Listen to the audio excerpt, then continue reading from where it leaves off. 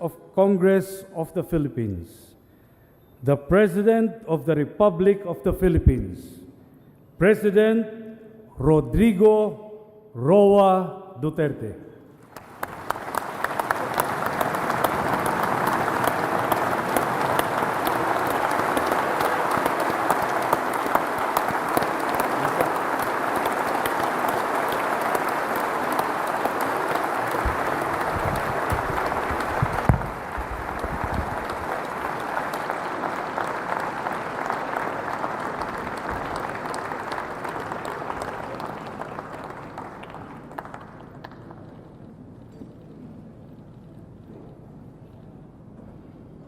Kindly sit down. Thank you.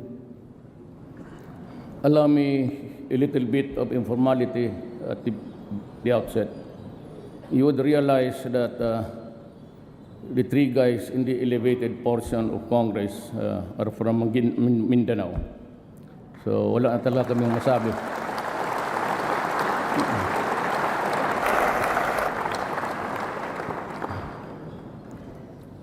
Senate President Aquilino Pimentel III, members of the Senate, Speaker Pantaleon Alvarez, and the members of the House of Representatives, Vice President Maria Leonor Robredo,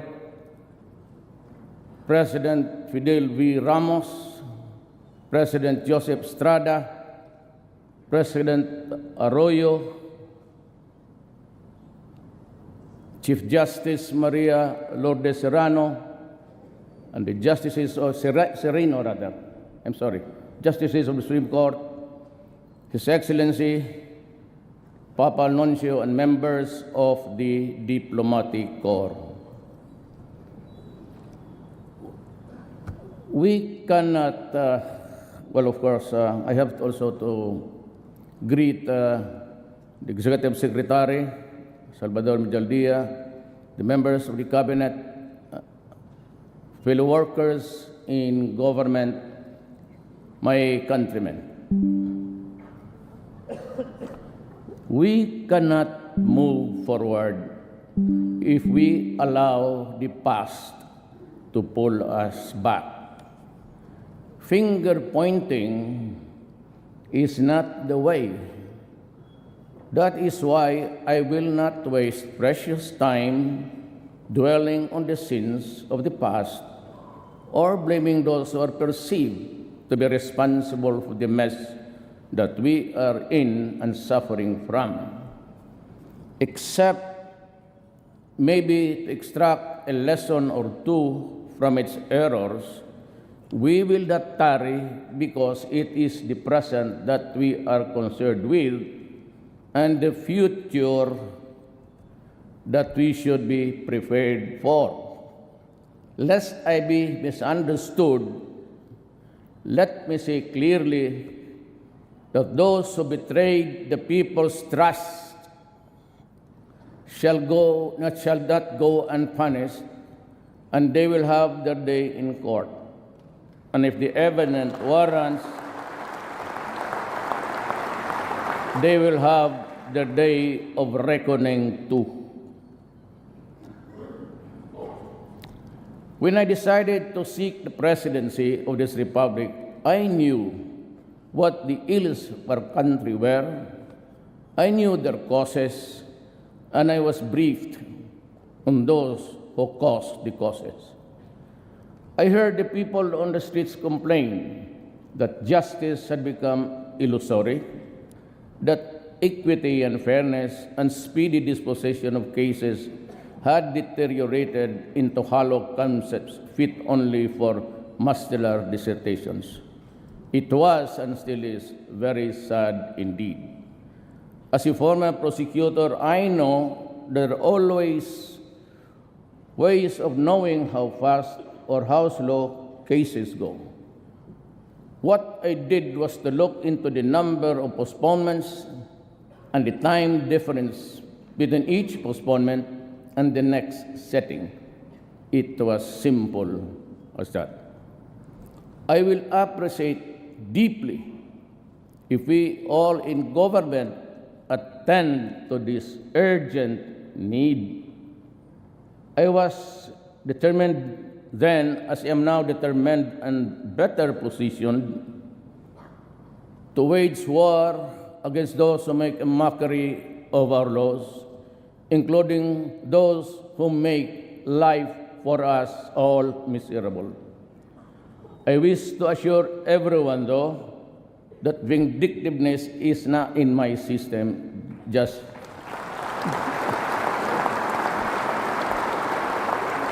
like you and I, all equal treatment and equal protection are what I ask for our people.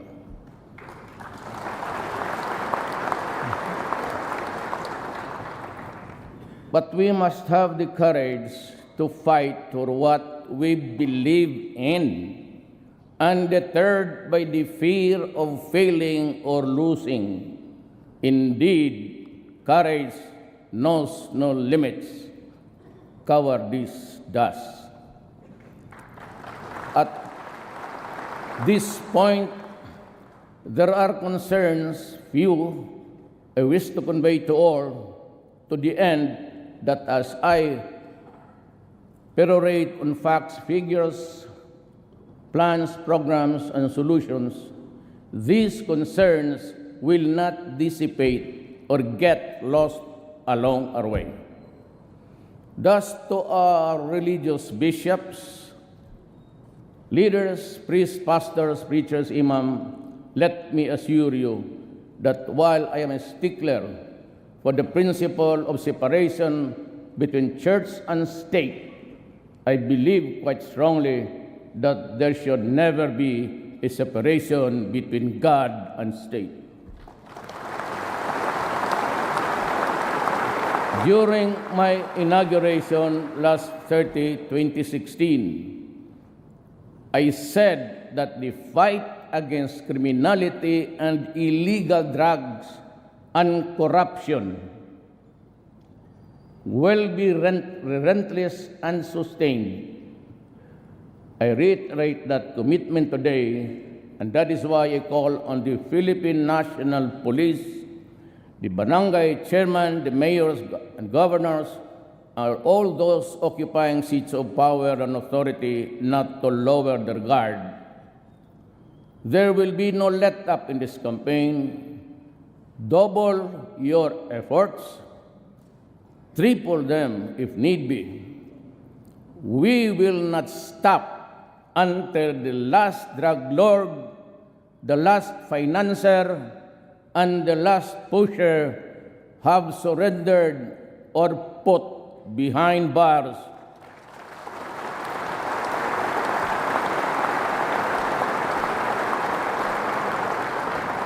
Or below the ground, if they so wish.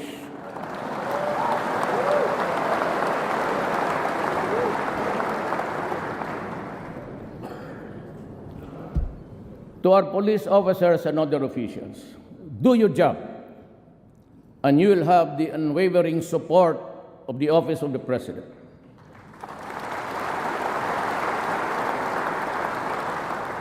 I will be with you all the way.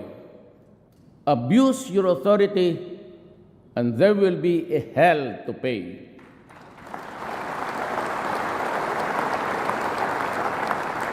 For you will have become worse than criminality itself.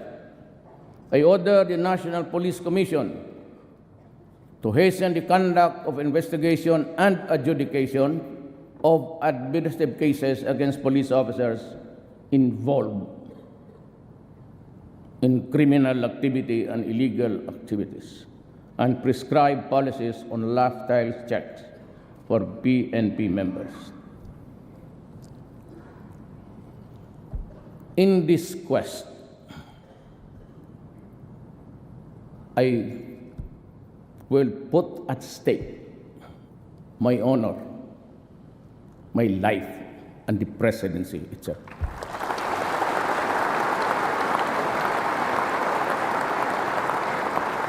The DLG is also directed to strictly monitor how LGUs perform their supervision functions over the police, and those found not performing will be sanctioned, including the loss of police deputation from the NAPOLCOM. Let me repeat my warning to all.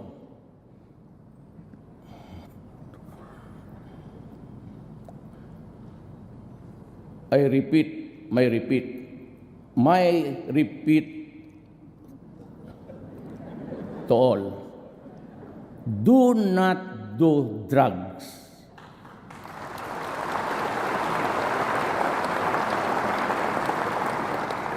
Because you will be the solution to the drug crisis that has engulfed malawak the nation. We will create an interagency committee on illegal drugs that will integrate efforts and strengthen the partnerships of all stakeholders. The reservists will be mobilized for information campaign against drug use and dissemination of information regarding drug rehabilitation program being offered by the government. Let us also strengthen our ROTC program to instill love of country and good citizenship. We will also prioritize the rehabilitation of drug users. We will increase the number of residential treatment and rehabilitation facilities in all regions of the country. The armed forces of the Philippines will facilitate the preparation for the use of military camps and facilities for drug rehabilitation. There can never be real, tangible, and felt development without making our people feel secure. And it is our duty to uplift the people's welfare.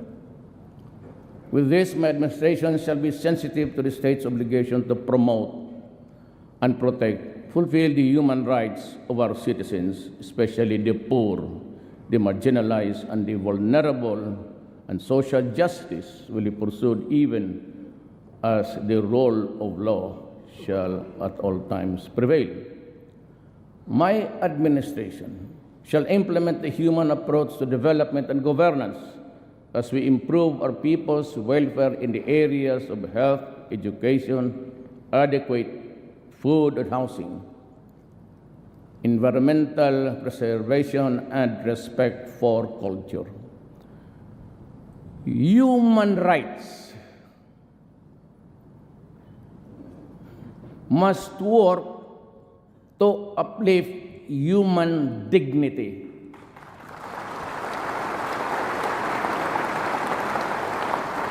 But human rights cannot be used as a shield or an excuse to destroy the country. Your country, I my country.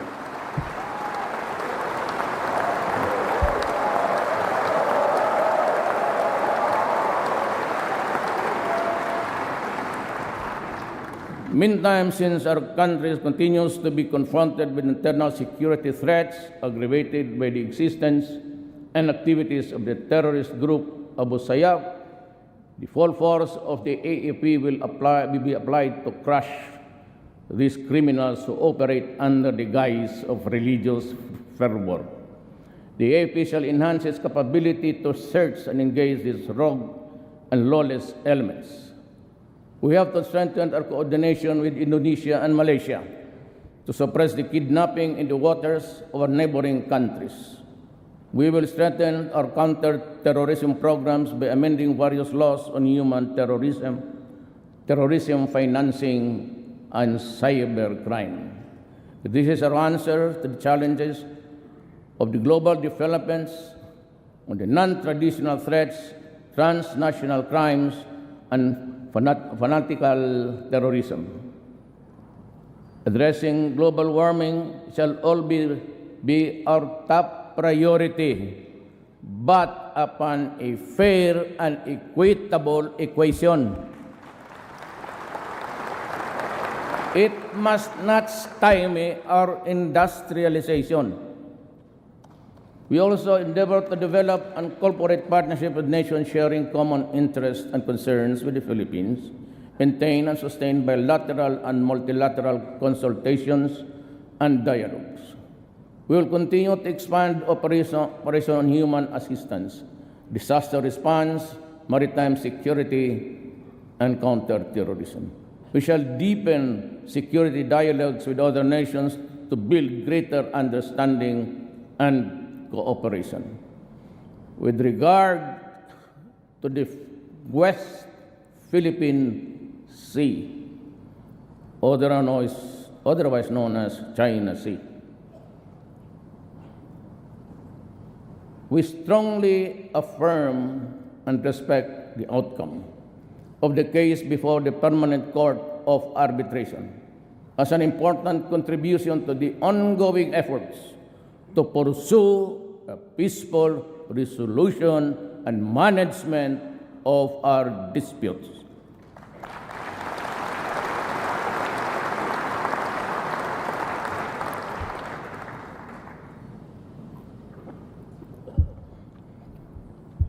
On the aspect of our peace processes relating to our engagement with the international community, the Philippines shall remain committed to work under international and with industrial partners, achieving lasting peace and progress in the country.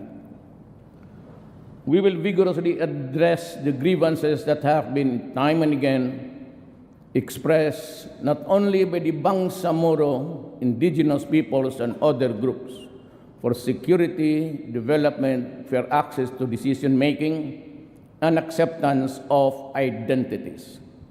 Enduring peace can only be attained only if we meet these fundamental needs of every man, woman, and child.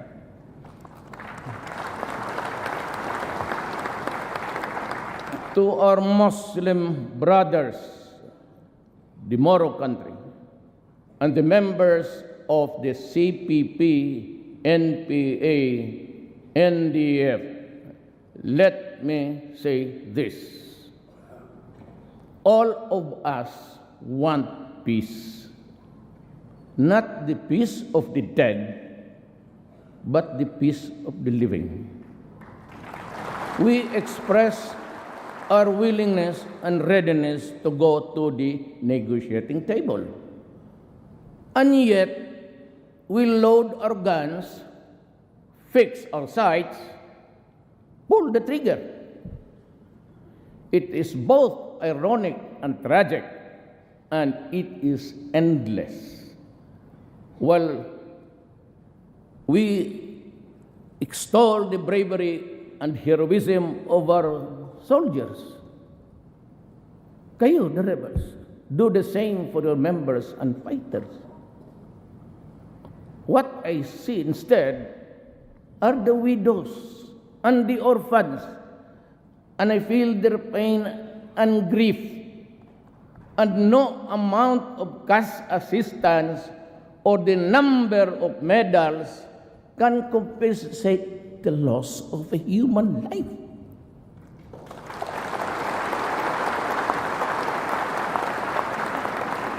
Sorrow cuts across every stratum of society. It cuts deeply, and the pain lasts forever. That is why I reach out to you, to all of you today, to our Muslim brothers.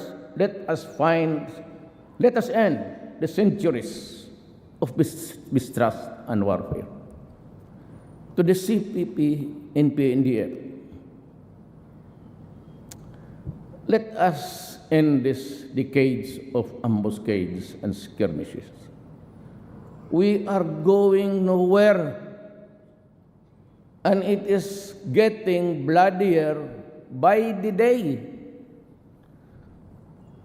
To immediately stop violence on the ground, restore peace in the communities, and provide enabling environment conducive to the resumption of the peace talks, I am now announcing a unilateral ceasefire with the CPP, NPA, NDF, effective immediately, and call on our Filipinos in the National Democratic Front and its forces to respond accordingly. Let me make this appeal to you. If we cannot as yet love one another, then in God's name, let us not hate each other too much. So it was said,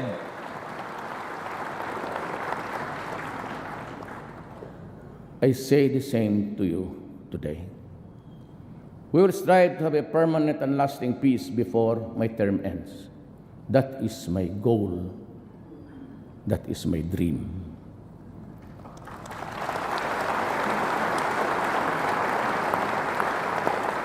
On the macroeconomic management, my administration will continue and maintain current macroeconomic policies and even do better. We will achieve this through prudent fiscal and monetary policies that can help translate high growth into more and better job creation and poverty reduction. By the end of my term, I hope and pray to hand over an economy that is much stronger, characterized by solid growth, low and stable inflation, dollar reserves, and robust fiscal position. On taxation, my administration will pursue tax reforms towards a simpler and more equitable and more efficient tax system that can foster investment and job creation. We will lower personal and corporate income tax rates.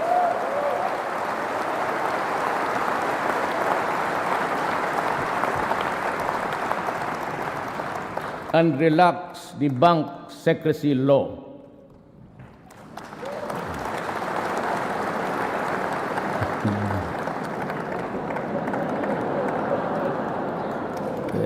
Na presidente ako eh. Ayaw ko sanang makialam dito sa mga to. Alam mo na.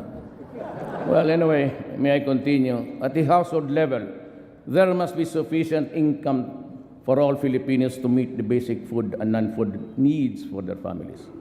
We shall continue to track investments that will generate thousands of jobs each year, jobs that are suitable for the poor and less skilled members of the workforce. Reforms to ensure competitiveness and promote ease of doing business will be mandatory. Reacting to these needs, the restrictions on the economy will be needed to make more investments to come and to develop labor-intensive industries such as manufacturing, agriculture, and tourism shall be pursued. We must also invest in human capital and ensure equal access to economic opportunities. The implementation of the Responsible Parenthood and Reproductive Health Law must be put into full force and effect.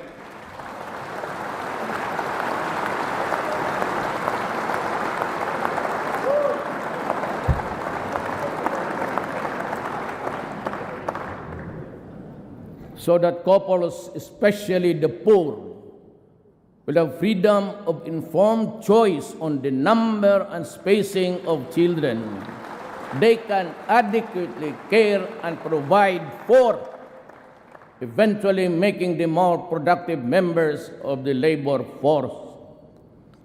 When employment is not an option, for instance, in extremely rural neighborhoods, entrepreneurship will be advocated. We shall also enhance local business environment by addressing bottlenecks in business registration and processing, in streamlining investment applications and process and integration, the services of various government offices. Government financial institutions shall come up with out-of-the-box financing packages to capacitate our small and medium entrepreneurs. In the field of tourism, we shall construct more access roads and tourism gateways to service centers and tourist sites. Road development projects shall complement with a trust to modern agricultural infrastructural and expanding and improving the construction and rehabilitation of roads and the irrigation, and establishing modern harvest and post-harvest facilities to minimize losses. We shall also conduct a nationwide soil analysis to determine areas most suitable for rice farming to optimize production, with the use of effective soil rehabilitation and fertilization. We shall strictly enforce fisheries laws, particularly on illegal fishing, and promote aquaculture along riverbanks and in backyards. On the other hand, we will accelerate infrastructure spending, improving national roads and bridges, and implementing the Mindanao Logistics Infrastructure Network and other road network master plans. We shall pursue inter-island linkage projects. We shall be implementing structural mitigation to measure the address of the perennial flooding in Metro Manila and neighboring areas. We shall put up new pumping stations in strategic places. The revival of the operation of the Pasig River Ferry service system is a viable option for the severe traffic congestion in Metro Manila. This serves as an alternative mode of transportation for passengers, particularly those coming from the east side of Metro, to reach specific destinations within the cities of Manila, Mandaluyong, Pasig, Taguig, Marikina, and Quezon City. Our anti-colorum campaign and out-of-line apprehension, including the removal of terminals, will be intensified, and my God, it will be done.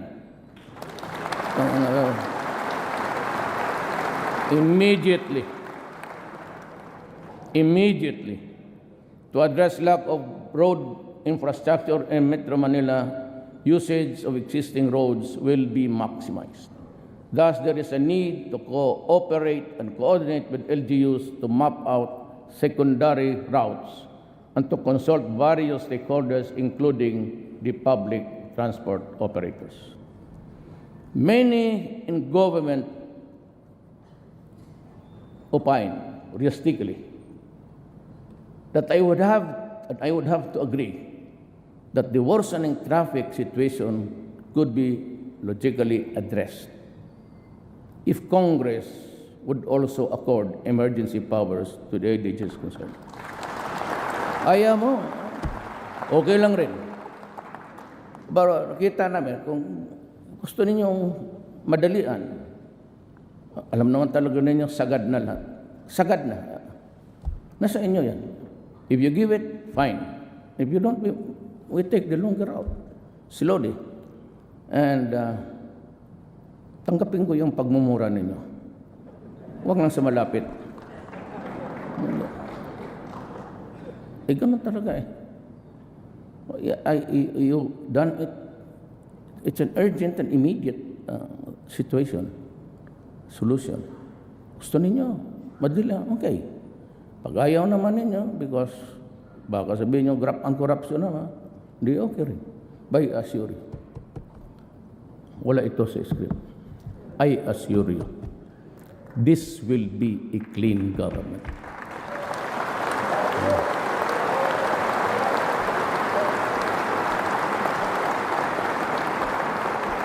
If that is the only worry that you have, and I can understand your misgivings, wala na ito sa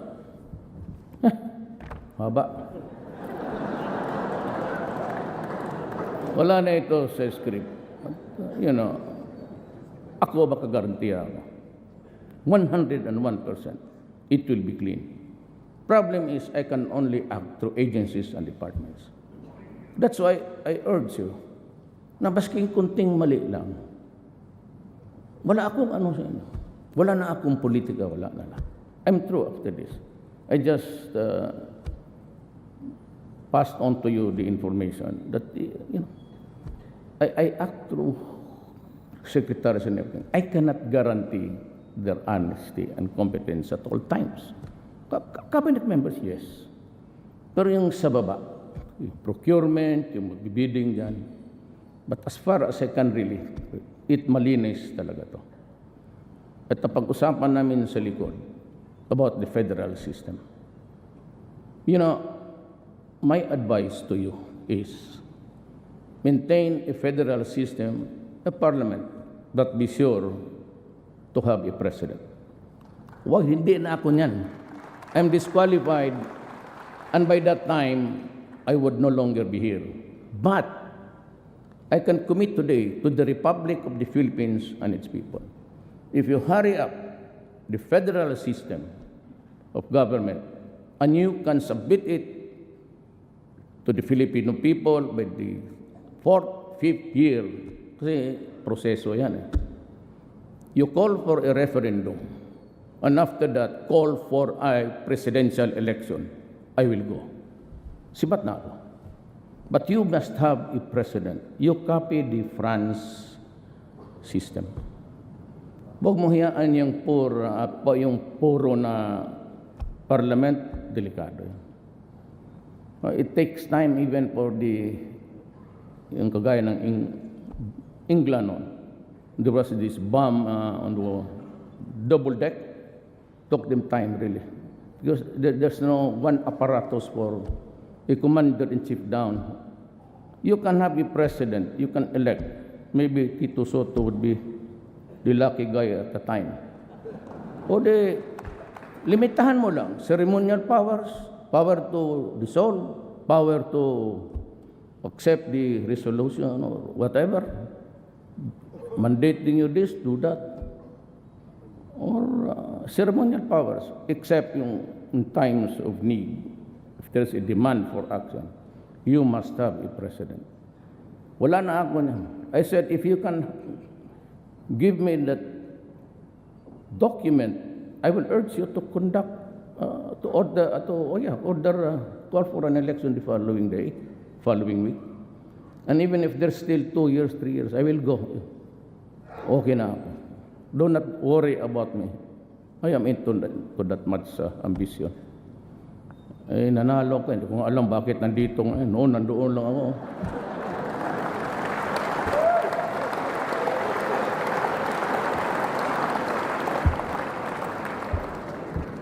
Totoo man. Sino man nagsuporta sa inyo sa akin dito? Wala man.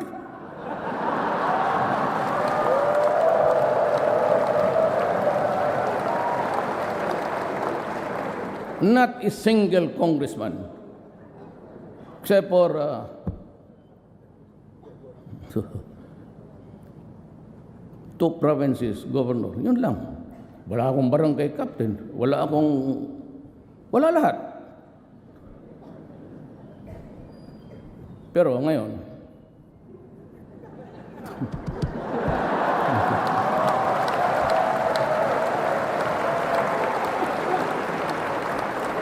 processing time in issuing permits and licenses shall be reduced to the barest minimum.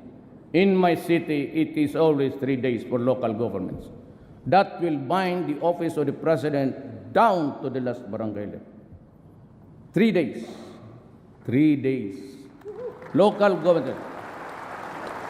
Business permit, clearances, no follow-ups. Bigyan mo ng stub. Be back next week. Tignan mo yung workload. And I will require every department, yung dito sa etas. They must have a logbook. Wag sa computer kay itong ganito na-erase yan. Daya mong date, time, I accept the documents of Rodrigo Duterte. Then you go to your computer. You must have an actuarial projection, sir. Look at the workload. Napakabubo man naman kinama. Ilan ang workload ninyo? Tapos, bumalik ka dito August 3. 3 o'clock. Yan, 3 o'clock. Ibigay mo.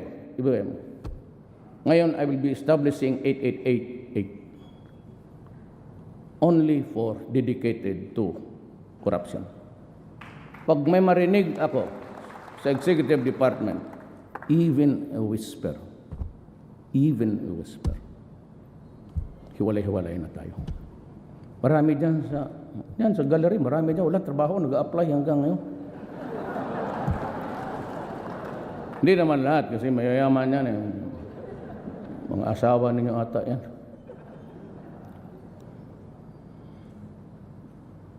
While the issuance and distribution of motor vehicle plates at point of sale o through motor vehicle dealers shall be considered. Wag na sa LTO, kaya hanggang ngayon, panahon pa ni Jesucristo yung first plate nila, hanggang ngayon wala.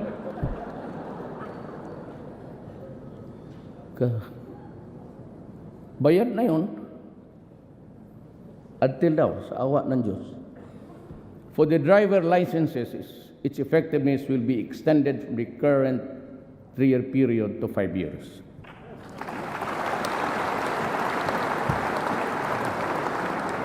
To reduce queuing time at ticketing stations, tickets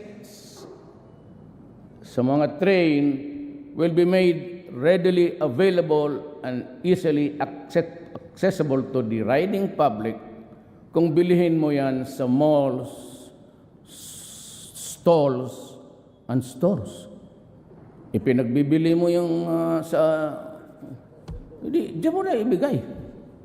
Accredited. Huwag doon banda sa recto, kasigurado pikihin yan mga ulol. May I address again to the Filipino. Ako po'y nagdodoble ang pagod para sa inyo, para sa kapakanan ng bayan. Seryoso po ako. Kayong mga ganon, tikit-tikit at magkaroon ng gulo, wag ho ninyong gawain yan. Ito na yung warning ko. Yun na yun, last. Wala nang iba. Hindi ko na gagawin ulit. Huwag ninyong sirain yung mga bagay-bagay na ginagawa namin para sa kapakanan ng tao. Mabuti ang magkaintindihan tayo.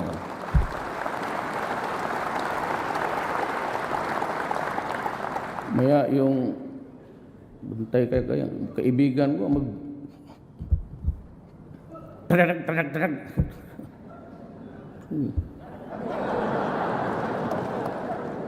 Kaya wag ninyong gawin. Simple lang yan eh. Para walang away sa gobyerno, yung mga bagay na illegal at masama at hindi tama, wag mong gawin. At hindi kami mag-aaway dito. Pati yung pare na, pati si Pau, tinamaan.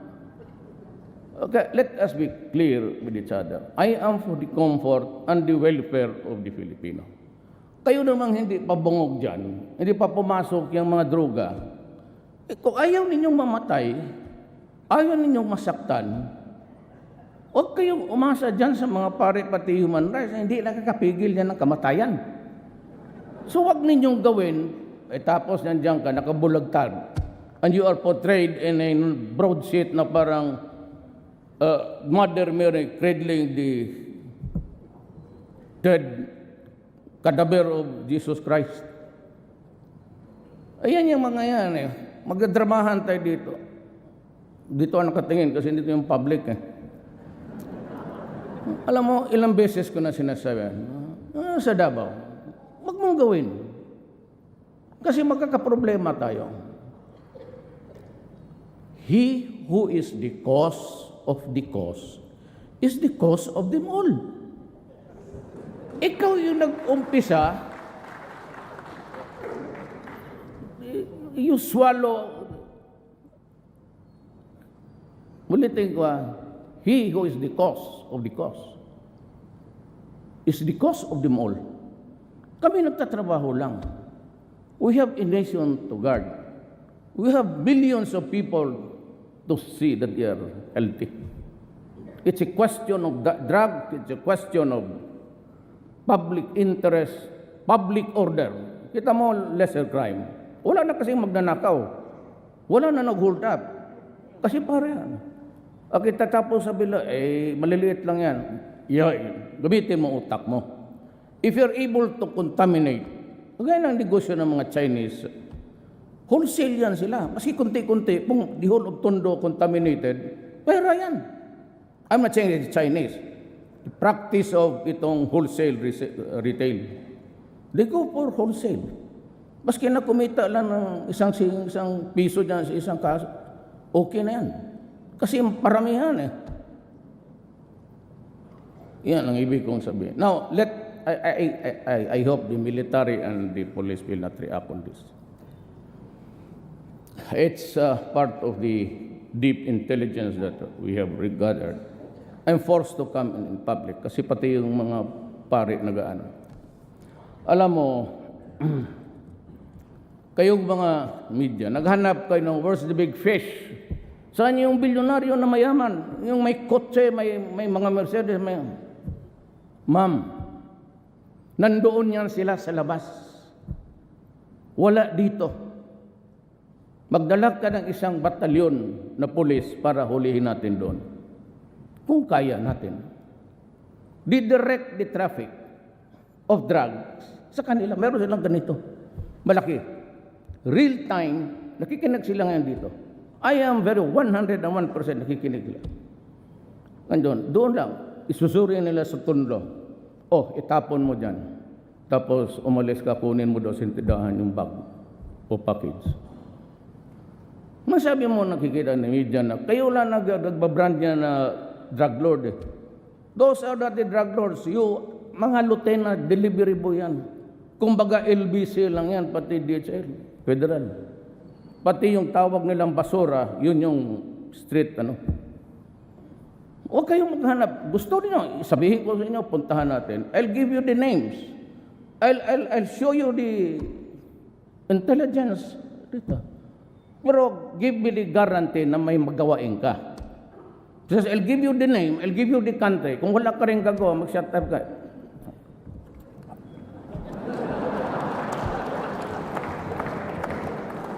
Kaya hindi lang kami na, do not get too personal about our work here. I'm saying that dito, balik na tayo kasi yung hindi nakakaintindi ng Tagalog, ano na yung nila. So, Tagal naman itong passenger capacity congestion shall be addressed by increasing the number of running trains from the current 16 trains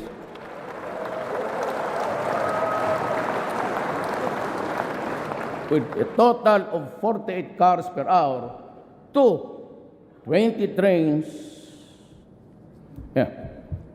with a total of 60 car per hour. Now, you increase the train speed from 40 to 60. Ang problema nito, yung mga railway na, di na ito kasali dyan. Huwag mo maniwala dito.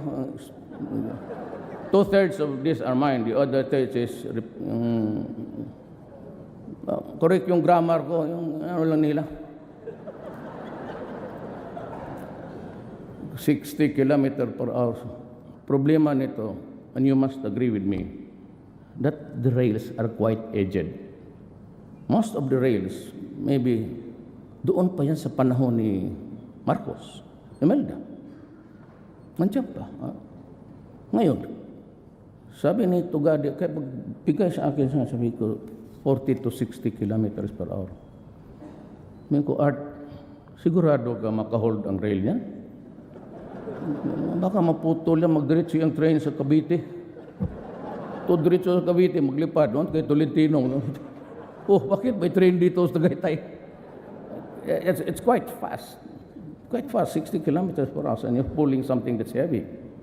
When it really moves, mawala ng ano, it moves with the speed at a heavy thing, at a great speed.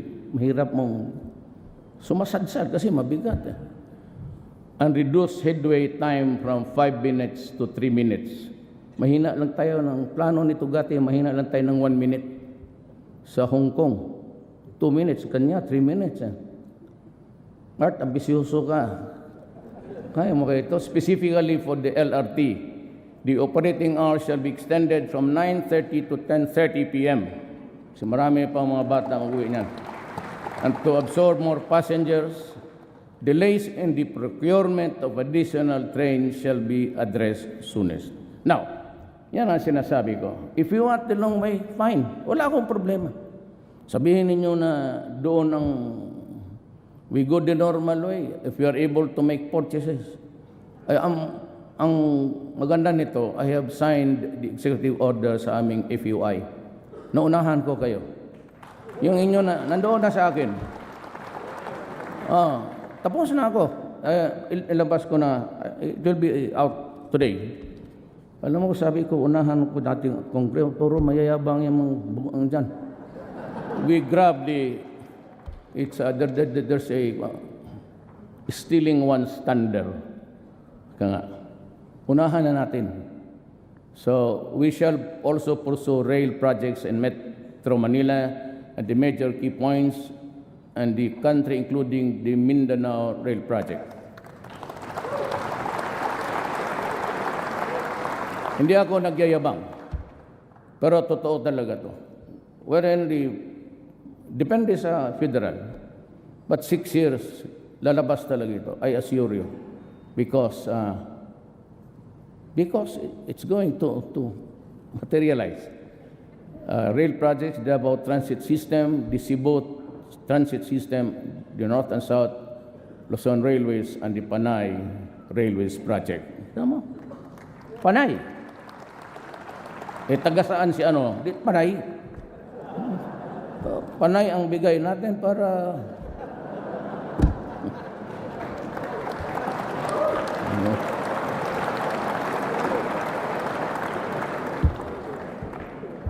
sabihin naman Senator Delon, binakbait ka dito. Malagyan daw yung island mo ng train. May tawa pa. Binabakbait ka dito. Sumbong man yan. Tingnan mo yan. Different approaches are also being considered to decongest NAIA, including the possible transfer of general aviation. Na itong, I will, hindi, ang style ko kasi, ganito, hindi naman ako, I'm not steeped into formalities. Itong of general aviation, alam mo kung sino tiyatamaan yan? Kayong mayayaman. Kayong may mga helicopter pati aeroplano, ilipat ko kayo. Alam mo yung general aviation, yung mga Learjets, sa mga kumpanya, ilagay ko kayo sa Batanes para wala masyadong air traffic. No, I'm offering Sangli Point. Kasi kailangan ko isang runway. I can make a new runway there, sabi ng mga aviation experts. But tumbok niyan is the Merville subdivision. Maka isa pa akong runway dito sa Metro Manila. But if not, then it's going to be Clark. But on a condition that we would have a fast rail. Sabi ko kaya, something like 1 hour of travel, sabi ko kay Tugadi, is not acceptable. Make a rail there, bago. Marami na ko pa eh. It's the vow of the day is the bullet train. Ilagay mo yan sa Pilipino na driver, sotoy talaga kayo doon. Maglampas kayo. The Clark Airport can be utilized to shift some operations of our domestic and international airlines. Moreover, a one-stop shop will be established within the civil aviation complex for the benefit of the overseas Filipinos. Ito, mangyari nito. To utilize the Clark Airport, it is necessary to establish yung mga, well, you have a rail to connect. Tapos na yan, itaas mo na kayo, gitagalog ko na. In the area of environment, the military is directed to intensify its makinig kayo kasi gitawa dyan, its support role against illegal logging, illegal mining. Diyan pa naman si Gina Lopez. And other destructive practices that aggravate the devastation of our natural resources.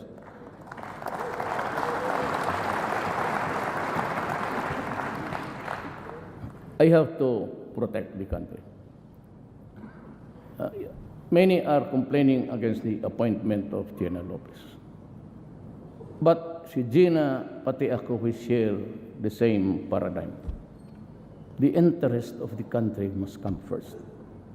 But hindi ko naman sinasabi, there's a law allowing mining. Gina Lopez and I are just telling you, follow government standards. Do not destroy the environment. Follow it to a T. Wala tayong problema. Just pay the correct taxes, follow the standards. Gina Lopez is just doing her job. You know, she is really a crusader. So, that is how I would describe her persona. Crusader. Kaya, sabi ko, tama yan. Kaya, bakit? Nandiyan ba si Ma'am Gina Lopez? Secretary Lopez? Ganito yan. Pumunta siya sa Davao. Gabi na mga 1 o'clock because on the early days of my when I won, but I was, hindi pa ako nag-vote. Marami na napuntahan. Ito, felicitations, congratulations. Si Ma'am pumunta twice. Every time she shows me the degradation of ito na. Tapos, 2 oras naman, mukhang hindi na matapos, sabi ko, Ma'am. Ma'am, do not be offended. Totoo man, huwag kang magalit kay, it's the truth. So, mag-aalas 3 na, you Rudy, this man, tapos, extemporaneous na, parang rin congressman, ito, Ma'am. Kung Ma'am, mag-aalas 4, Ma'am, ano kaya kung ikaw na lang ang Dina?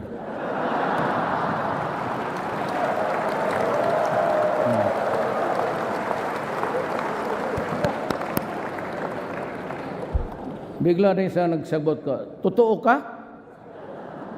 Sabi ko, hindi yung,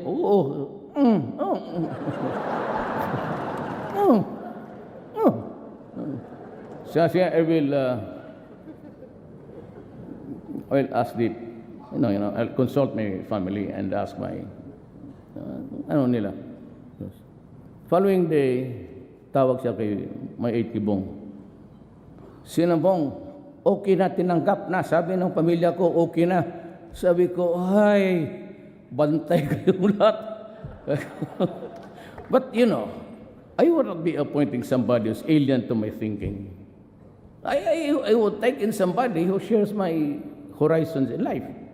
Especially yung degradation ng tama yan, she's a crusader and she will continue. And dito naman lagay is, the DNR is likewise directed to review all permits granted to the mining, logging, and other environmental sensitive activities to ensure compliance with government standards.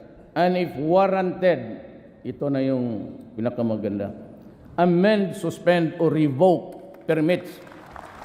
Go ahead.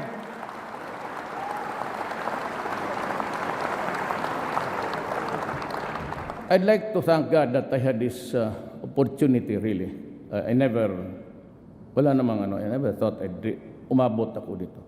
I've always had that crank sa isip ko, mahirap itong Kaya itong Laguna Lake, naubos ng mga, wala na ang fisherman. Yun na lang the difference between one big fish pen to the other. Yun na lang ang sa mga tao. Makita mo sa plane, every time, I go to Davao, I pass by that lake there. Every time kita ko, talagang wala ng ano. And the fishermen are complaining about the loss. Talagang wala na sila. Kasi ang maliit na lugar, yun lang ang kanila. So dito, pinadaan ko lang a diplomatic way that the Laguna Lake shall be transformed into a vibrant economy zone showcasing ecotourism by addressing the negative impact of watershed destruction, land conversion, and pollution. Ito yung nilagay ko. Pero this is what I'm telling you. The poor fishermen will have priority in its entitlements. Order to Gina is, ayusin mo ma'am. Huwag mo namang ipitin, but they have to reduce the areas of occupation. They cannot have their cake and eat ito. Sila na yung may pera, sila na yung, this must stop. So, kung saan itanong sa kung sinong may-ari niyan, simple lang, mga general, mga mayor, governor, baka congressman. I mean, this is not personal. This is something which I feel that I must do because it is the right thing to do.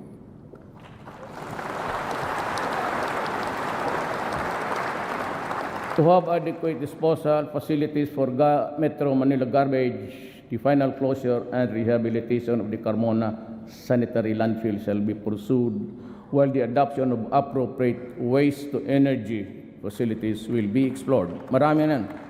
The technology is coming in very fast. In the area of governance, there's a need to strengthen our efforts along this line. Taas mo na. Mataas yung paragraph na yan. Ito. Select the best answer dito. Ang taas nito. Huh? Mabubuang ka. To better manage public information, a law should be passed, I'm addressing to Congress, to create the People's Broadcasting Corporation, replacing PTV4, the government-run TV station, which now aims to replicate international government broadcasting networks. Teams from these international news agencies, I'd like to mention that those interested, BBC, are set to visit the country soon to train people from government-run channels to observe, ito ang gusto ko, total pera naman ng tao, to observe editorial independence through innovative programs and intelligence treatment, analysis of reports, as well as the development of national and international significance. The Government's Bureau of Broadcast Services, better known as the Radyo ng Bayan, shall undergo upgrading to make it financially viable and dependable for accurate and independent and enlightening news and commentary. Radyo ng Bayan will be integrated with the PBC. As we are presently setting up a presidential communication satellite office in Davao City, PBC will also put up broadcast hubs in the Visayas and Mindanao. Davao City will also be the first site with the first Muslim channel called As-Salam Television and the first Lumad channel. The PCO shall coordinate with the Office of the Executive Secretary and Presidential Legal Counsel in implementing the recently approved EO on the Freedom of Information. This is the executive order. It's out. As an example, on the part of our executive branch to make transparency and integrity as yardsticks in government performance, savings, and expenses, while engaging the public to be vigilant and to participate in government programs and projects. The PCO, in coordination with the Executive Secretary, is drafting the administrative order on the Task Force on Media Killings. This government does not condone violence and repression of media.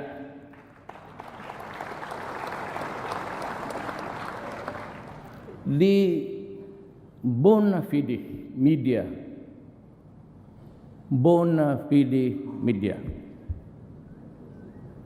sometimes they pronounce it bona fide, but whatever the thing is, the bona fide media has always been our partner for change. Hindi medyo klaro yan. Anong gawin mo sa hindi bona fide media? Yan ang problema. To address backlogs, unlock prosecutorial effectiveness and efficiency, the investigation and case management processes shall be streamlined, including those for illegal drugs and heinous crimes. To eradicate the prevalent cultures of fear and silence that they have founded our justice system, I ask Congress, you, to enact the whistleblower protection law, while the present witness protection program shall be strengthened.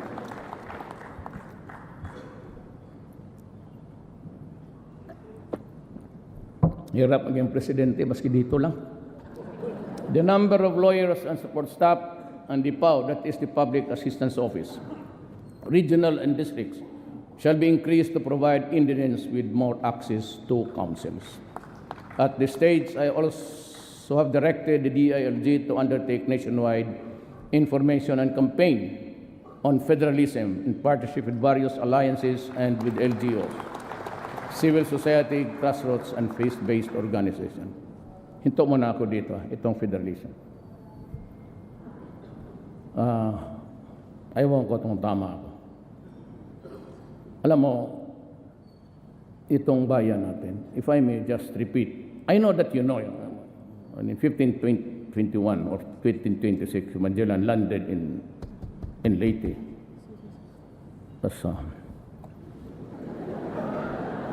kumari ko man ito, damat Maria.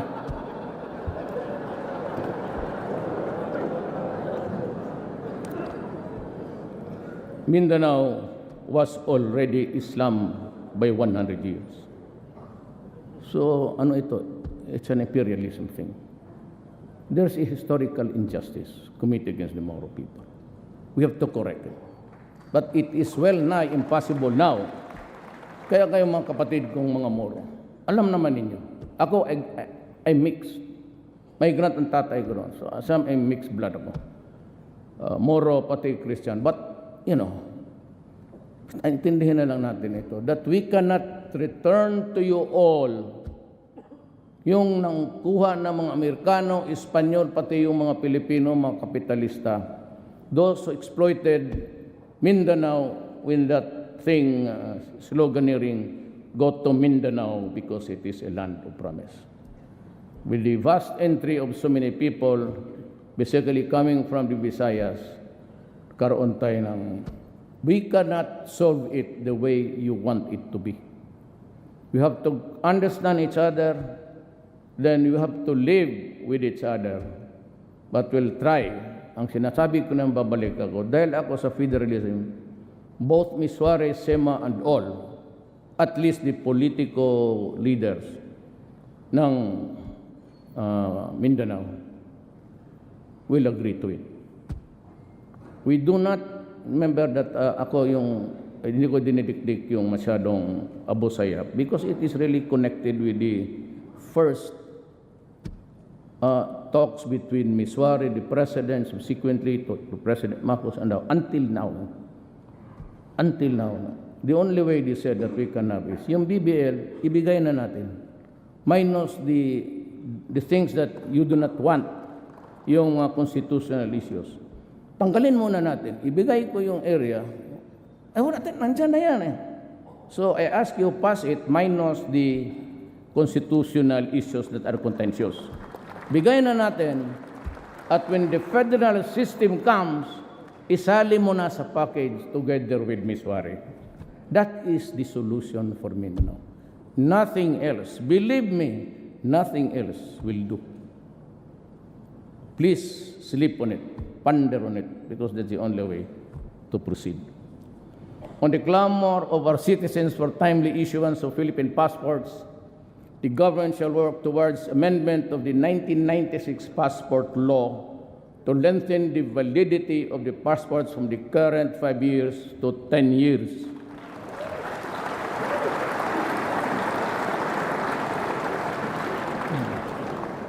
Total, kayo naman ang magagawa ng batas. You're the ones who will pass the law. Even if you make it good for 30 years, okay ako. Bahala kayo. Basta stretch a little bit because 5 years is just really simply on a regular basis. Matagal pa naman itong passport. Mag-apply ako ng mga 10 days. Alam mo, I'd like to call the attention of Secretary Iaalay. If you go to Davao, look at the back, likod ng itong mall, malaki mo doon. Sige, pangalanan lang natin, SM. Doon, yung mga tao, nandyan sa pavement, natutulog. For the many times na daan ako na walang ulan, doon yan sila. Because first come, first serve. And the only outlet there, the outlet of your department is yung sa SM. So yung mga maawa ko dito sa side sa Cotabato, lahat ng Cotabato doon sa Davao. Karamihan niya walang mga bahay. If you're applicant in Davao City, fine.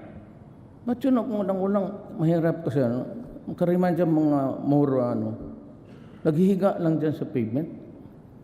Nasasaktan talaga. Masakit. Buong gabi magtayo hanggang magbukas yung SM kasi first come, first serve. Kasabi ko, well, that is I'm addressing to all of the cabinet members. Make use of the computer. I do not want to see people lining up under the heat of the sun. I do not want people lining up under the rain na mga gano. And I want itong labor, wala na ito sa script. Yung prompter natutulog na siguro, kapindot-pindot yan. Alam mo, andyan naman yan. Sabi ko, what I want is a journal. When the applicant presents the documents, give him a shopping list. Do not add or get anything away from it. Yun na yan, final. And when he complies with that, that is good. Wag mo na siyang pabalikin. Kasi kung magtawag yan ng 888, may God, puntahan ko talaga kayo. Yan ang bisyo ko nung mayor ako. Make in a difference, mayor, presidente. Puntahan talaga kita at hiyain kita sa maraming tao. And I would publicly ask you, what the hell happened to the procedure? Pupuntahan ko talaga kayo. Local, barangay, police, military, lahat. Bigyan mo ng shopping list, huwag mo nang pabalikin. Because pang magtawang ng 888 yan, tapos makita ko na the grievance is valid, bahala ka anong walang panahon, pupuntahan kita sa opisina mo, and I will ask you. Bakit? Bigyan mo ng stub. You have to employ actuarial ability. That's easy. Pero pagtangkap ng tao, I'm addressing myself under me. Journal. Papirmahin mo siya. Lagyan mo doon, tignan mo sa computer. Kung mag-connect ka doon sa actuarial, mo kailangan ng bubo dyan eh. Kasi matatapos siguro yan mga next month. Tapos na. Projections lang naman. Kung balik ka dito, August 15, 3 o'clock. Pagdating, bagay mo. Now, if it goes to Malacanang, I'll open it up. For those who have valid reasons to complain about graft and corruption, the gates of Malacanang will be open. Doon ka. Magsumbong ka. At I will be briefed by my military or aid or yung itong nagbigay ng tubig. Sir, dito marami ka. Sabi ko, the reason why I do not go out, I do not accept invitations. Hindi ako tumatanggap because every time I traveled around Manila, it causes a huge congestion. Kasi pag itong pag-uwi ko, di go also by projection. Paglabas ni Presidente, yan, picture taking, ganun. And they start to block yung roads, access to the, ganun yan. Every time ang President noon, ganun yan. So paparahin nila yan, sabihin nila, dadaan yan by this time. And in the meantime, sirado yan. Di paglabas ko, kala mo Verde Santo. Walang sasakyan dyan. Ito pala, exponentially, ang traffic, the tail end of the traffic is somewhere 5 kilometers. And it would take about 2 to 3 hours to normalize. Kaya hindi ako tumatanggap ng, and I hate to travel. Kasi talagang lilinisin eh. Ito namang, kasi ang taas kasi ng, ang turas ng Presidente sila. Doon sa dulo may ambulansya. Hindi na ang turak, parang kurtas ng, sa sabi ko, sabi ko, 2, 3 tama. Nasa gitna lang ako. Pero ang totoo, mag-taxi lang ako dito sa likod. Sunod lang ako. Takot ba sila na, ano man makuha mo kung patayin mo ako? What for? May ambulansya ko. Dagdagan mo doon na punerarya.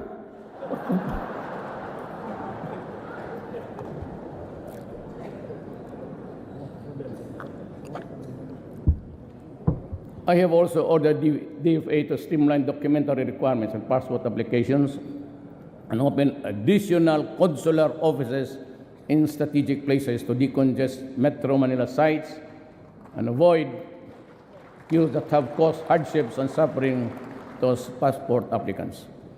I have also ordered the newly created DICT, Information and Communication Technology, to develop a national broadband plan to accelerate the deployment of fiber optics cables and wireless technologies to improve internet speed. Ito para ito sa alam ko, mahal kong mga kababayan, maligayahan kayo nito. Pagpaano mo lang yung Tagalog ko kasi kayo hindi kayo marunong magbisaya Wi-Fi access shall be provided at no charge in selected public places, including parks, plazas, public libraries, schools, government hospitals, train stations, airports, and seaports. Diba?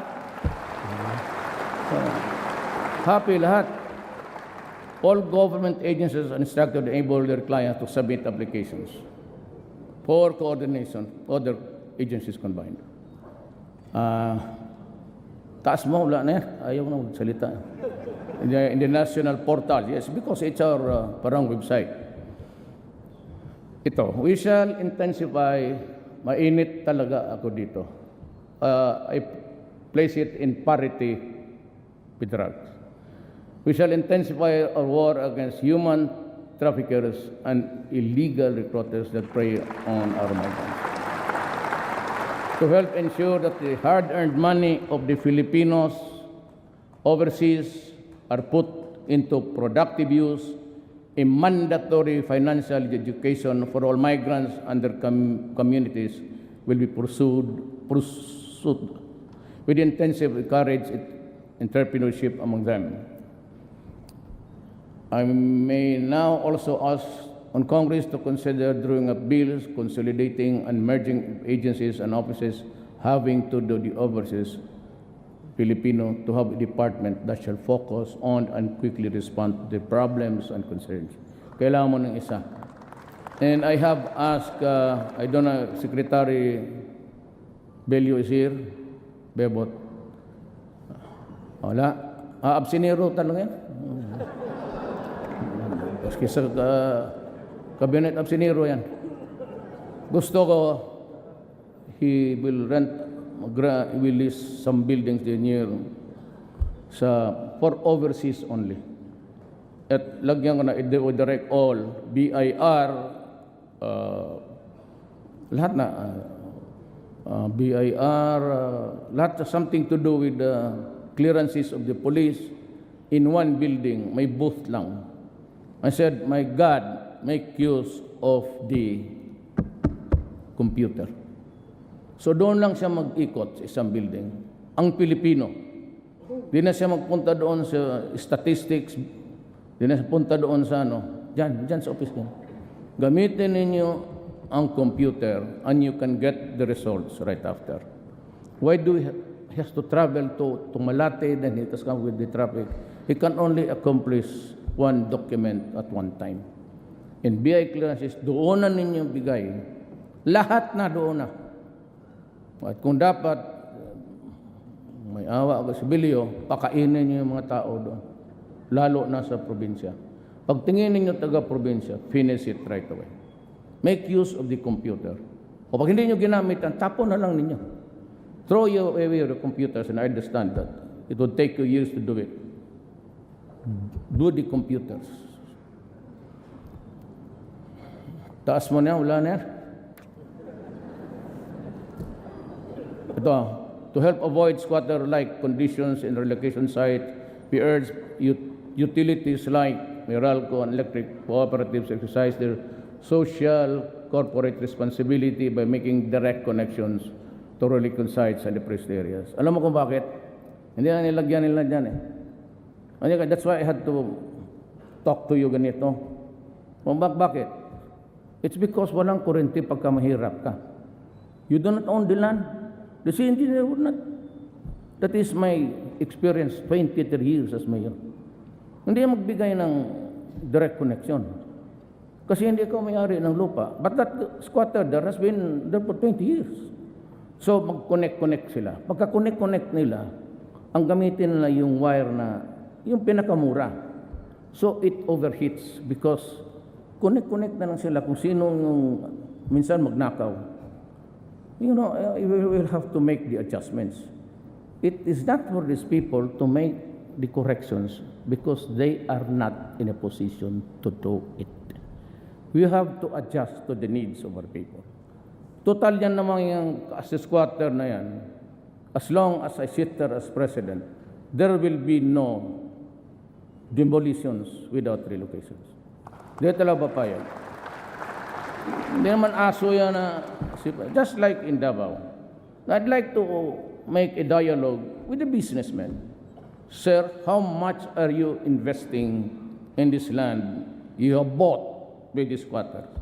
So I bought it at about 60 million. Dagdagan mo ng 20 million. So ako na ang bahala. Sabihin ko doon sa mga tao, bili tayo ng relocation site or I will provide. Government will expropriate. I will make use of the expropriation powers. Okay, ako ganun sa Davao eh. I have 20 hectares there. I will expropriate some land there. Yung malapit lang. Then sabihin ko, this 20 million will help your journey to a new land. And I will urge everybody na yung mga bagong mga factories, doon sila magtayo. Magtiis-tiis lang muna kayo. In the meantime, you have to mitigate the hardships of these people. That's the only way to do it. Pero yung sabi of demolition, walang matirahan ng tao.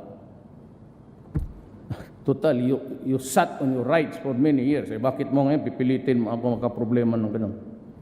Ay, may iba kasi hinahayaan nila. For 10, 20 years, they do nothing. And when the time comes na pagbili lang nila, tayo nga disturbuhin. O di gumastos ka, para mas madali. Just add a little bit more. And there will be at least peace. Pag hindi, wala yan. Fight na naman yan between government and the tawag nila squatters. Squatters man talaga yan.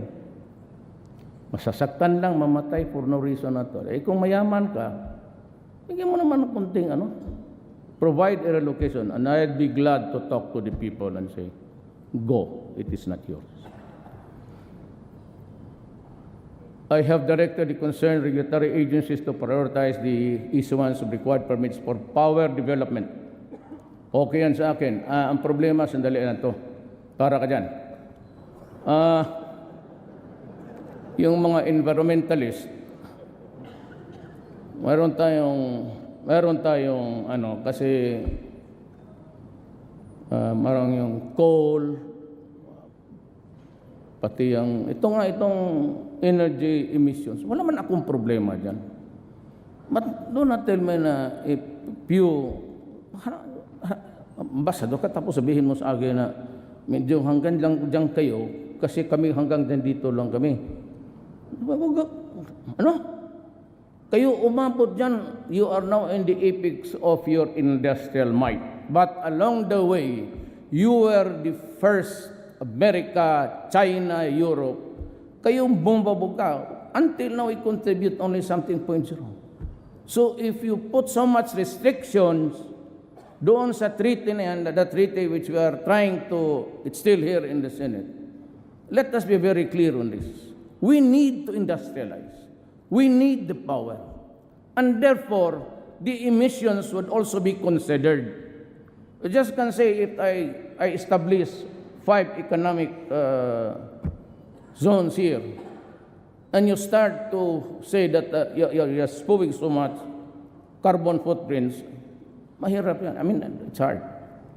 I cannot just agree on anything that will delay. I'm only good for 6 years. And tend to do something during my term. Now, I'm sure that the heavy machineries would come in, and even the power. Cheapest is coal. So ito naman, locally, you get in trouble with Gina. So we'll just talk sa cabinet na lang. Si Gina naman is a very fine lady. Huwag ka na magsimangot sa harapan yan. Bigyan ka niya permit, baski 5. Magsimangot ka, 0. All that she has to do is just be gracious to her. That's all. It's a matter of talking and explaining to them. But if it is you're using the state-of-the-art technology, and I've seen it several times in the other power plants in this country, if it is really a good one, then we will consider. I said, because we need the energy to power our industrialization.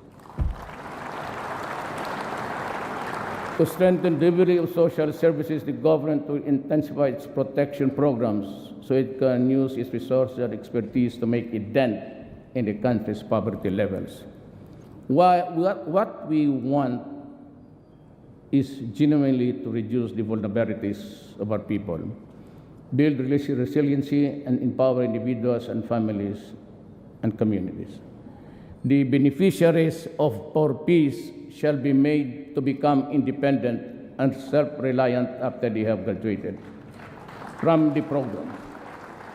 But as it is, we aim to present them with other forms of assistance so that they can stand on their own 2 feet. But now, I have decided to direct the DSWD to provide the rice subsidies to the poorest of the families, at least para makakain lang, every month. Sako na ano. We are planning to increase spending on basic education and incorporate mandatory education about the evils of drugs. We will also intensify and expand alternative learning system programs. The government will also provide universal health insurance for all Filipinos. Benefits. Sali na lang natin sa PhilHealth. The professional competence and operational capabilities of government hospitals and health facilities will be strengthened.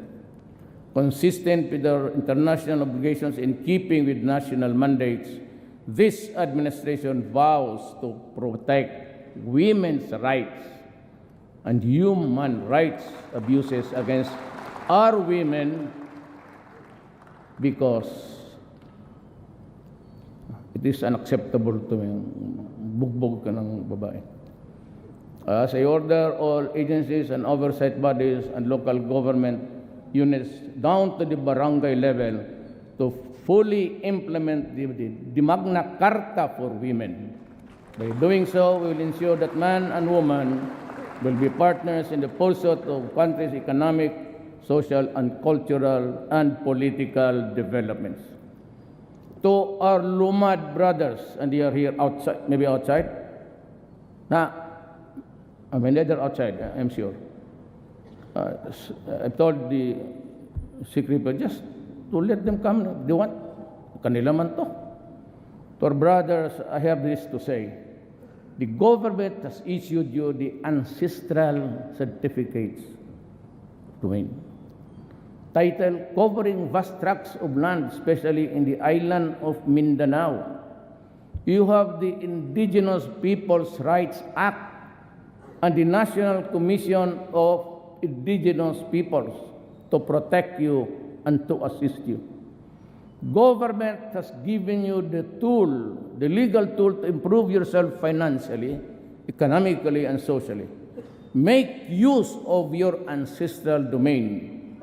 Do not let it remain idle. While the government is always ready to help you, you must first help yourself. We cannot legislate financial and economic progress for you. It is you and you alone who can do that. You can chart your fate, but do it within constitutional and legal means. After being devastated by natural and man-made calamities these past few years, we are still to recover emotionally from the loss of our loved ones and materially from the loss of our homes and our income sources. There are many among us whose emotional wounds are still fresh and painful to the touch. We cannot erase the images of death and destruction from our minds. We cannot wash away the stench of rotting flesh from our noses, and there are many of us who are still waiting for the help that was promised. The enormity of the problem of drug addiction has been made manifest by the number of surrenderies which grows by the hundred each day that passes. Since July 1, we have already made 3,600 related drug arrests. 120 drug dependents have already surrendered, and 70,000 of them are pushers. You think this is just a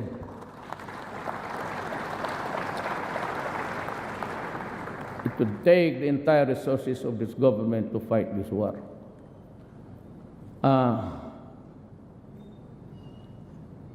I have nothing but the interest of my country. But in its wake, because the PDEA says that that was a statement made by the Philippine Drug Enforcement Agency. 2 years ago, PDEA came out with a statement that there are 3 million drug addicts in this country. That was 2 or 3 years ago. How do you think would be the number incrementally if we count now? Give it a liberal addition, maybe, lagyan mo na 7,000. So 3,700,000. The number is quite staggering and scary.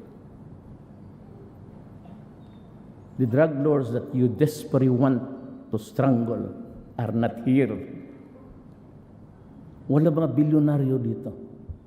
The ones that you catch running after are just the lieutenants. They do it by technology. They're cooking it in the international waters. Tinatapo nila yung bulto by the drums. Dikitan nila ng GPS. So makikita ka. We are hard put sa intelligence because they've invented this direct satellite. Hindi na magdadaan niya ng... All they have to do is to triangulate where the pag-ikot niya. And there are so many... And they're in codes. If we do not help from our friends here in Asia and America and Europe, this sheer number and problem, believe me, will drown us as a republic.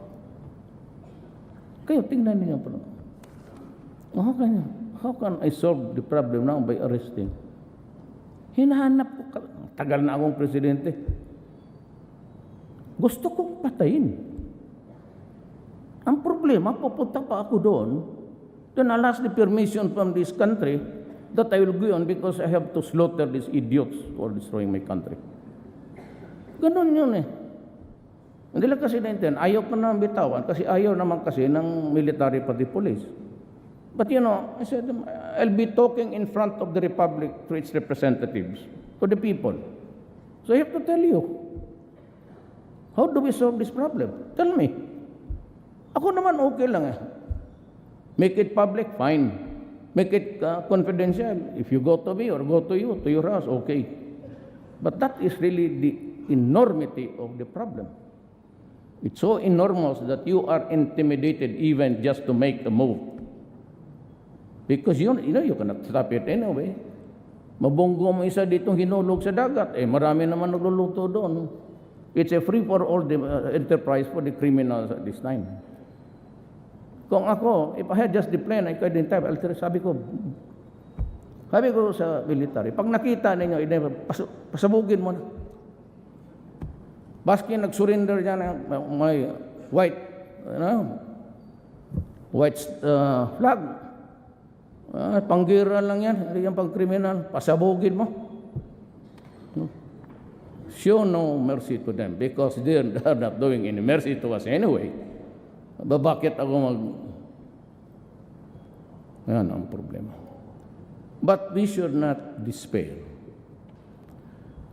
Like someone wrote, it is when the night is darkness that dawn breaks. We are imbued with resiliency that has been tested and proven. More difficult times as in the past. We have a bond to act together. We have to help each other, for then and only then can we truly prevail. And the Filipino, disciplined, informed, involved, shall rise from the rubbles of sorrow and pain, so that all the mirrors in the world will reflect the face of a passion that will change this land. Daghang salamat.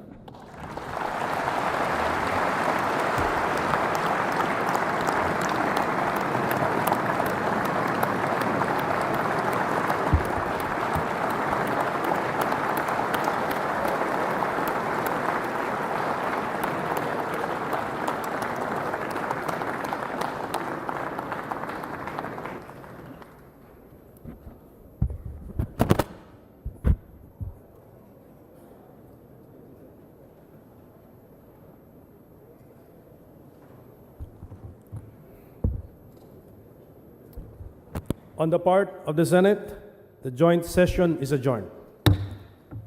On the part of the House of Representatives, the joint session is adjourned.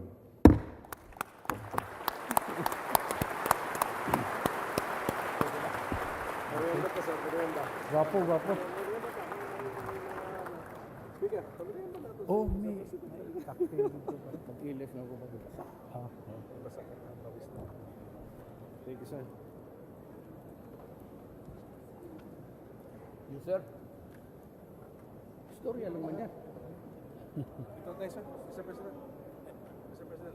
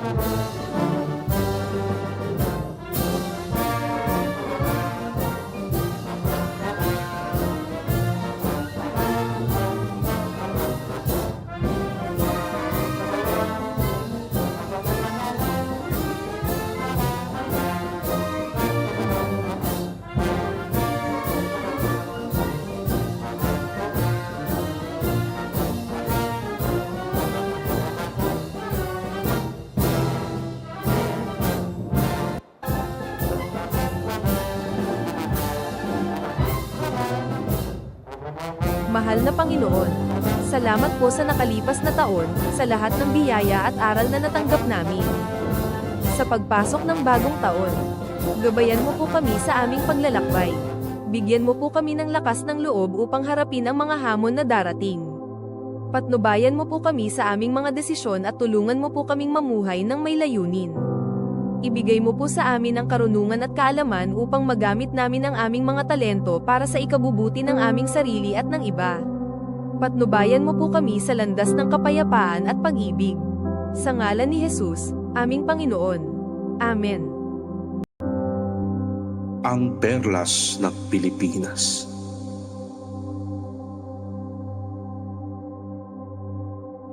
Walang pahinga sa pagtulong ng mga mahal nating mamamayan.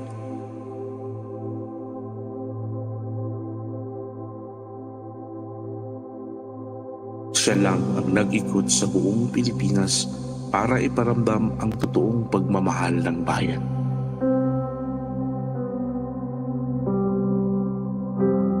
Kahit binawasan ang budget ng OVP, patuloy pa rin ang serbisyo sa mahal nating mga kapatid. Ang totoong pagmamahal sa Diyos ay makikita kung paano magmahal sa kapwa.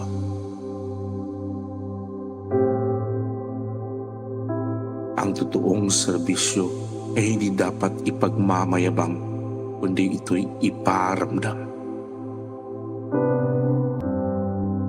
Ang perlas ng Pilipinas.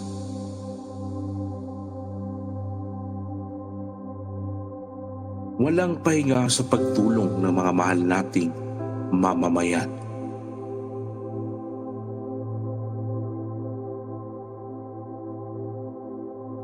Siya lang ang nag-ikot sa buong Pilipinas para iparamdam ang totoong pagmamahal ng bayan.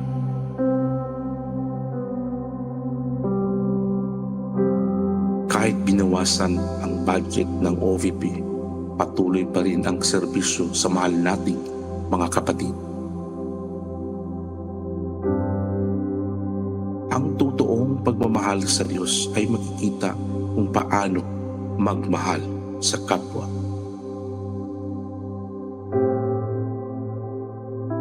Ang totoong serbisyo ay hindi dapat ipagmamayabang, kundi ito'y iparamdam.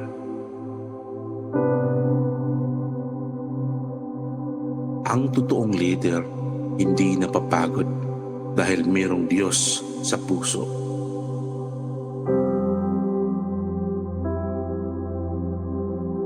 Inday Sara, maraming salamat po.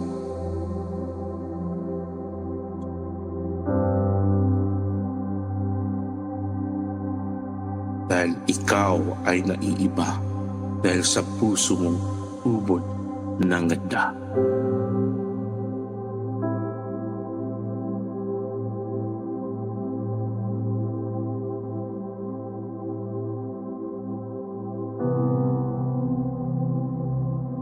Greet ko sa imo, Ma'am Inday Sara, na happy birthday. Ug salamat yun kayo sa ibong hatag sa amo diri na building. Nga di namin mainitan, nga nanami suga, pinmanente. Ug daghang kayong salamat sa imo ha. Ug manghinaot ko, nga makaya nimo ang imong mga problema karon nga ning abot sa imong pagka Vice President. Pero kaya nimo na, kaya jud nimo na. Gusto na ko i-greet ang ato ang Vice President, Ma'am Sara. Wish you all the best. I hope na mas mulambot pag yun ang Pilipinas. I love you. Napaka-special na araw, birthday ng ating pinakamamahal na Vice President. Gusto ko lang i-greet, Madam, happy birthday. Wish you all the best, wish you all the luck, and bigyan ka sana ng ni God ng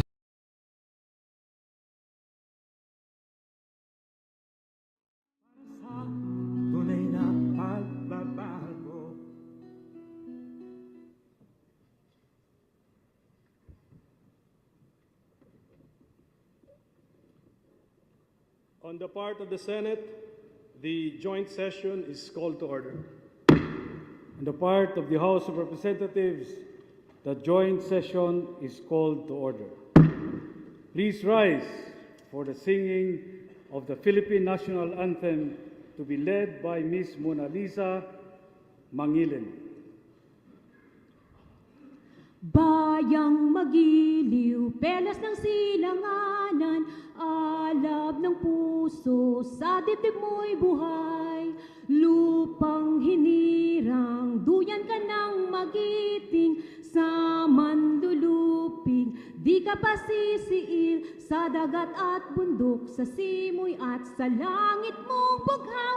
May dilag ang tula at awit sa paglayang minamahal, ang kislap ng watawat mo'y tagumpay na nagniningning, ang bituin at araw niya kailan pa may di magdidilim. Lupa ng araw ng luwalhati at pagsinta, buhay ay langit sa piling mo. Aming ligaya na pag may mga api, ang mamatay ng dahil sa'yo. Please remain standing for the nation's prayer.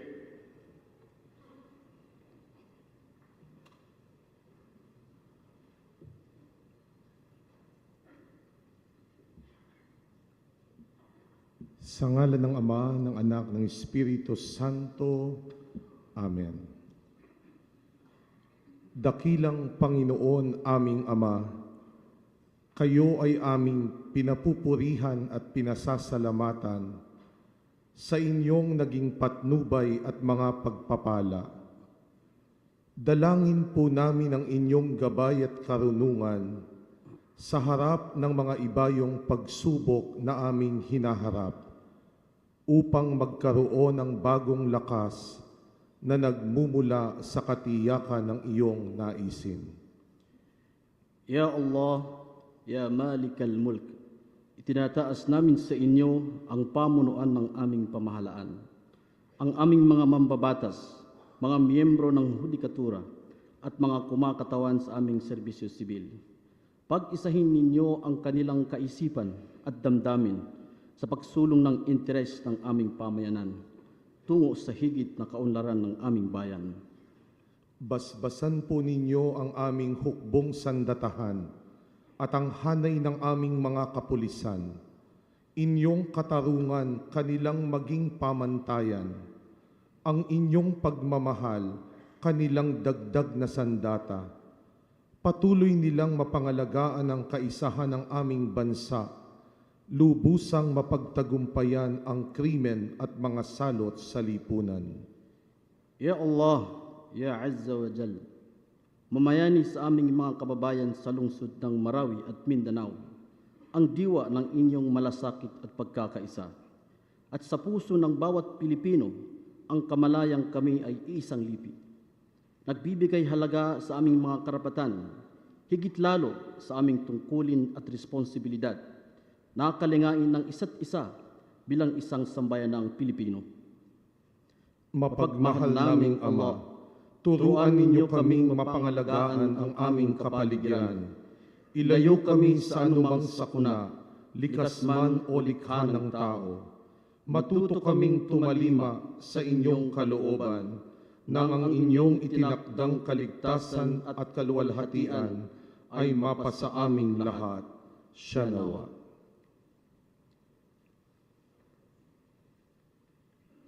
Ladies and gentlemen, honorable members of the Congress of the Philippines, Rodrigo Roa Duterte, President of the Republic of the Philippines.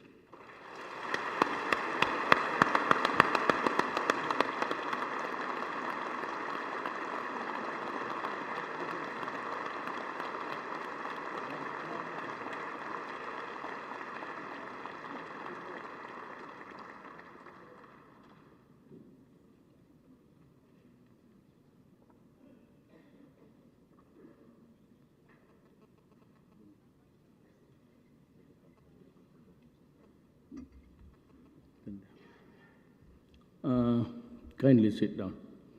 Thank you for your courtesy.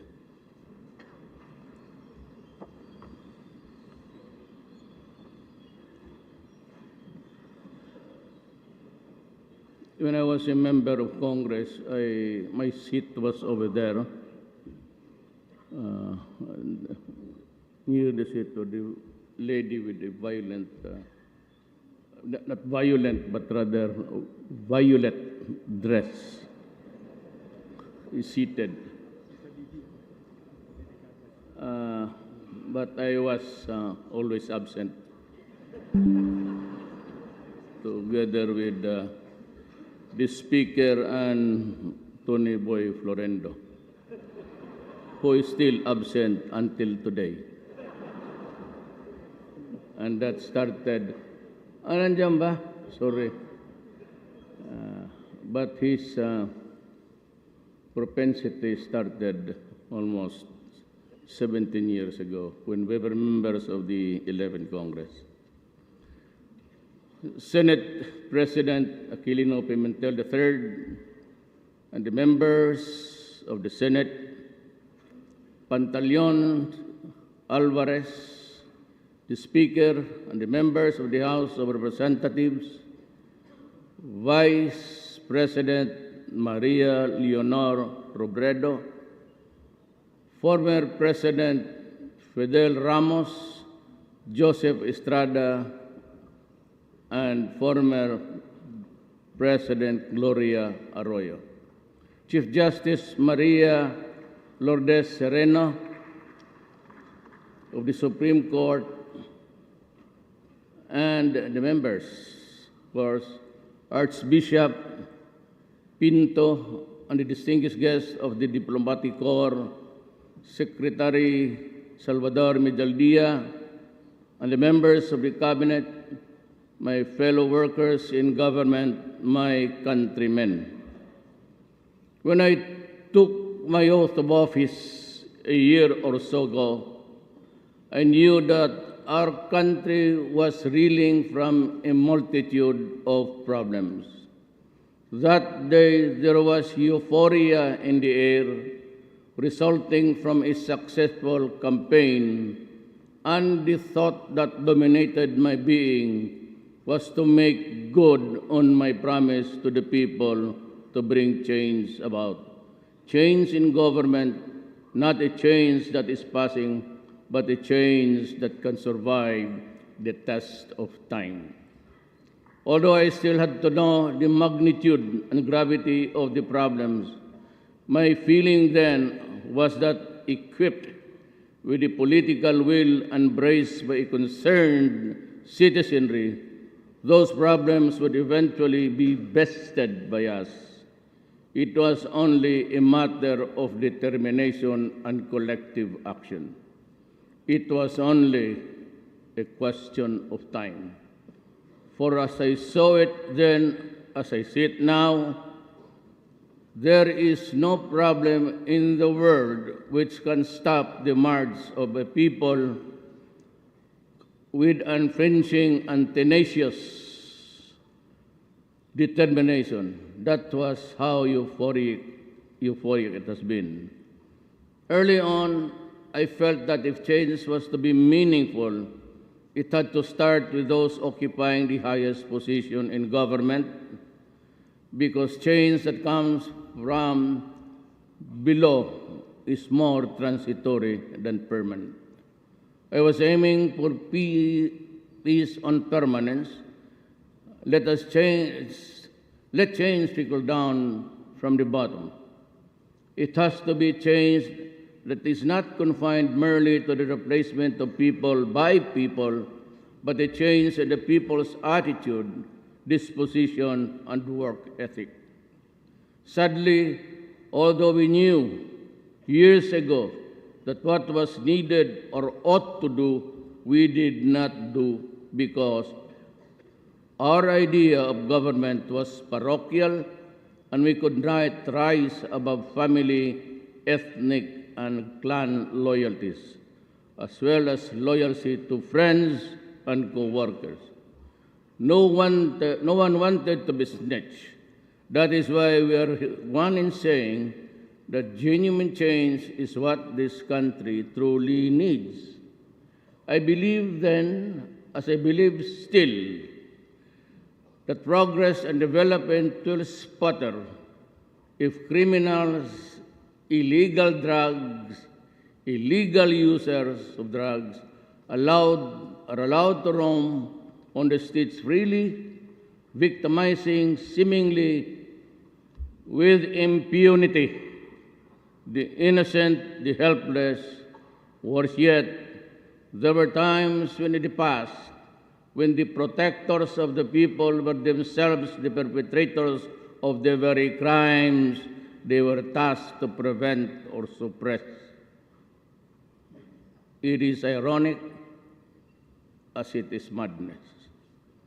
I have learned that the economy surges only when there is peace and order prevailing in places where investors can pour their capital and expertise. I have learned from experience in Davao City that investor confidence bolstered and fortified only if a potent force and mechanism for protection of local and foreign investments are in place. That is why I have resolved that no matter how long it takes, the fight against illegal drugs will continue, because that is the root cause of so much evil and so much suffering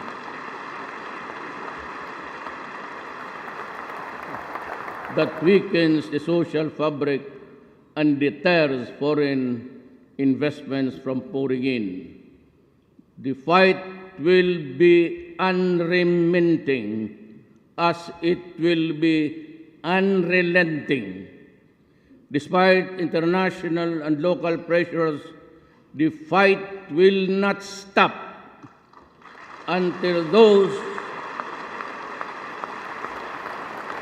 who deal in it understand that they have to cease, they have to stop, because the alternative are either jail or hell. And I will make sure, very sure, that they will not have the luxury of enjoying the benefits of their greed and madness. I do not intend to loosen the leash in the campaign or lose the fight against illegal drugs. Neither do I intend to preside over the destruction of the Filipino youth by being timid and tentative in my decisions and actions. To the critics against the fight, your efforts will be better spent if you use the influence, moral authority, and ascendancy of your organizations over your respective sectors to educate the people on the evil of illegal drugs, instead of condemning the authorities unjustly, blaming for every killing that bloodies this country. But don't get me wrong. I value human life the way I value mine. Each life that is snuffed out translates into future generations' loss.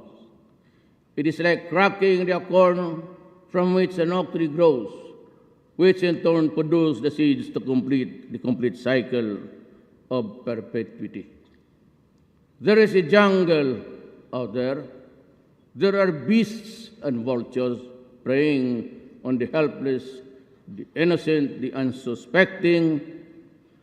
I will not allow the ruin of the youth, the disintegration of families, and the retrogression of communities forced by criminals whose greed for money is as insatiable as it is devoid of moral purpose.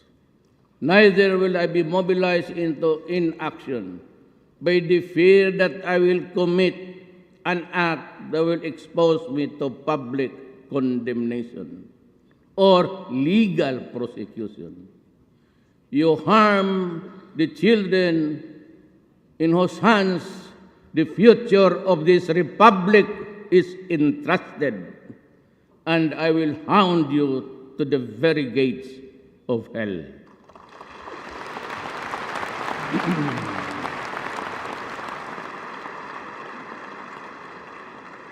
That is why I ask you to join me in this fight against illegal drugs and all forms of criminality. The government equipped with legal authority and you, the moral ascendancy over the sector you represent, can do so much and hopefully eradicate the social scourge that plagues us to no end. Look beyond your biases, your prejudices, your ambition, your political agenda. The search for change will begin and end only when we look into ourselves and find it within. Today, a multitude of problems confronts us. No sooner is one problem solved, another surges forth in its place. But we will not be disheartened. We will not be cowed. We will not be overwhelmed. It is during trying times and troubled events that the resilience, perseverance, and determination of the people are tested. The Filipino is no stranger or new fight to situations like the one we face today. We can and we will overcome, as we did countless of times in the past, only if together towards a common goal. Sad to say, despite all efforts, peace, especially in the island of Mindanao, continues to elude us. But of course, it is not the peace of the dead, but the peace of the living that we seek. Peace flits away like a butterfly when you try to snatch it by the wings. And our pursuit of peace continues. The Red insurgency has been with us for decades, the Muslim issue for centuries. So much time has lapsed, so many lives have been lost, and so much destruction has been wrought. But peace eludes us still. Sometimes, I am almost tempted to conclude that peace might not be able to come during our lifetime. But believe me, it will not be for want of trying. And I will persist in our goal of attaining peace to the last day of this administration, and maybe even beyond, although in a different capacity. There is rebellion in Mindanao. The extremists have declared it their purpose to establish a caliphate within Philippine territory along the teachings and beliefs of an Islamic State of Iraq and Syria, or otherwise known as ISIS. The Battle of Marawi has dealt a terrible blow to our quest for peace, especially now that an alien ideology and a radical shift in purpose have been injected into the local setting. I declared martial law in Mindanao because I believe that that was the fastest way to quell the rebellion at the least cost of lives and properties. At the same time, the government would be adequately equipped with the constitutional tool not only to prevent the escape of rebels who can easily mingle and pretend to be civilian evacuees only to regroup in another place to fight another day, but also to prevent them from spreading the gospel of hate and violence in the rest of Mindanao. Martial law and the suspension of the writ of habeas corpus enable the military to arrest, detain, and question suspected members and sympathizers of rebellion, similar to what happened to the parents of the Maote brothers. As President, I am reiterating my unwavering support and commitment to the soldiers of our armed forces and members of the police force.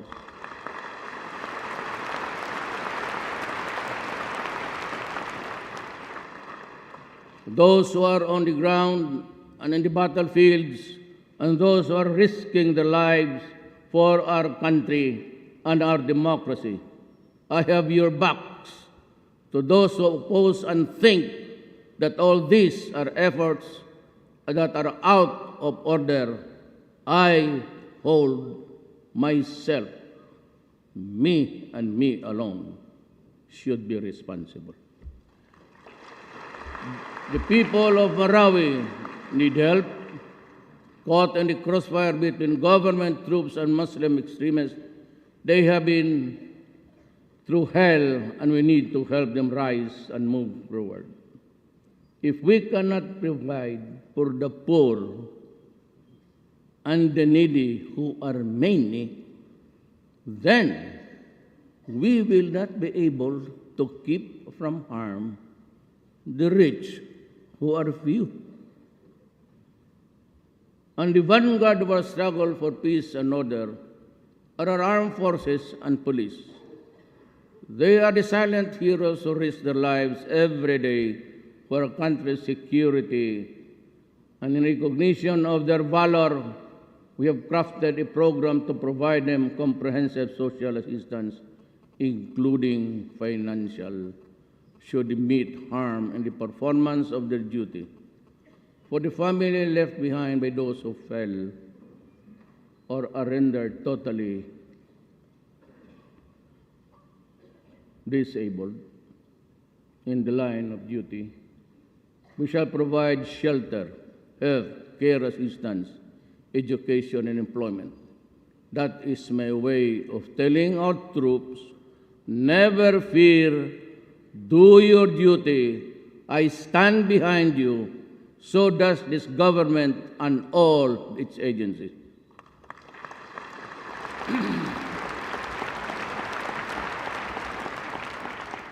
To decisively address insurgency and terrorism, we are working doubly hard towards a stronger and more credible national defense system for the country. We continue to strengthen the defense capability of the AFP as a deterrence against terrorist, lawless elements, and other threats. My fellow citizens, what I have said so far about events in Marawi and its neighboring environs is only a part of the looming problem, which will cut across all classes and all sectors of society and eventually affect the entire country from north to south, from east to west. Given the fact that Mindanao supplies a great deal part of our country's requirements, food requirements, I refer to climate change, which could bring drought, long dry spells, affecting food production in Mindanao. Given the fact that Mindanao is unusually warming, I ask all agencies involved in food production to look into this and act accordingly. Also, I am appealing to all our legislators to immediately pass the National Land Use Act, or NALUA, to ensure the rational and sustainable use of our land and our physical resources, given the competing needs of food, security, housing, business, and environmental conservation. Ours is a rich country, world that this country is almost endowed with a gift from God to be utilized for the welfare and the common good. I do not believe that this gift was given to us to be merely viewed or appreciated, but to be extracted from the earth and utilized to make life worth living. That is why I say that it is not enough that we mine this wealth. What is more important is that we convert the raw material thereof into finished products for international and local purposes. That way, it will not only be the few who are the rich, but also the poor who are many who will benefit therefrom. Therefore, I call on our industries, investors, commercial barons, to put up factories and manufacturing establishments right here in the Philippines to process our raw materials into finished products.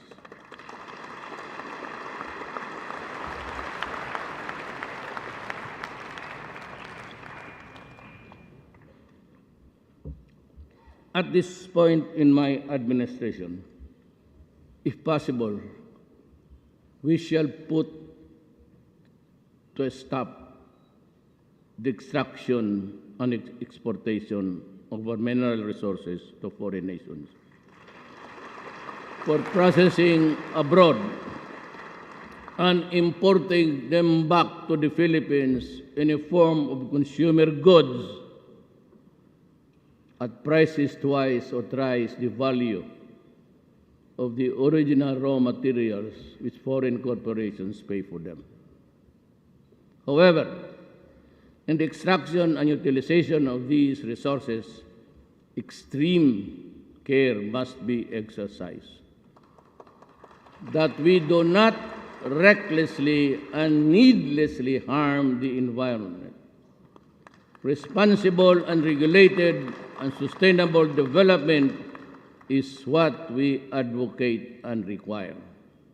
The protection of the environment must be made a priority ahead of mining and all other activities that adversely affect one way or the other, and this policy is non-negotiable.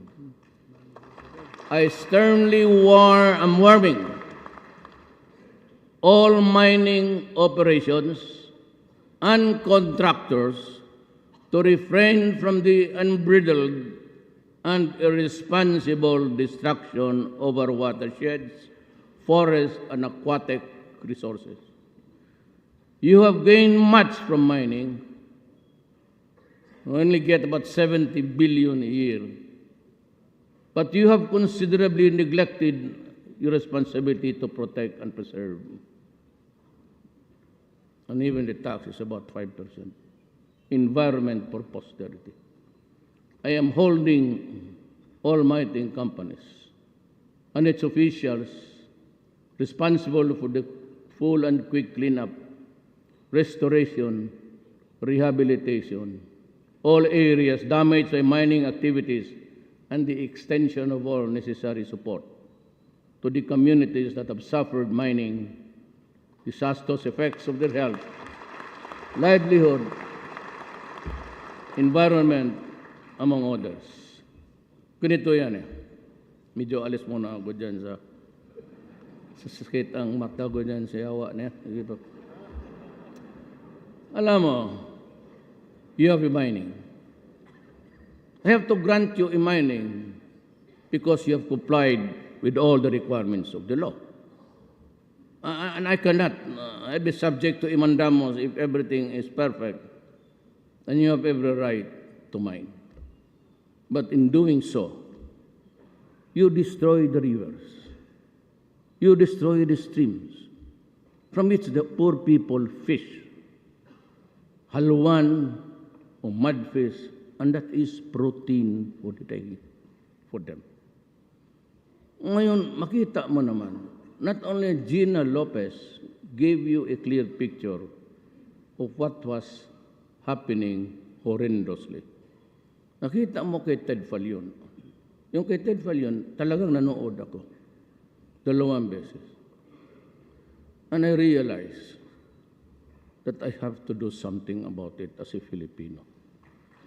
Alam mo,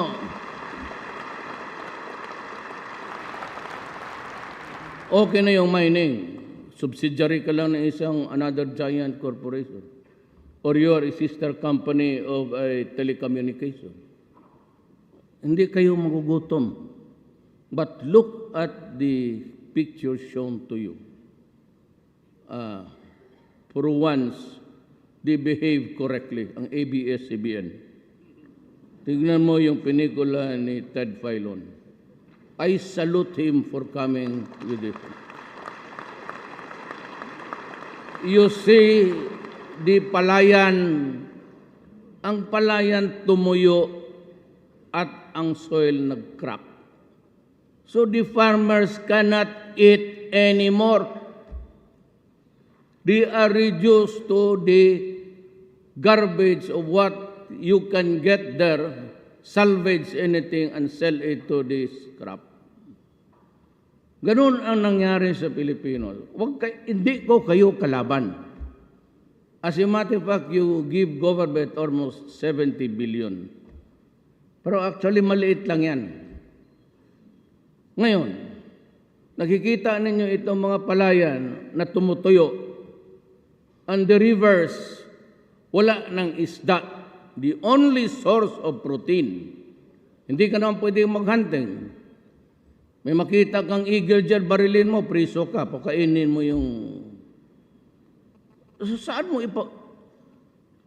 try to go out. Sumama tayo, kayo sa akin. And try to see how hard it is for them to survive. Ito ang gusto mo, ganito ang pangyari. Total, sobra-sobra naman yung pera ninyong address. Totoo lang. Mayor ako, I can look at your corporate earnings, your sister company, I can pierce the corporate identity, kayo rin pala. Iniibig niya sa mga newspaper. When you are not supposed to, pag in newspaper ka, you are supposed to be 100% Filipino. And yet, when you start to pierce their identity, it is pala wholly owned by Americans. Gano'n ang nangyari. Just a matter of piercing the... So, wala masyado ako. ABS, Rappler, kayo ba yan? Have you tried to pierce your identity and it would lead you to America? Do you know that? And yet the Constitution requires you to be 100% media Filipino.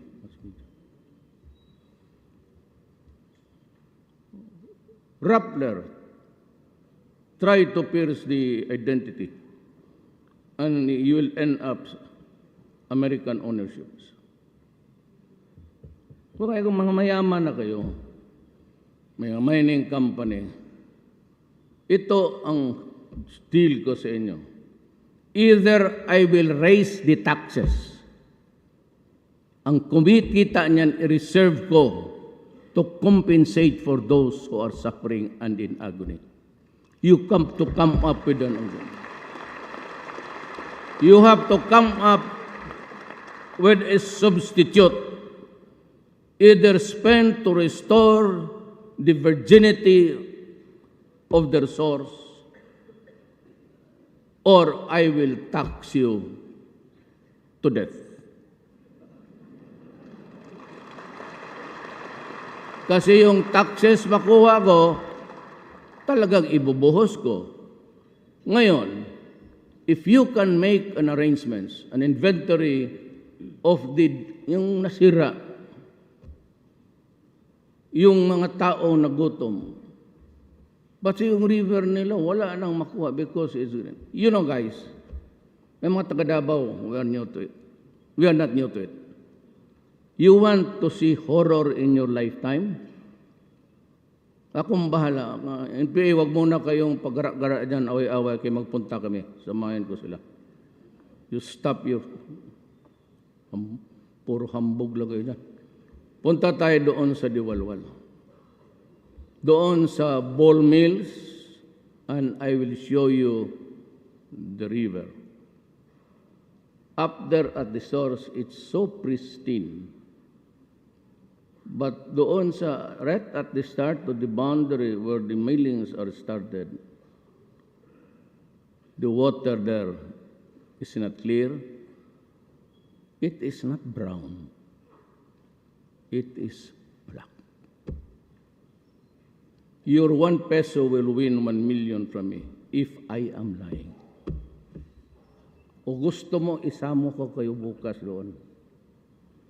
Ngayon, pag tinarget na yung magagong NPA na yan, problema natin na lahat. Sabay-sabay na lang tayo. Bakante ang presidency, bakante ang senado, pati ang congressman. Pero totoo yan. You should visit them. Even the first spade full of earth that you extract and throw it away of no use. Tabi mo lang yan dyan. Because it's an open pit. You dig and dig and dig. Is already the first spader is de-decreation of Mother Earth. Ano ang isa pang galit sa mining? Si Speaker. He comes from a mining town but he hates mining. Ako naman, kasi mga kaibigan ko yung iba, yung mga classmate ko, mga vice president ng mining, punta sila dito, but I use this, it reduces into something, the damage that you have caused.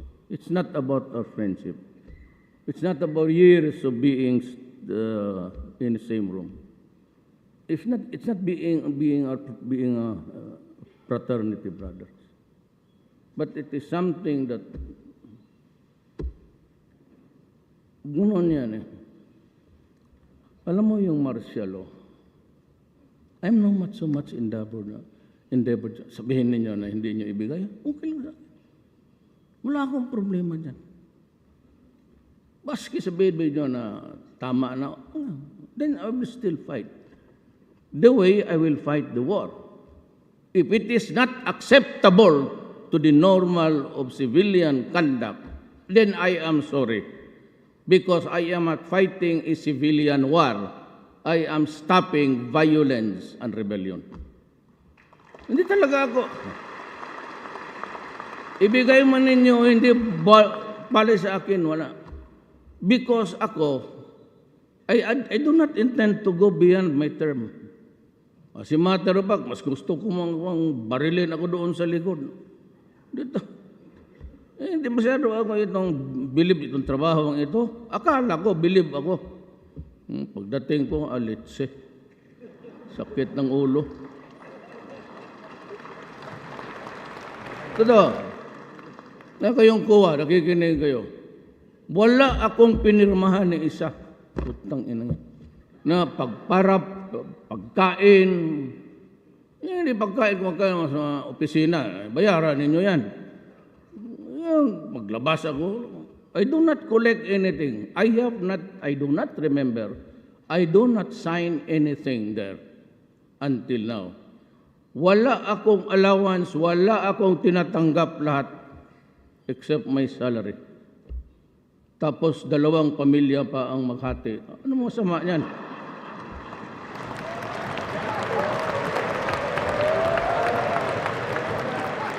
Sige pa yung pagpagpag dyan. Lahat naman tayo. I can count by not even the 2 hands, 1 hand lang na exempted sa rule na yan. 2, 3, 4, 5. Lukuhin ninyo ako. Tayo pa ba maglukuhan? Just because this is Congress, it's supposed to be a secret. Wala kayo itong mga to. Pareho kami lahat yan. Ayaw pa tumawa, kunwari.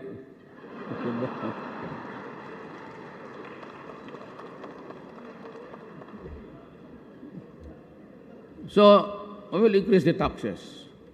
Then I will think of something that will compensate or make up for the damage, or at least the income restored. Yeah, otherwise, I'll have to stop mining. I will ask you to stop it. It's not good. We are a small group of islands. Hindi naman marami. The coastal, marami yan kasi maraming paikot-ikot. But if you put in a contiguous territory, maliit lang tayo. And yet, you must remember that there are so many billions of the future generations waiting in the stratosphere. Ang gusto ninyo para hindi na kayo magdamay, huminto na kayo ng ano. Then let us go to, because this is not end here. How about the billions and billions and billions of Filipinos that will come after us? Kawawa naman. They'll have to scratch Mother Earth to eat. By this time, kung walang upheaval, no regeneration will occur. We are almost like talagang ginagano natin maliit na lang ang makuha nila. Ba't maawa naman kayo? Makikita mo yung apo mo kung ganun mo na lang. Kung ganun mo na lang yung embrace mo yung apo mo sa pangalawang asawa. Yung isang ganun rin. Di ba? Di ba, sir? Suntukin kita dyan ngayon, liar ka. Finally, let me make this appeal to those directly engaged in mining. Declare your correct income, pay your correct taxes. Believe me, your failure to do so will be your undoing and eventual ruin.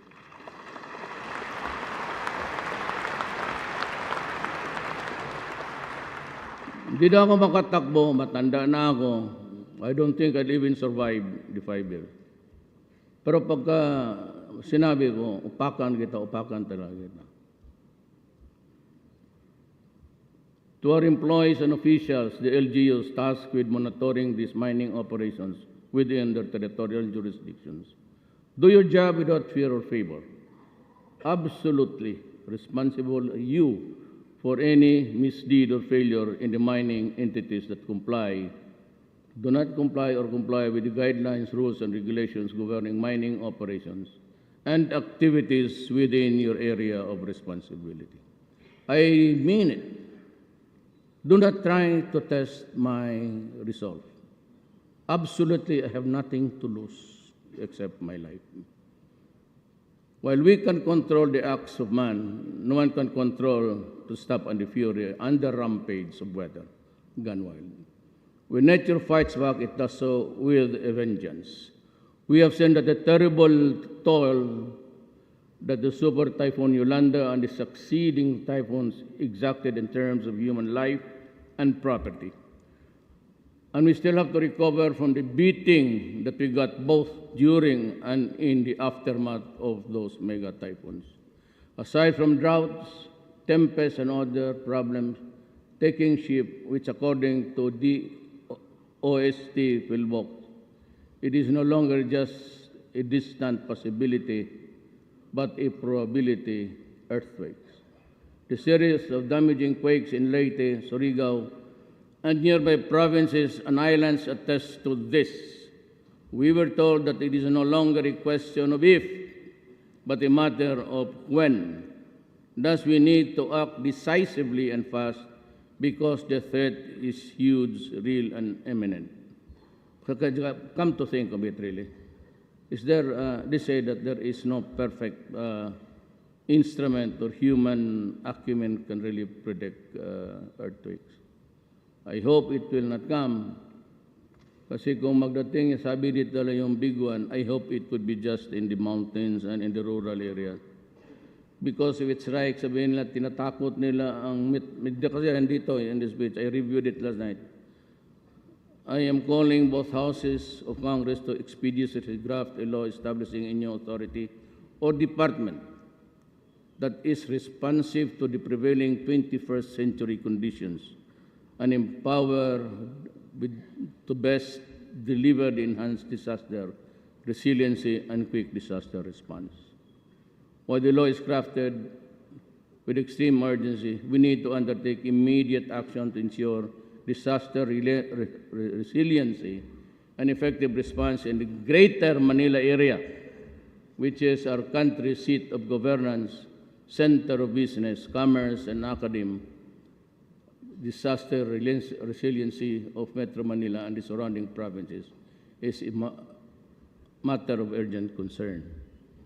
Yan, nandito yung tinatakot nila dito because of the high-rise buildings and ilang tao nakatira dyan. Kung paya ka ito sa isang sinkhole, I mean, if it cracks and it goes down, can we still manage to go up?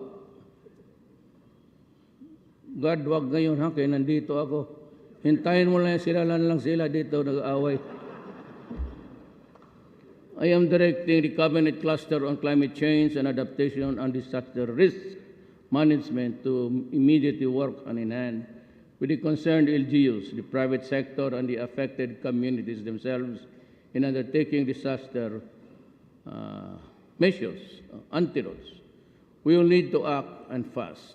With the foregoing said, what then is the state of the nation today? I will mince no words, and neither will I window dress the situation. We are in. Let me answer into brief sentences. We are in for trouble because we live in troubled and uncertain times. And I feel that things might get worse before they become better. But like I said, I hope we will cope. We hope and pray. The West Philippine Sea issue and federalism are matters that we have to tackle sooner or later. On the other hand, despite the recent gains in improving the peace and order situation in the country, there is still so much to be desired. And if we are to completely eradicate the menace of illegal drugs, criminality, and corruption, we must do it. I therefore ask Congress to act on all pending legislations to reimpose death penalty on the heinous crimes, especially in the trafficking of illegal drugs. There is a There is a short clip of CNN about people in Massachusetts. Was it there? Yung clip nila nga pinakita. Tinignan, pakitingin na, it's repeated for almost every week ata yung mga short clip. Tingnan mo yung mga tao doon na hinayaan nilang They are there, they live under the bridge. They're getting thin, they're doing nothing. Pag gano'n lang sila, tapos popos na ano. And there are plenty there. They do not work, wala. Tapos sabi ng UN, is he here? Are you there, yung UN representative? na sinabi mo na sabok will not affect the brain? Are you here? Raise your right hand if you're here. Do not worry. I will just do not the word delude us into yung mga ano ninyo na but we know every day that one family rape,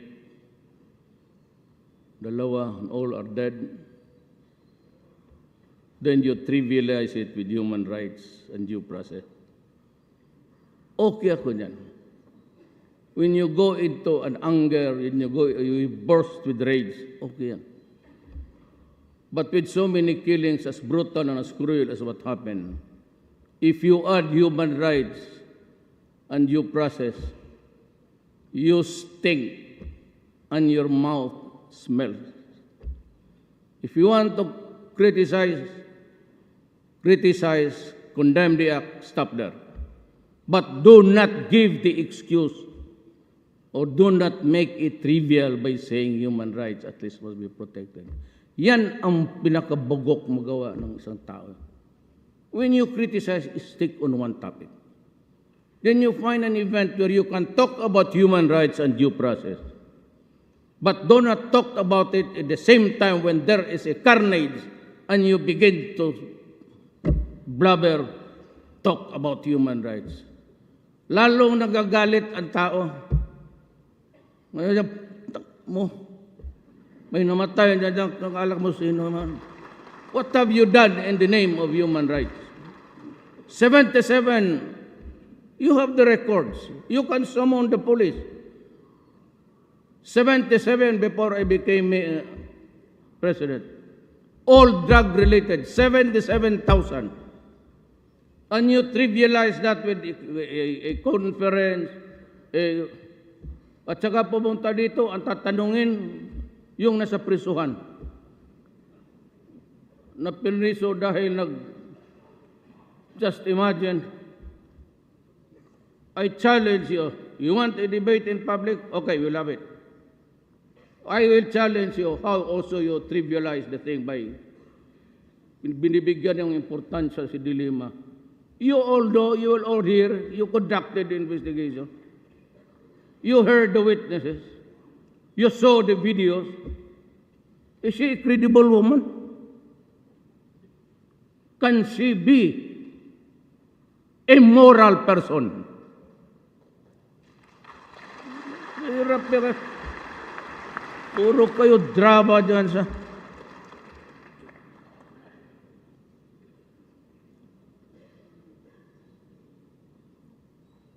When you talk about that incident, talk about it. Then condemn the police.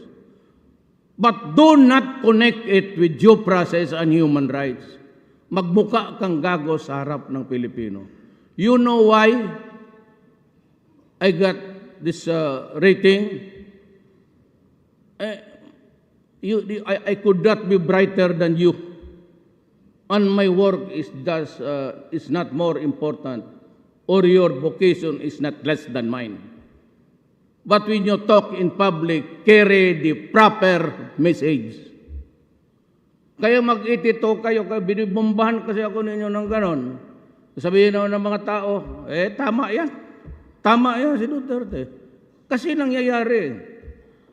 Kayo parang fruit samp, pag ganon-ganon.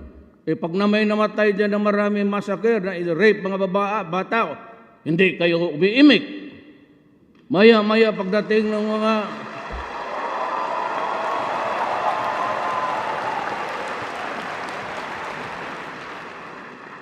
Pagdating nitong mga Western expert ko, no, you give them so much premium and importance. Saan ba ang utak ninyo? Bakit kayo believe dyan sa puti? Tingnan mo ang puti. Panahon ni Obama. Una yung spokesman ng State Department. Kala mo sino? Kala na mas bright pa sila sa akin. Then the staff of the President, then Obama. Would like to remind Secretary that the policy of the state. Yari ako, pagdating ni Trump, oh yes, Mr. President, I've been expecting your call. You're doing it all right. I'm doing the deed and this goddamn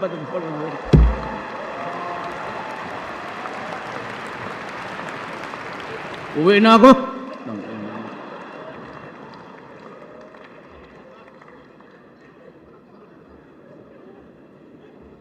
So,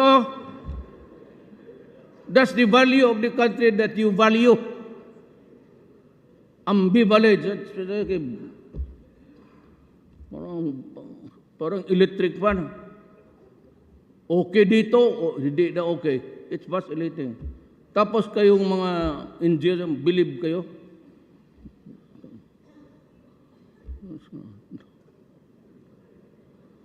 Hindi ko talaga maintindihan Pilipino.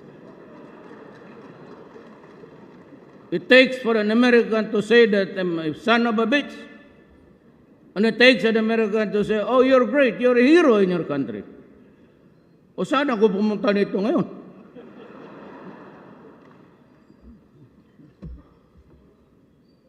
It is time for us to fulfill our mandate to protect our people from these crimes that have victimized. You know, wag ninyo akong takot-takotin yung preso yung International Court of Justice. Shit, I'm willing to go to prison for the rest of my life. Ang importante sa akin, ginawa ko yung gusto ko.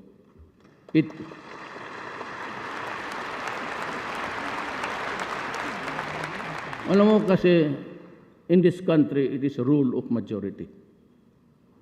I did it for the 50 plus 1. Because in a vote of 100, I get 51. 50 plus 1. 50 is 1 up. 1, that is majority of 1. I win. Yung 49, yun yung mga, I do not have to make them happy. But when the time comes, kung malasin ako, pupunta ako sa prison, do not worry about me. I can take it. Nung maliit pa ako, labas rin pasok ako sa, wala pa yung luni, Pangilinan, labas-pasok na ako sa prisuhan. Kunin yung record ninyo sa police doon sa Davao. Takutin. He will be prosecuted. Hoy, abogado ako. Well, because I will insist. Sabi ko nga, everybody is entitled to come here and question me. But I have to question you also. At para magaling, let us make it official. We go to court. We tell the judge that we are hearing by an international body. Can we have it judicially recorded? And I will place them under oath. Mahuli ko matalaga yan sila. May pinatay ako, tama yan. When I was mayor, a little over, for 23 years ako mayor ng Davao. Makita mo ang Davao ngayon. We have been LGUs before. What city is now hitting 9 growth %? Nandoon pa kami sa Mindanao, binubumba pa kami sa Davao. Davao is 9 growth. Tapos sabihin nyo, ngayon, paano i-9 mo, palabas mo itong 9 ng you're about to hit 6 or sabi nila. Pero pakayaan mo lang ako, mag-abot ito ng 21. The highest in the world. Kayo lang tigapigil eh. It is time for us to fulfill our money to protect. Tapos na yan. Kindly, for so long we have to act decisively on this contentious issue. Capital punishment is not only about deterrence, it is also about retribution. Make no mistake about that. Iba kasi ako eh. Let us understand each other, including the international community. our criminal system uses the revised penal code. That is a law that was given to us by the Spaniards. The original revised penal code, though it was translated into English. And those, in those about 2 books, 3 books, there are the definition of crimes and the penalties and everything. And the thrust of that revised penal code, ladies and gentlemen, is the essence of retribution. That is why you have penalty. There is also the word positivist theory, that you can nurture a criminal into goodness, provided he goes to prison for 2 years, 3 years. He's released, he's a sex offender. When he goes out, he rapes again, kidnaps another girl, and makes her a hostage for so many years. Ganon kayo eh. Admit it, ganon kayo. You are so too lenient about this son of a bitch, a human being that has a virulent brain, and his enemy is society. And many a times, there were sex offenders in America released, only to rape and kidnap again and kill in just a few months after release. In the Philippines, it is really an eye for an eye, a tooth for a tooth. You took a life, then you must pay it with life. That is the only way to even. You cannot place a premium on the human mind that he will go straight. Nobody can. Not even your best scientist. No one has ever fathomed how a person would react, especially in committing crimes. That's the only way to do it, to instill fear, that if you do it, you will die. That's the advantage of criminals and rebels and terrorists, because they think that you are afraid to die. That's why when I went to Marawi, I was asked by the media, why are you here? I am here because my soldiers are here, and I came here to die also.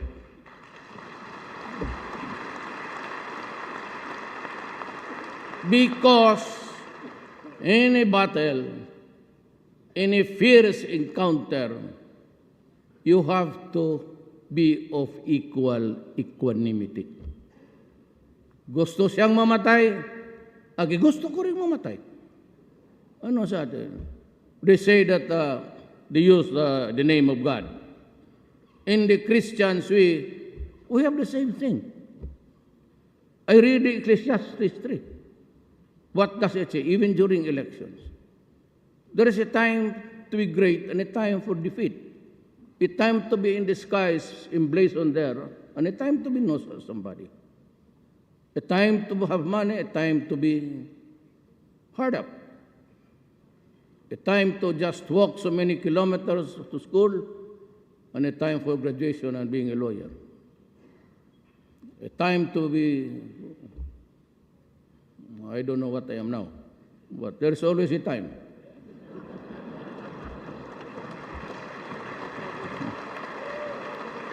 Ganon yan eh. So I will match you. Pag sinabi mo, gusto kong mamatay, anak ka ng dalawa tayo. That's why this bully, I had dinner with them sa bayan. Na itong NDF, because I used to be friends really with the NDF. I was crossing the by ideological borders before. Ako yung nakakapasok sa teritoryo. We were friends really. But times have changed because God placed me here. And I take care of a republic. Ganon. Sabi niya doon, bully daw ako. Tarantado pa lang kayo. Talagang bully ako. Utang ina. Talagang bully ako, especially to the enemies of the state. Talagang bully ako.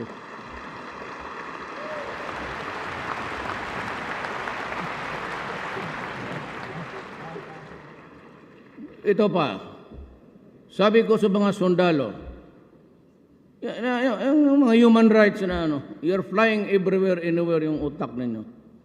I said, take no prisoners, which is kill them. Which is correct. But you don't listen to my speech. This media, lalo na itong mga EBS, kunin lang yung kill them. Yan ang problema ninyo, kaya minura ko kayo. Walang presidente na pinutang ina kayo because you are not behaving. Now you're asking me for talk.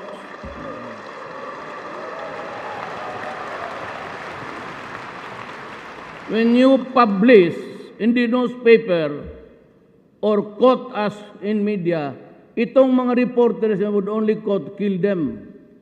I said, kill them. In a fight, if you have to shoot them at the heart or the head. Sabi ko, why? Because they will be detained here in Marawi. Wala tayong prisuhan. Ngayon, and the courts will always insist that they will be, that's the law, that they will be tried and detained in the place where they committed the crime. Kaya huwag kayong mapatayin talaga ninyo kasi ilagay natin yan dyan sa barracks natin dyan sa ating mechanized division. Pag iskapo niyan, dalhin yung kanyo natin, ipaputok pa sa atin. Marami. How many jailbreak in Mindanao and Cotabato alone? 6. Cotabato City, 4. Ang jail doon nire-rate tapos pinapalabas. Alam ba ninyo yan? Because you do not publish. Or ito mga tagamay nila, hindi kayo, mga bright kayo, I believe ako. Mga gonggong. Sabi na, why? What happened last April in Davao?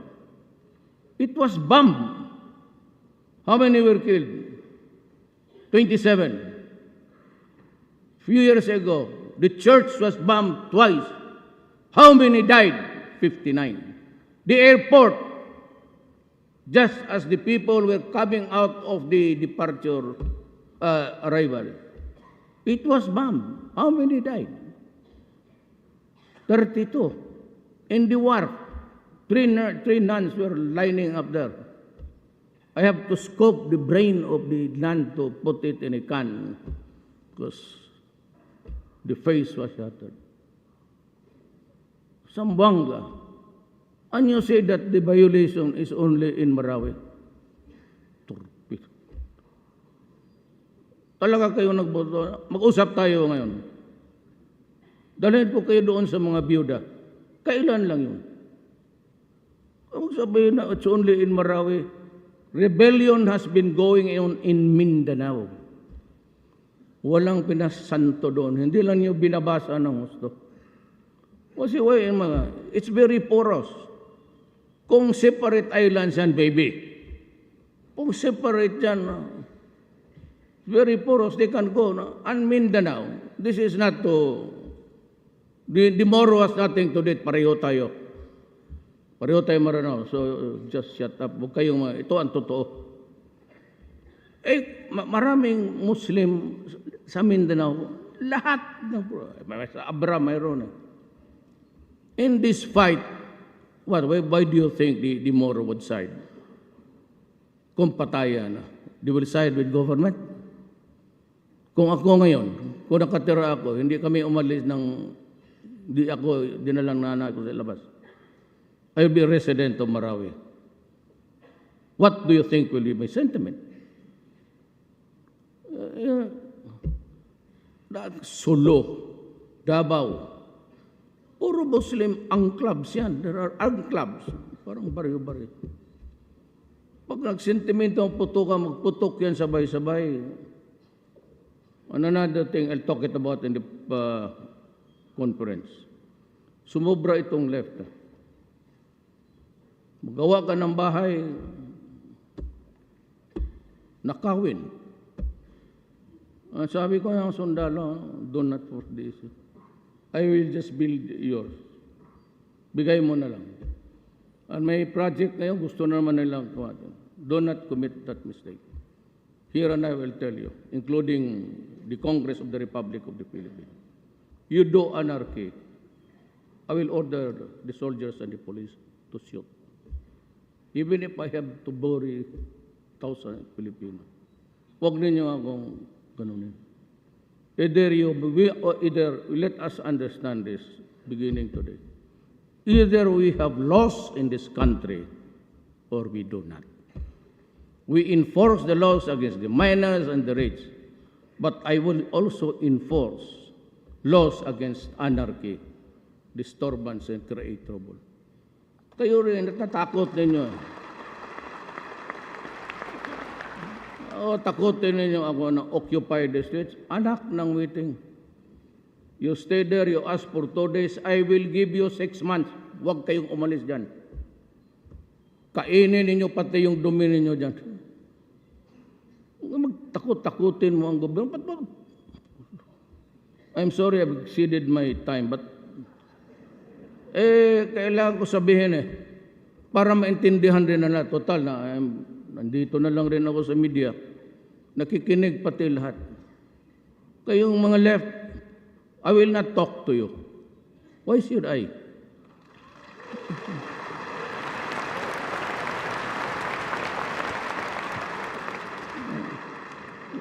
Wag mo na akong pilitin na magpatayo kayo mga pro-poor, shut up.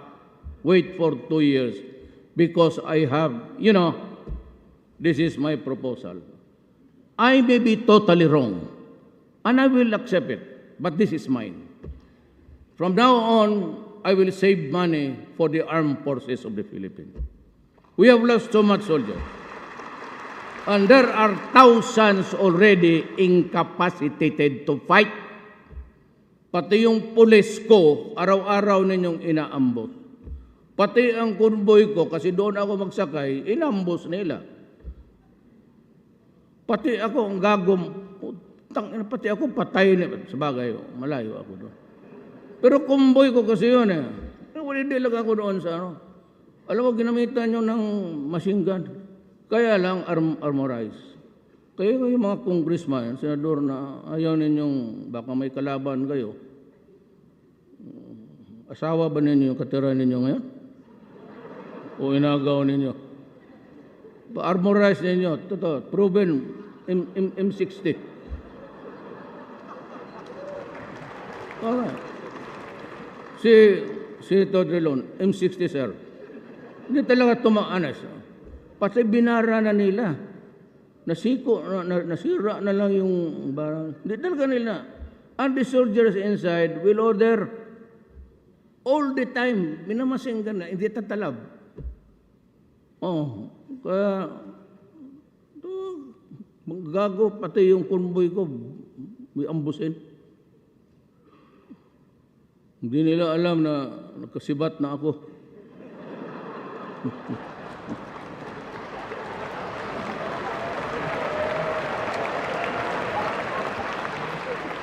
Kung gusto niya ako mag-usap kayo na, sumubra kayo, ikaw season,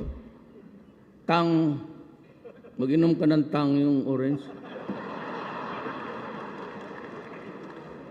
Matanda ka na, kayong Pilipinas na kinig, buong Pilipinas, kayong mga bata, kayong mga lumad natives.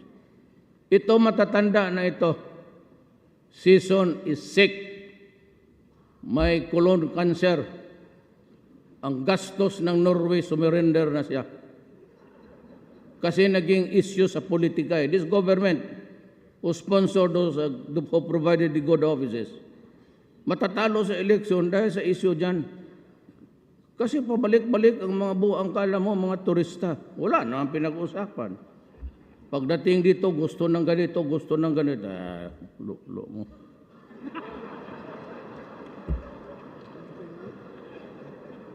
Huwag mong sabihin yung meaning doon sa mga bisita.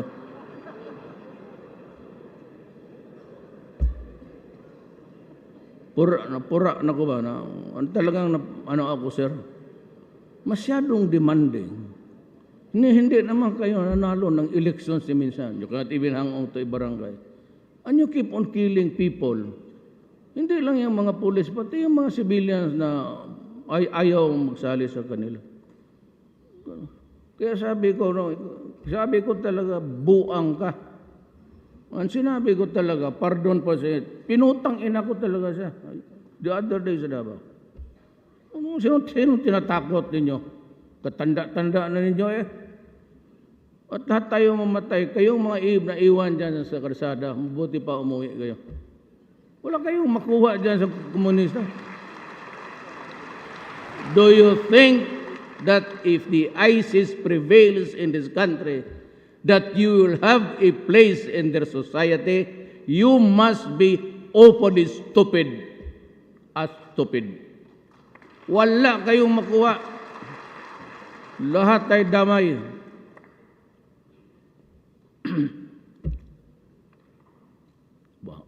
Thank you for allowing the exhaust dito. In our sustained effort to achieve just and lasting peace,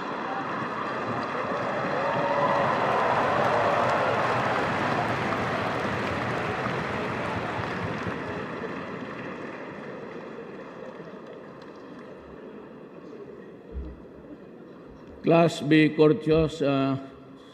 Do not make a noise. The visitors are listening. Just and lasting peace. For United Nations, we are pursuing an inclusive peace process in promoting the participation of all stakeholders, including those conflict-affected areas. We took steps to promote inclusiveness in the Bangsamoro Transmission Commission by expanding its membership to Executive Order Number 8, which I signed in November last year, by giving representation to indigenous peoples, women, children, and sultanates, and key stakeholders in the drafting of the Bangsa Basic Law. We ensure a Bangsamoro government that truly reflects the aspirations of our Muslim brothers and sisters as well as our indigenous brethren. We have embarked on various initiatives to advance our national interests in the global community. We pursue good relations with all nations anchored on an independent foreign policy and the basic tenets of sovereign equality, mutual respect, and non-interference. ASEAN independent nation will uphold and promote our national interests in the international community. We will strengthen and seek partnership with those who share our values. We will engage nations with full respect for the rule of law, sovereign equality, and again, non-interference. These are the principles that we are upholding as we advance towards this year for the meeting as the chair of the ASEAN.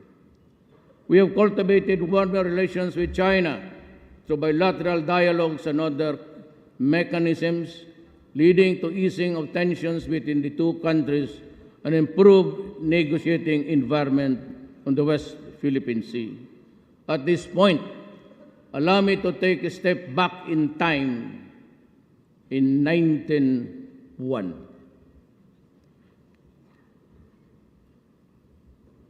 In 1901, there was known as Balingiga, and that is Eastern Samar. It was the time for Philippine-American War, a combined group of Filipino villagers and guerrillas in an effort to defend Samar Island from the alien invaders, attacked and overwhelmed a U.S. United States infantry garrison. 48 American officers and men were slain in the attack. On the Filipino side, the casualty count was 28 killed and 22 wounded. In retaliation, U.S. gunboats and patrols were sent to Balingiga, Samar, with the order to make a desert of Balingiga and to reduce Samar Island into an island of howling wilderness, where every male citizen from the age of 10 and above and capable of bearing arms would be put to death. The church bells of Balingiga were seized by Demergans as spoils of war. Those bells are reminders of the gallantry and heroism of our forebears, who resisted the American colonizers and sacrificed their lives in the process. Krag against Bolo. Krag was the standard rifle issue to the American troops. And that is how the historians describe.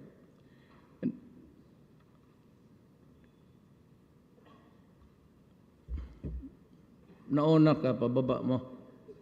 Di, baba mo, tapataas yan. Mahirap talaga itong director ka, ikaw pa ang speech. Ministers describe, sige, the Philippine-American War. That is why I say today, give us back those Balingiga bells.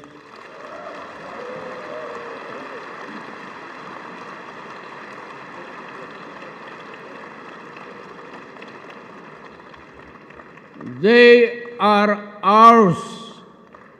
They belong to the Philippines. They are part of our national heritage.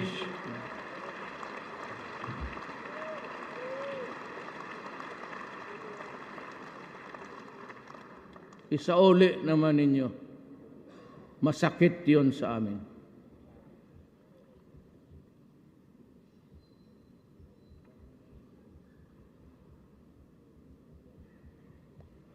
We not talk about our overseas Filipinos.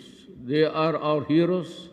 They and their families have sacrificed much for the country. We all know how a large part of our economy comes from their remittances. That is why, to ensure that their rights are protected, I ordered the increase of our assistance to the OFW from 400 million to more than 1 billion. We have been hard at work in securing the rights and welfare of our OFW. A year ago, I also learned government officials and employees that I will never tolerate corruption in my administration, not even a whiff of it. Let the dismissal of several higher-ranking officials, whom I myself appointed, serve as a warning to all that I will never back down on my commitment to cleanse this government and corporation. In order to bring government services closer to the people, establish hotlines, government centers that receive public concerns. One of which is the Hotline 911, which allowed us to receive and immediately respond to emergencies. We also launched Hotline 8888, the Citizens Complaint Hotline. This is a public hotline facility that receives feedbacks or concerns on government services. Since we launched this hotline, we have received numerous complaints from the public on government slow government processing, unclear of changing procedures and requirements, centralized issuances of clearance and permits in Metro Manila, and discourteous government employees, among others. Meron ito eh.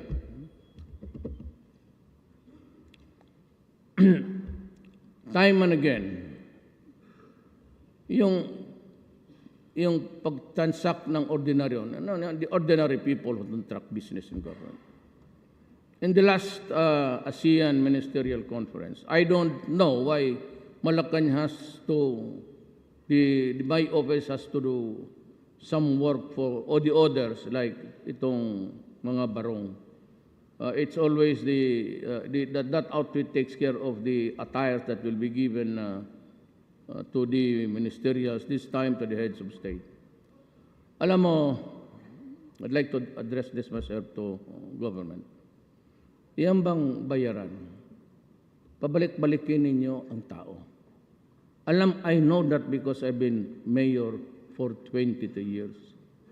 I never allowed it in my city. But dito, alam mo yung mga sastre, diyan sa Paranaque hanggang Cavite, yung mga tiluring diyan, ang negosyo lang yan involved. Boy Scout, teachers uniform, Girl Scouts, naghahabol yan sila ng mga kontrata. And they are just the stores that you find along the way until Cavite. They group together during times of ganito, may ASEAN, and they look for a person to represent them. This is not no offense intended, but usually they look for beautiful women, young, who would do the talking, arrangement, because it's the reality of life. But the beautiful women gets the attention always. Tapos, pag na-deliver na nila, nasukatan na, pabalik-balikin ninyo. And right there in Malacanang, it happened. So I will fire the lady, whoever was connected with it, as I have fired everybody else. A cabinet member for buying an 18 million truck in Austria. That was not our contract. It was contract of the previous administration. 14 of those 18 million were already delivered. This cabinet member was, I was informed about, and I said his legal office to stop it. You know what? You can just write ahead. Travel there, sign something for another tranche of delivery.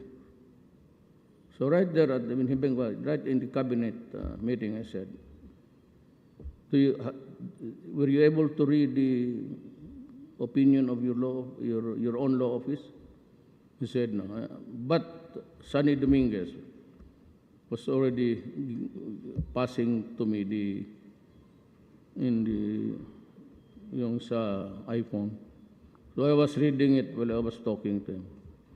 So, putang ina mo, you're fired. You're lying. And so I fired him. Go out of this office. I do not want to see your face again. Ganon ako ka-stricto. So the cabinet members, they are here, they're only given noon 1 year, 2 years, 1 month. The directors, makinig kayo sa gobyerno, bantay kayo. Directors, you're only given 15 days. And I do not want directors out of their office. You eat your lunch there. Lahat kayong taga-gobyerno. So that you can resume to work immediately. Now, ito ang deal ko sa public. There is the 8888. I cannot stop corruption and wrongdoings if you do not cooperate. You text me, libre yan, 888. You name the public official. Name his sins in that bulletin, and I will take it from there. Do not be afraid about libel. I will take care of that. Yun ang gawin ninyo. I have to have your help. Hindi kasi kayo wala eh. Lahat. Police, military, lahat. Pati ako. If you think that may nagawa ako ng masama, sabihin ninyo, do not be afraid. We are all workers of government. Kayo yung employer namin. We get the money from your pocket to our pockets. Kailan pa niyo, since when have you heard me talk about government and officials? I always address everybody, workers of government. I seldom mention Malacanang Palace.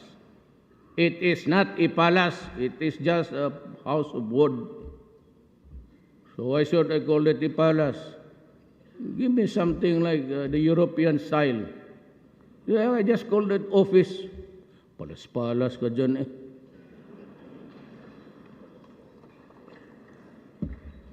And besides, all the rats of Pasig are there.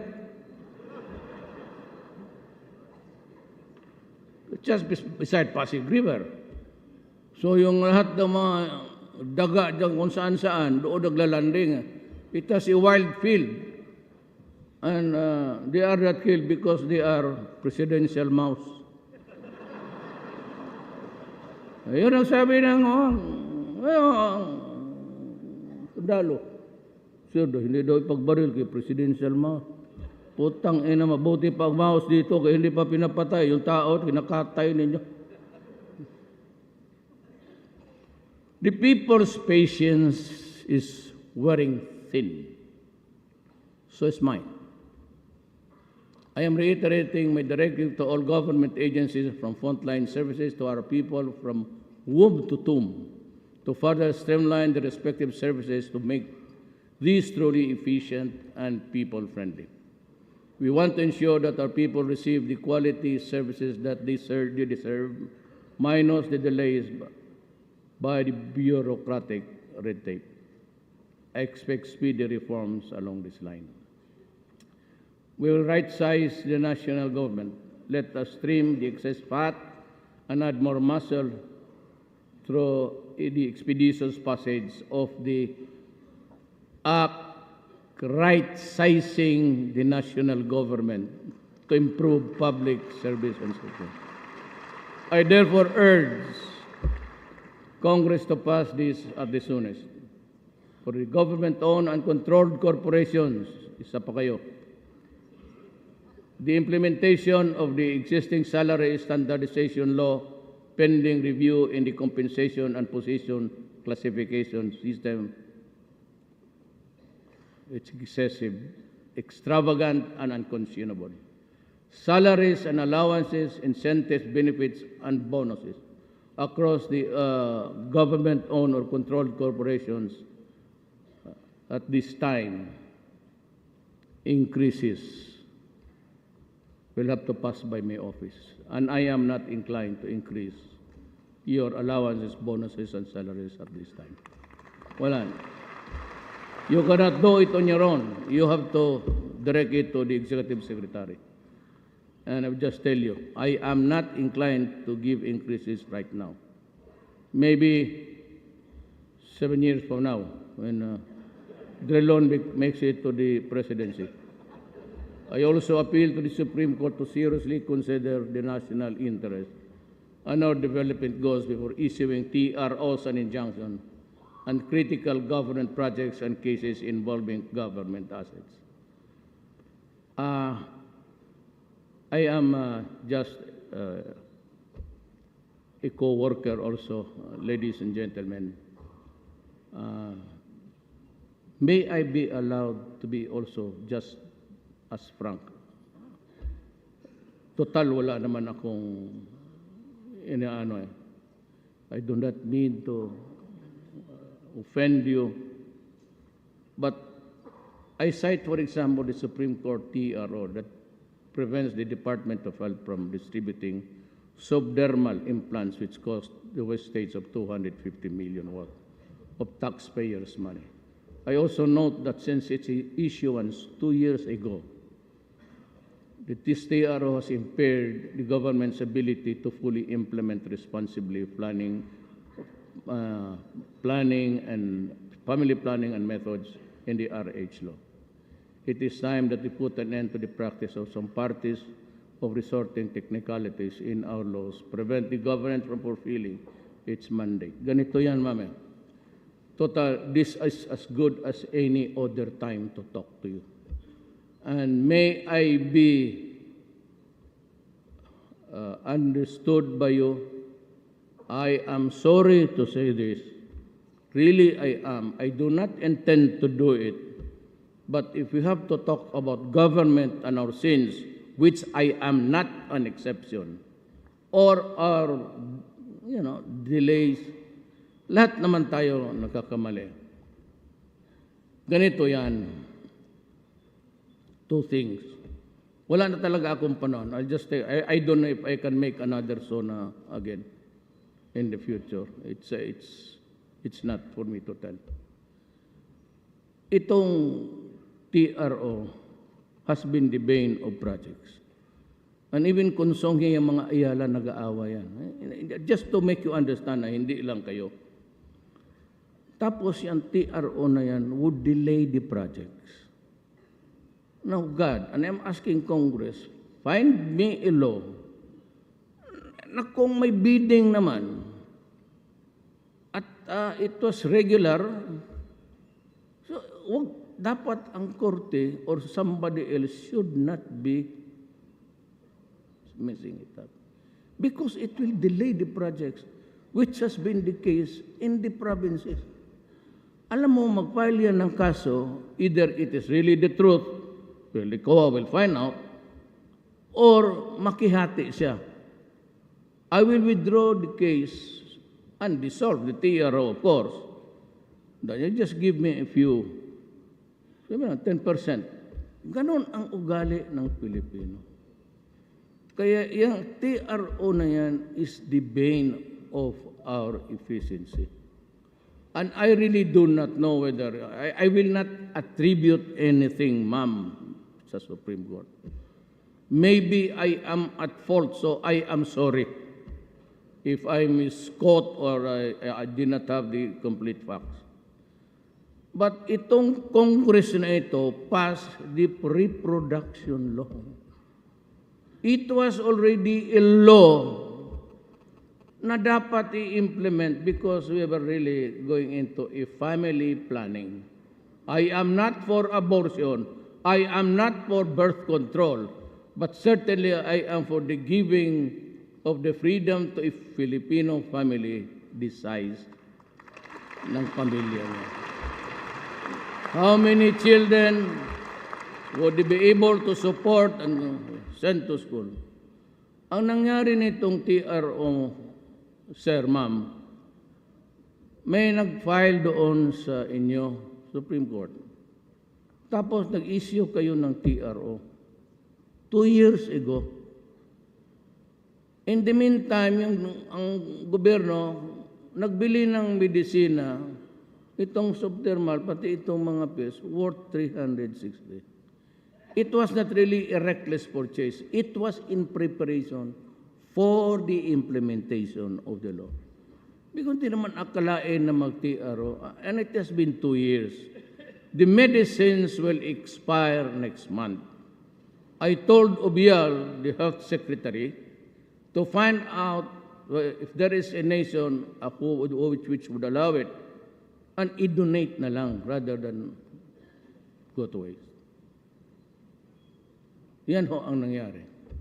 I do not blame you. You might have been very busy or something. Well, ako, I'm just, I am below you actually. Pero, sinasabi ko lang, may isa pa. Huwag na lang itong speech, walang kuha dyan. The bane, isa pa, itong the Congress and tayo sa gobyerno, including the judges and justice, should understand that by this time, yung lowest bid, yun ang nagpo-promote ng graft and corruption sa ating bayan.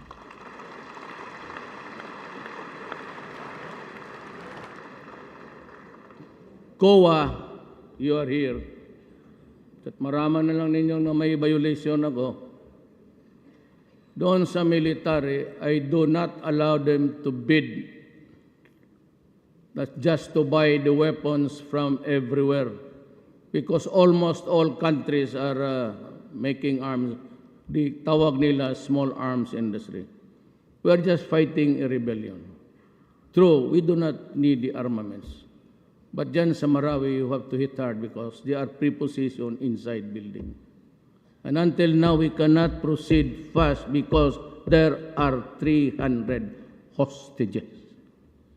Sabi ko, do not assault. If necessary, we'll just have to wait. Wait it out.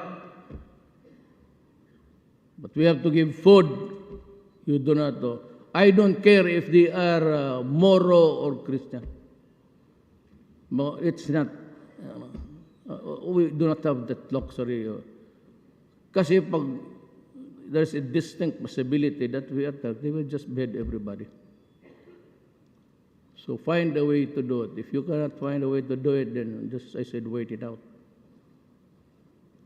Diyan ang nakatagal. Baka sabihin hindi marunong itong sundalo. Ako yung nagpipigil. Initially sabi ko, Bombay, sir, hindi talaga madala, sir. Every window is occupied, yung high rise. And we were losing because of the snipers. And in the Dahil, I said, slow down. Hindi ako nagyayabang, when I was in the camp, sa Ranao, well, I was being briefed by the military, and I was giving the instructions.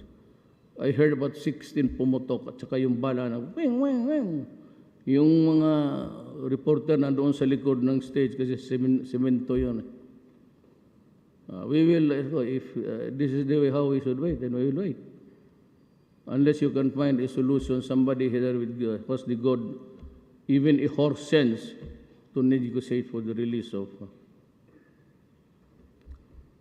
Yan. Yung itong isang abalik ko yung Louis Bid. Alam mo, ganun yan, Adre. Ang magbabagsak ng Louis Bid, yung walang pera. Ang magbabagsak ng Louis Bid, sasabihin niya doon sa, magbibigay po ako sa inyo. Kung sino-sino yan, mga opisyal. So, Louis Bid, papanaluhin siya. So, with no capital, bibigay siya ng pera. Tapos bibigay, lahat bigyan niya. Connected will, lahat. Pagkatapos yan, if it is 100 million project, he has to pay so many guys. Ang naiwan niya 100, out of the 140 million na lang. So that is the cost of the project. So when I was campaigning for the presidency, I was all over the Philippines. My God, I could see the appropriation. Pero ang airport nila, 3 meters long. So ginawa na lang basketball court. And there is a province here. Hindi kayo. If you look into the records back in time, na puro na complex ang roads dyan. Talagang daan dito, daan doon. Pero pag pumunta taka, isang daan lang. It's only one highway. That is how corruption destroys the nation. Ngayon, last. I have to say this. Kailangan ko, sir, sabihin, sir. I was elected June 31st.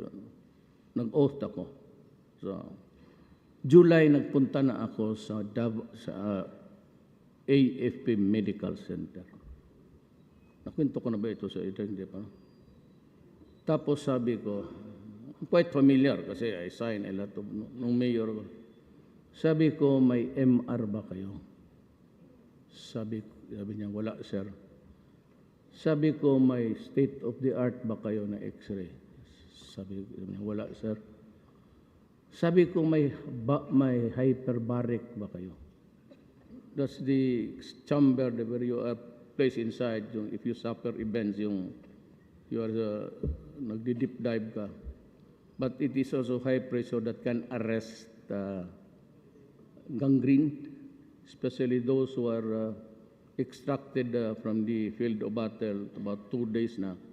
Gangrene sets in, so they are placed there, and it can work miracles for a wounded soldier. So, in one upuan, in one setting, you did this.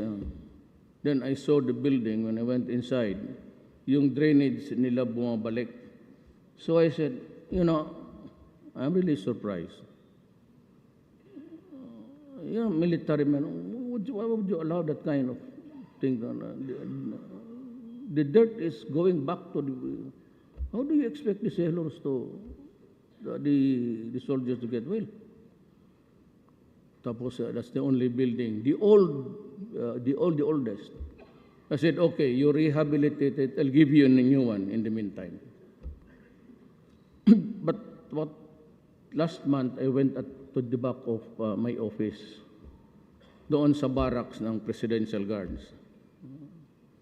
So they were groundbreaking for the hospitals of the soldiers. And I asked the soldiers who were there also from Biluna, are you now using the equipments? Alam mo ang sinagot sa akin, sir, tayo-tayo na lang mag-usap, huwag na lang yan sila. Tayo na wala pa. Hindi pa na-deliver.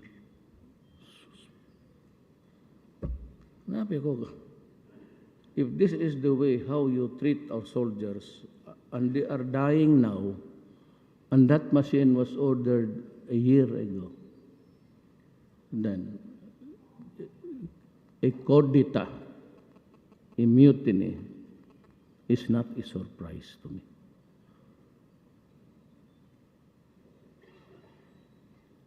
Kaya sabi ko kay Ubial, hindi niya kasalanan because of the procurement. Pero ganun kahaman.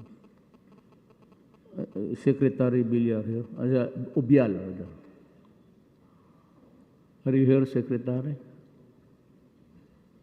Change the procedure because I will change you.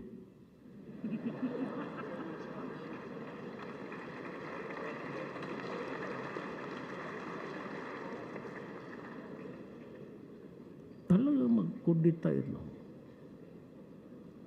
Marami lang.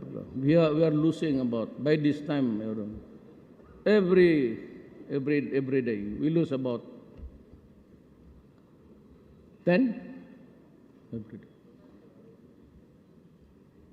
Sometimes I say it's a useless warrior. But there is a rebellion. Sabi ko, baski kung ako ang sundalo niya. And there is a machine already ordered. It could have saved my leg. Tapos wala ma. Putang ina, magkudita ako. And let us get the machine by ourselves. I will not be surprised if it's already in their mind.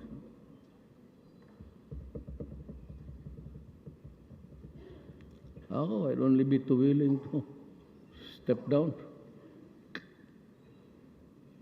But as a long-term solution, I urge Congress to thoroughly review the existing procurement laws and come up with legislation that will ensure prompt delivery of goods and services to the people, especially medicines and hospital equipments. Kasi itong military, ay sabi ko, do not mind COA about, I will answer for that. Since COA is here, I limited to 3 places where the military can buy the equipments. Because I'm sure that they will work and they can kill the enemies and make even our forces stronger or in parity with what they have on the other side. Itong armas, sabi ko, huwag mong sundin yan. I will explain to COA why. Huwag mo akong pababilihin dyan sa mga lugar ng South America, lahat dyan sa mid-European, Eastern European countries are also, there are good ones, but I limited them to especially equipments in listening. Kasi kung magbili ka doon sa iba, nakikinig rin sila, sabay na kayo. Tatlo na kayo nagkaka-communicate. Tawag sa Bisaya, Brin. Our laws should support and not impede national development in a speedy and sustainable manner. In our bid to accelerate human capital development, we seek ensure lifelong opportunities by enhancing quality of and access to education and training programs.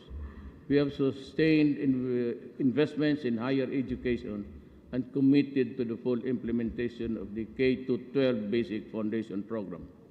We have widened the reach of skills training and increased the number of out-of-school children and youth who have availed of the alternative learning system. To ensure that Filipinos are given equitable access to quality and affordable health services, we expanded health insurance coverage and benefits. The destitute and the indigent, or those who just could not afford hospitalization, can now be provided with free services of government-operated and public hospitals as well as we have strengthened the implementation of the no-balance billing policy. Kayo mga Pilipino na kikinig sa akin ngayon, pagpa-hospital kayo, ako ang magbayad. Total, hindi man nila ako mademanda. Pasok lang kayo doon, occupy the hospital. Sabihin mo lang, totoo. Pasok kayo ng hospital, sabihin ninyo na sabi ni Mayor Duterte, pagamot daw kami, siya daw ang bahala magbayad. Marami tayong tresurero dito, ilan oh. Wag na yan, yung iba naman, taas na.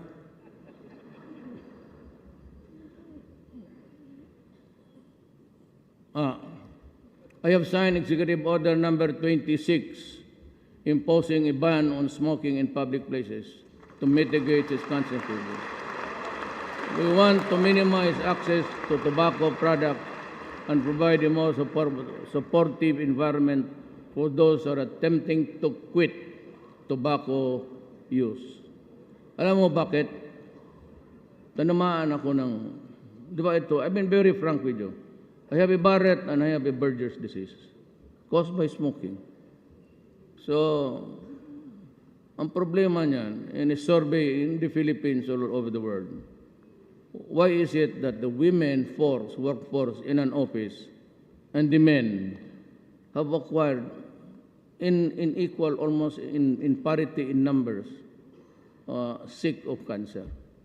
It was found out because the poor girl has also to inhale your smoke. Kaya pinahan ko sa Davao. In Davao, you cannot see a person there walking with a cigarette. Foreigners, they can argue with you, say that this is my money, not your money. So then, okay, eat your money. All I will shoot your balls. Investing in the health sector is never a cost to be endured, but an opportunity to be explored. If we have to embrace the vision of a prosperous Philippines, we have to start putting value to our people's well-being, because the success of every Filipino's pursuit in life, liberty, and happiness directly mirrors the fulfillment of our aspiration as a Filipino. I would like to reiterate my personal and this administration commitment to fully implement the Magna Carta of Women to the Barangay level. Tapos na to. To this effect, executive government units institutionalizing gender and development program services. We're targeting to increase government spending on infrastructure from 5% of the GDP in 2017 to 7% of the GDP by 2022, amounting to a total of 8 to 9 trillion pesos, or 160 to 180 billion dollars. Infrastructure projects, we will make a few years the golden age of infrastructure in the Philippines to enhance our mobility and connectivity, and thereby spur development, growth on equitable in the country. In other words, we are going to build and build. To improve our sea connectivity, we launched 15 brand new ro-ro vessels to ply major nautical routes all over the country. We also opened a ASEAN ro-ro shipping route connecting the ports of Davao and General Santos, Philippines to Bitong, Indonesia.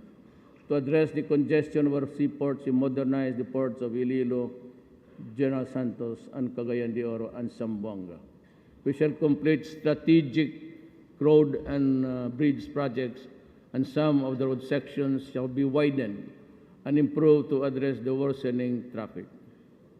Alam mo, si Ma'am Grace, you are pushing for, when I became president, EDSA was already horrendous, as it was a horror of the other administrations. Now, I brought in Tugade because Tugade is, to me, a bright boy. He's a billionaire. He was my classmate. Ewan ko, nandito siya. He was a valedictorian in the law class. Talagang husay. But we needed money and we tried to get your help to raise money. Ayaw naman ibigay. Hanggang ngayon, yan pa yung EDSA. Okay lang. At least gumanda lahat. Mag-iwan naman tayo ng pangit. We will not make it all smooth in the Philippines. We live a little alley known as EDSA as the road to perdition. But anyway, since I could not get any funding, I traveled to China and make friends with them. And the ambassador is Ambassador Zhao. Thank you for the help. And as a matter of fact, they're willing. Said, if your Congress has no money, we will give you the money. And China has committed to build 2 bridges to span Pasig River, free of charge, so that you will be comfortable in crossing Pasig.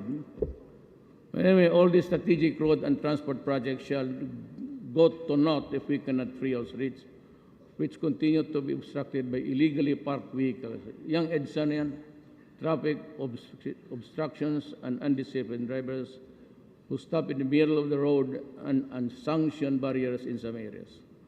I am directing the MMDA and the LGUs of Metro Manila as well as the LGUs of Metro Manila, Metro Cebu, and all other regional centers to ensure the flow of traffic and immediately clear our roads and thoroughfares of all unnecessary obstruction, including vehicles parked on the streets barriers.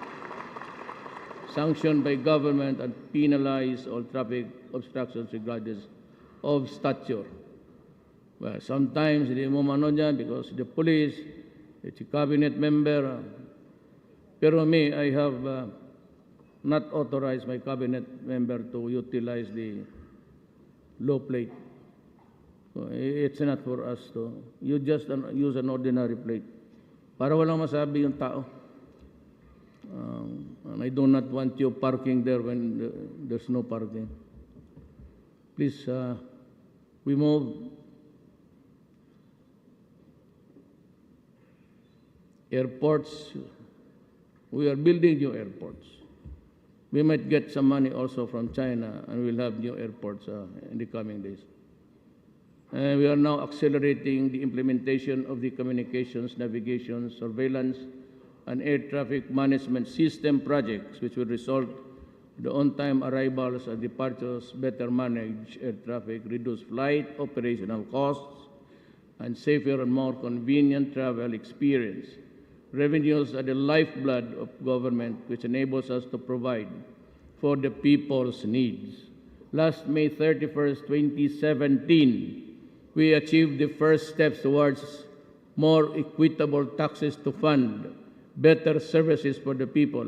I commend the House of Representatives for heeding my urgent certification to the tax reform by passing the first of the 5 packages of the Comprehensive Tax Reform Program with an overwhelming 246 votes, representing almost 9% of the Filipino people. The fate of the tax reform is now in the hands of the Senate. Ano bang gusto ninyong gawin? Magluhod ako niyan? Well, really, I leave it up to you. We're all Filipinos. If you think that's a waste, fine. If you think it's not good, it's okay with me. I can survive.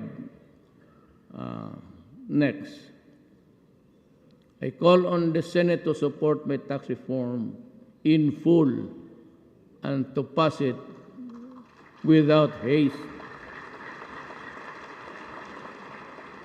Ayaw mo nagpakpak. Wala, pati si ano, wala. They are not clapping, so maybe si Anggara ayaw rin mag-clap. Bantay ka lang sa eleksyon, tignan mo. These reforms are designed to be pro-poor, especially when the people understand how the revenues will be spent. The passage of the tax reform law is needed to fund the proposed 2018 budget, which I am submitting here and today. The poor and the vulnerable are at the heart of my tax reform. Your support will ensure that the benefits of the tax reform can be felt immediately by them. In the meantime, the Department of Finance and the Bureau of Internal Revenue are strengthening and running after tax evaders. I have directed the Department of Finance and the BIR to accept Mighty Corporation's offer of 25 billion to settle its tax liabilities. After the settlement, Mighty will no longer engage in tobacco business. This will be the biggest tax settlement on record. It will produce a windfall for government, which is significant since we have to face the unexpected costs of rebuilding Marawi and Ormoc. The acceptance of the tax settlement offer does not preclude other criminal charges against the company that the BIR may decide to file. The settlement will allow government to avoid a long battle that, as we saw in the previous years, could take years to resolve. Let this be a lesson to others. This administration will spare no one found cheating the government of its due. We view information and communications technology, or ICT, as an effective medium to implement positive and meaningful changes in our society. To this end, my cabinet approved the National Broadband Plan of 2017 to begin the work to bringing affordable internet access to every community and improving broadband connectivity in the country. We have installed free Wi-Fi internet in almost 400 public places around the country. We hope that the public will use to access important information and services. The National Government Portal, which we launched recently, will allow faster and easier delivery of public services and reduce the number of visits of the public for government transactions.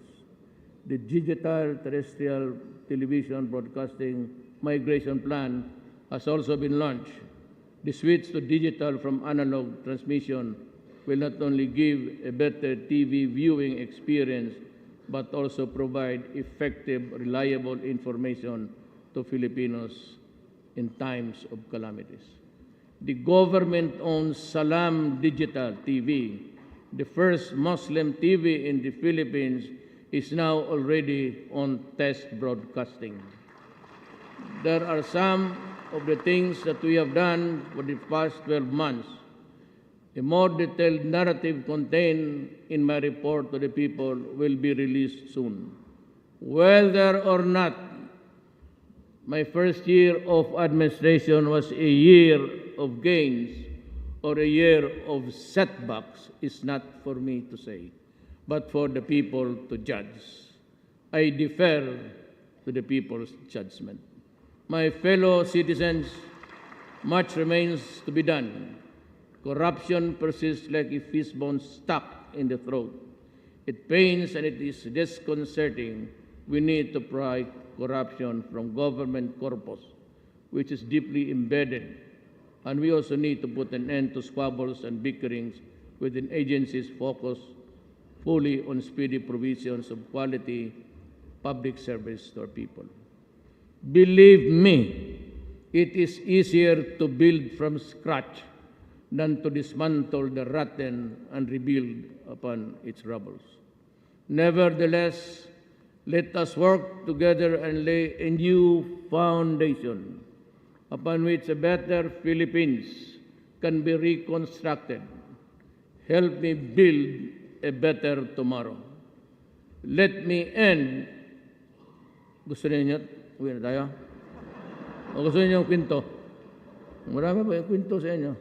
Let me end by wishing everyone in the language of the old. May God keep us forever sheltered in the hollow of His hand. Salamat.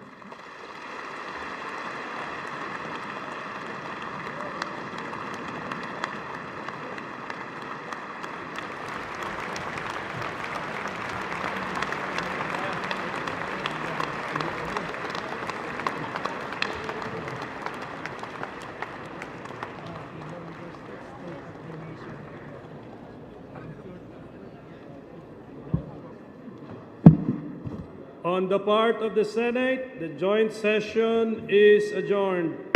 On the part of the House of Representatives, the joint session is adjourned.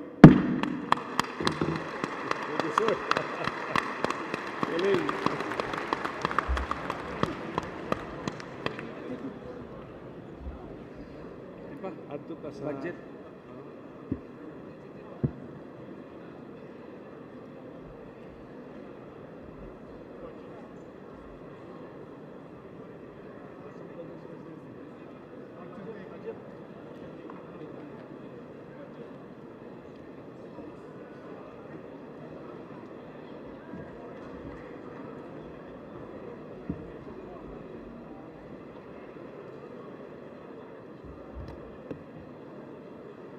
Mr. Senate President, Mr. Speaker, members of the House of Representatives and the Senate, I respectfully endorse and hand to both the Senate and the House of Representatives the budget for the year 2018. Respectfully submitted.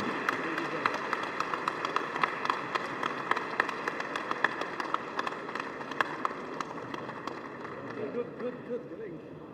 Early. Asam ta? Kasama na doon si Presidente. Ikaw. Bato ko nga to sa demonstrators. Wala na.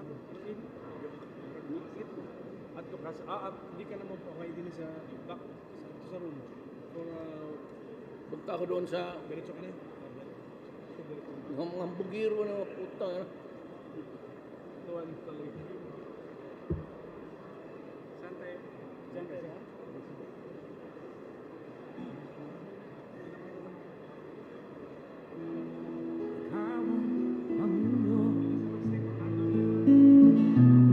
Para sa pagbabago, sawa na ang bayan ko sa magnanakaw na tao.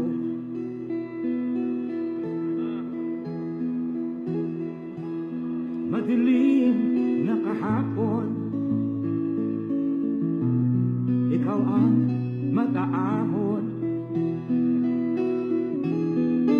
Sa piling mo,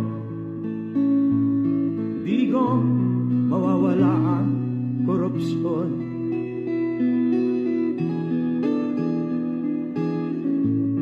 Tayo na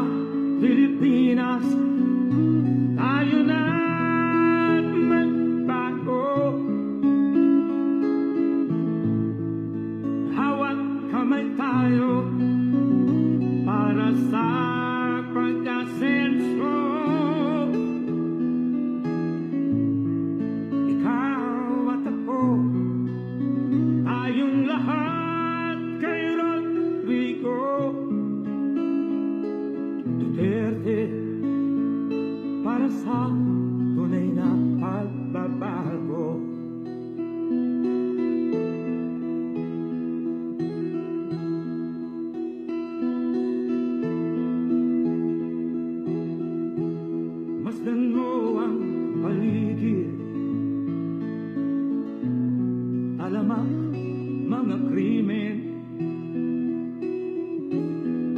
rape, droga at mga nakawan, dapat nang mapigilan.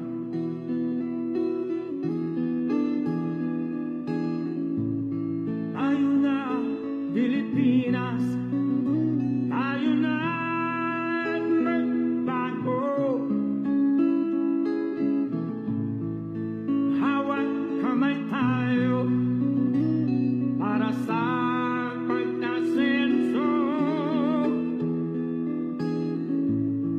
Ikaw at ako, tayong lahat kay Rodrigo Duterte, para sa tunay na pagbabago. Why am I here? I am here because I love my country and I love the people of the Philippines. Ikaw at ako, tayong lahat kay Rodrigo.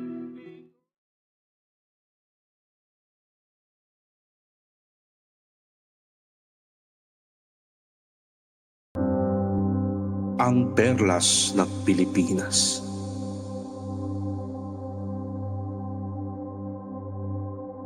Walang pahinga sa pagtulong ng mga mahal nating mamamayan.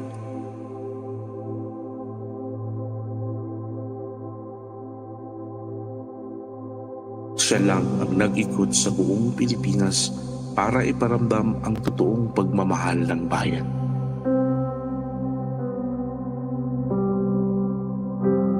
Kahit binawasan ang budget ng OVP, patuloy pa rin ang serbisyo sa mahal nating mga kapatid.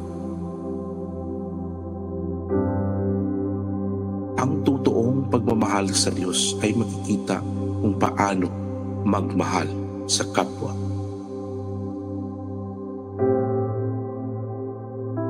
Ang totoong serbisyo ay hindi dapat ipagmamayabang, kundi ito'y iparamdam.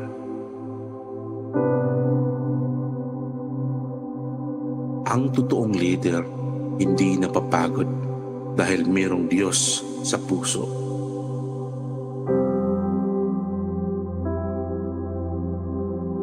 Inday Sara, maraming salamat po.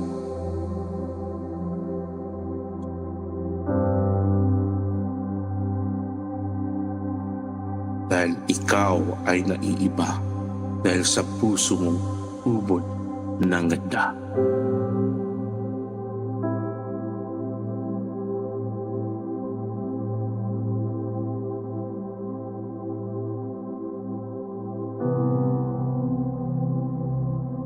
Greet ko sa imo, Ma'am Inday Sara, na happy birthday. Ug salamat yun kayo sa ibong hatag sa amo diri na building. Nga di namin mainitan, nga nanami suga, pinmaninti. Ug daghang kayong salamat sa imo ha. Ug manghinaot ko, nga makaya nimo ang imong mga problema karon, nga ning abot sa imong pagka Vice President. Pero kaya nimo na, kaya jud nimo na. Gusto na ko i-greet ang ato ang Vice President, Ma'am Sara. Wish you all the best. I hope na mas mulambot pag yun ang Pilipinas. I love you. Napaka-special na araw.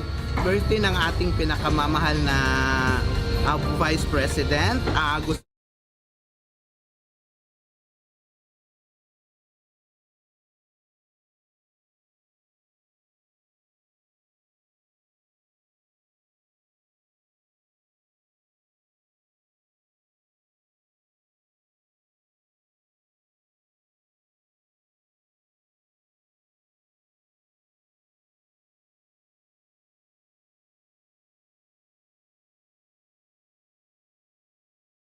They know the consequences of the criminal acts, especially when caught in flagrante delicto, and they violently resist arrest.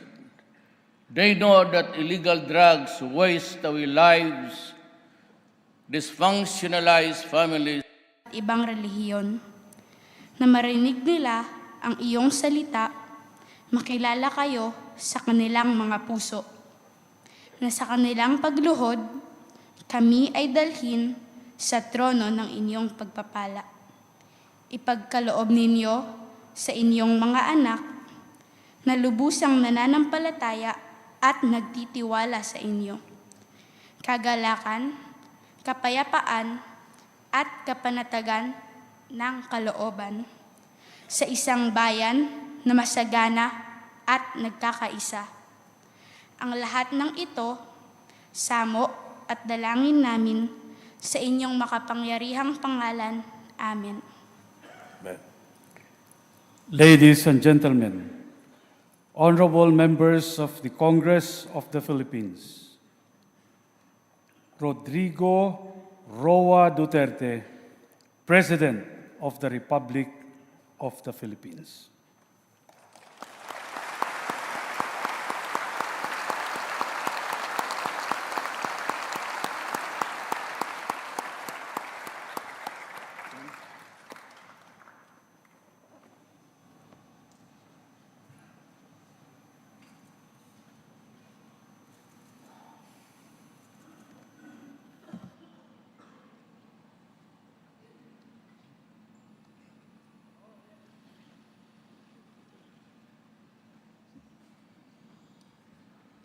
Kindly. Thank you for your courtesy.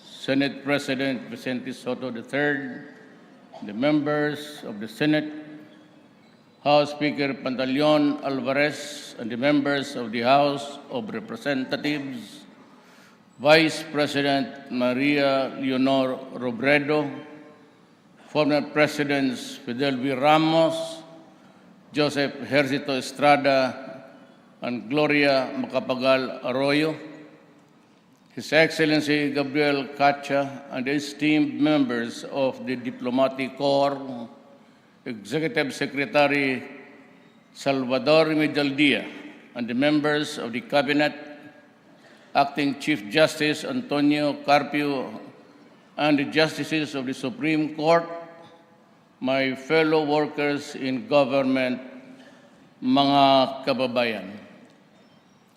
About 2 years ago, I solemnly took my oath as a worker of the national government.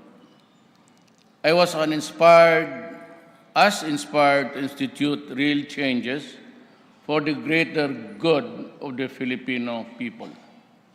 As I was greatly overwhelmed then by the daunting challenges that lay ahead. 2 years later, my solid commitment to directly and decisively address our nation's collective challenges remains. It has not wavered. In truth, it has even gotten stronger through adversity and the desire to give the people the most we can within my term in this government. Let me begin by putting it bluntly. The war against illegal drugs is far from over. Where before the war resulted in the seizure of illegal drugs worth millions of pesos, today they run billions in peso value. I can only shudder at the harm that those drugs could have caused had they reached the streets of every province, city, municipality, barangay, and community throughout the country. That is why the illegal drugs war will not be sidelined. Instead, it will be as relentless and chilling, if you will, as on the day it began. These drug dealers know fully well that their business is against the law. They know the consequences of their criminal acts, especially when caught in flagrante delicto, and they violently resist arrest. They know that illegal drugs waste away lives dysfunctionalize families, and ruin relationships. They know that once hooked, addicts will die slowly, slow deaths, and yet they persist in doing what they do, oblivious to the terrible harm that they cause to the people and communities. And when illegal drugs operations turn nasty and bloody,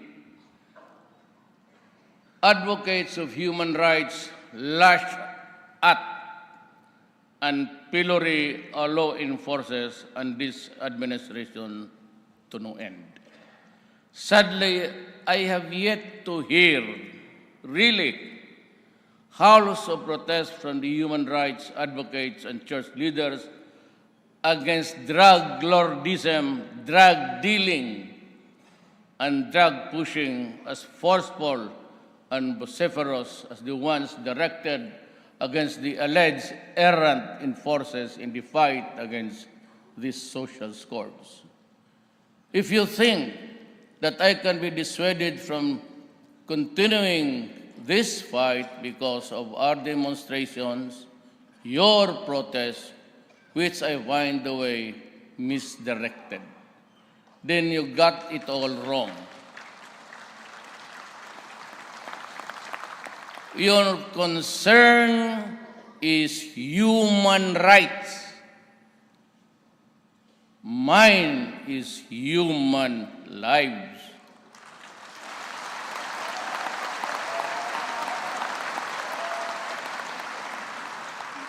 The lives of our youth are being wasted and families are destroyed, and all because of the chemical called shabu, cocaine, cannabis, and heroin.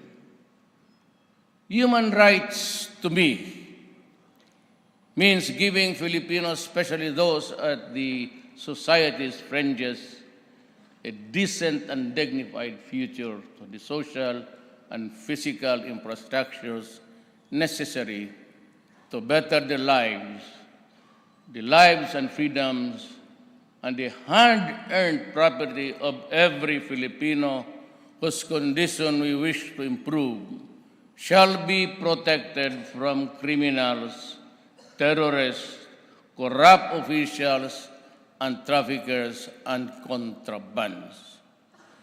You worry about the present. I am concerned both the present and the future. I worry about the future because I know what crimes can do to the youth of this country if not stopped. Crimes can make human cesspools of succeeding generation. I will not allow it to happen, not during my term. Time and again, I have stressed that corruption must stop. Corruption is like a leech that it bleeds the government of funds, program, infrastructure, and social development projects. It saps the morale of dedicated and honest government workers, and corruption destroys those who succumb to its temptation, and eventually it is the innocent who will suffer and bear its horrible consequences. The love of money is corrosive, and sadly, the desire to make the easy kind of being imaginative and manipulative corrupts absolutely. Stolen wealth does not make the thief respectable. Neither will the trappings of wealth mask or cap the stink that thievery exudes. One day, justice will catch up with those who steal government funds. And when the day comes, it will be the public who will have its retribution. While we run after those who steal the people's money, we are also enhancing the government's delivery of frontline services. I thank Congress for the swift passage of the ease of doing business, which is significant. Fight against corruption and improving service of delivery. We need to sustain our momentum, and I hereby direct all government units, makinig sana kayo, and government agencies to faithfully implement this law and simplify the process. Hinihingi ko yan sa lahat na sa gobyerno under my control and supervision. Huwag ho kayong magkamali. I particularly call the attention of the agencies with the number of red tape-related reports from the public. Make your services truly customer-friendly. Our people deserve efficient, effective, and responsive government services. They deserve nothing less. Kayo lang ayaw eh. Gusto ng tao, kayo yung binabayaran, make your living from the pockets of the people, and you have a lousy and corrupt bureaucracy. I have friends and political supporters whom I appointed to public office and then dismissed or caused to resign. I need not mention their names or recount the circumstances surrounding the removal or resignation. Media has more than amply reported that. I value friendship. Make no mistake about it, but it has its limits. This is a lonely place I am hemmed in. Do not make it lonelier by forcing me to end our friendship because you gave me the reason to end it. It pains me to no end the loss of friendships, and that is why I appeal to you to help me in my cause so that our friendship will endure. For as long as I can remember, the bulk of the income generated in Mindanao used to be remitted to what we in Mindanao refer as the Imperial Manila, to fund national projects primarily in the Metro Manila area, leaving a pittance to Mindanao as its share thereof. Mindanao was dubbed as the land of promise, and Mindanaoans say in derision that is so because what it got from government through the years were promises, promises, and more promises. We aim to rectify that derisive observation, and as a matter of fact, we are now in the process of fulfilling that promise through significant increases in the budget for Mindanao. At the end of my term, I hope to see the promise of Mindanao fulfilled, or at least at the very least, approaching fulfillment.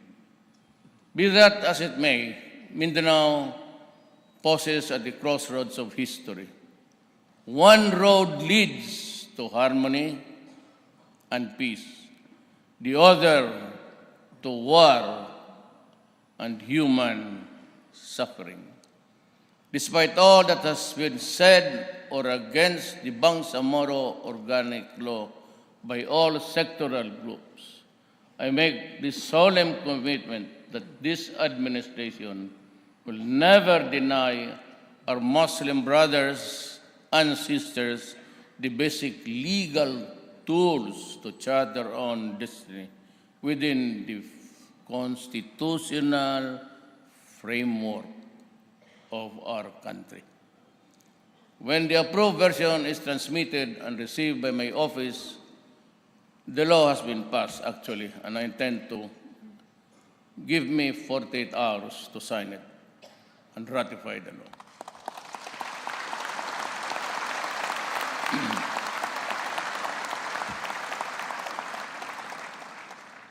Babasahin ko pa bago ako pipirmahan. Baka may siningit kayo dyan na hindi maganda para sa ibang tao.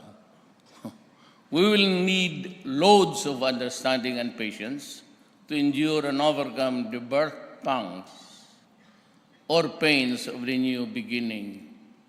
To me, war is not an option. We have been through the catastrophe in Marawi. We have seen the horror, the devastation, and the human toll, and the displacement of both Christians and Muslims alike. I have made a pledge that ISIS terrorists or groups or its allies will never gain foothold in our country. Yet, when what remained of the decimated Maoti ISIS group in Marawi finally saw the error of their ways and expressed their desire to be reintegrated into society, we welcome them with open arms and embark on a genuine efforts to embrace a peaceful, productive life for them. We owe it to our fallen soldiers and police officers in Marawi and elsewhere to put an end to the bloodshed and seek the path of true peace, a peace that will last beyond this lifetime and whose dividends our children will reap. On international relations, we shall continue to assert and pursue an independent foreign policy. Our long-term national development and national security goals come first.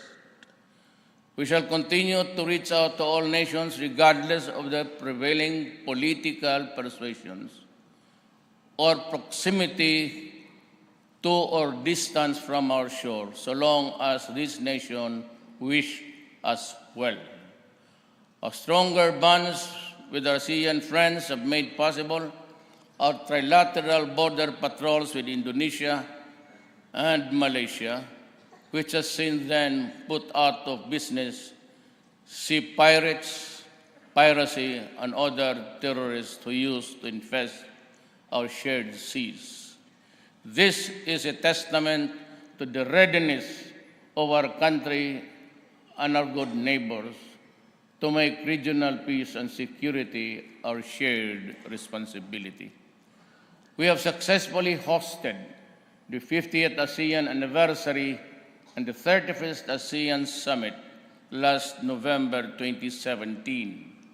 We have shown the world that we are capable when we work together.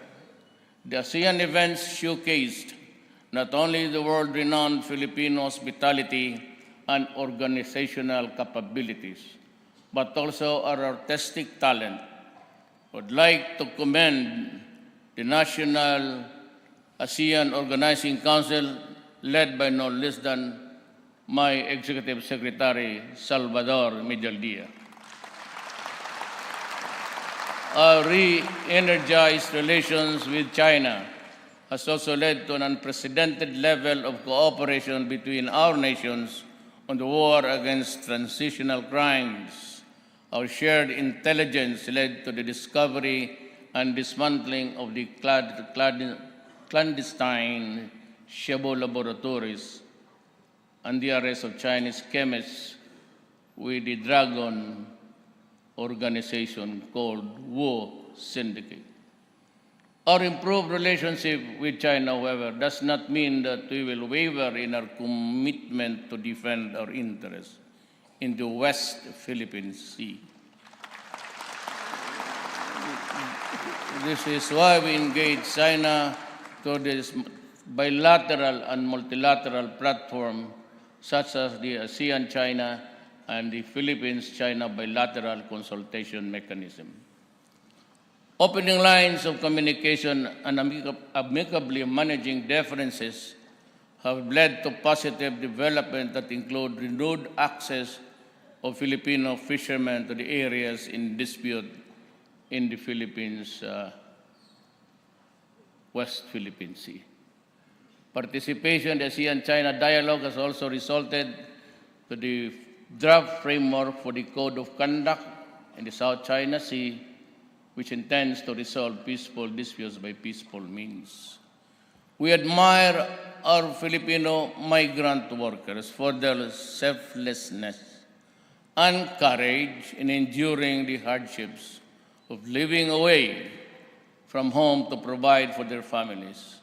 You epitomize the innate resilience of the nation. You have shown your willingness to toil and sacrifice day in and day out for the long-term good of your family, loved ones. You have also contributed greatly to the national economy, even as you help in small and big ways to the economies of our international partners. This is why we strongly condemn the deaths and abuses experienced by Filipino migrant workers in the hands of their foreign employers. I have said this before and I say it again.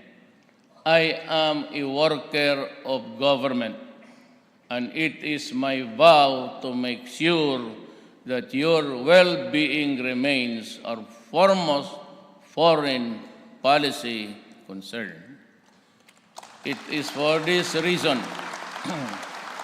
that we are continuing to work with the host nations to ensure the welfare of our countrymen.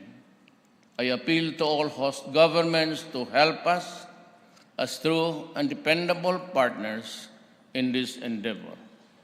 I have always believed that no matter how well-intentioned a leader is, no matter how well-conceived may be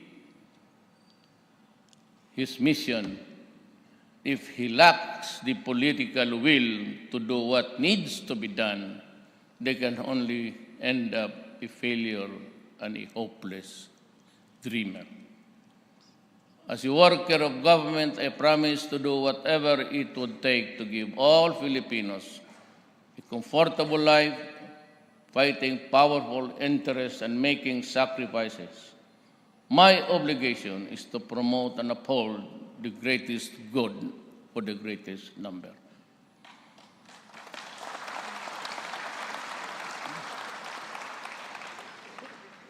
Our campaign against Endo has resulted in the regularization of the more than 300,000 workers as of early this month. On May 1 of this year, I signed Executive Order 51, which sought to protect the workers' right to security of tenure. Read my lips. I understand that this does not satisfy all sectors. I share their sentiment. I truly do. Much as I would like to do the impossible, that power is not vested upon me by the Constitution, and neither will I make both ends meet, even if I will violate the laws to achieve that purpose. Simply, it is not part of my territory. That is why I add mine to their voices in asking Congress to pass legislation ending the practice of contractualization once and for all.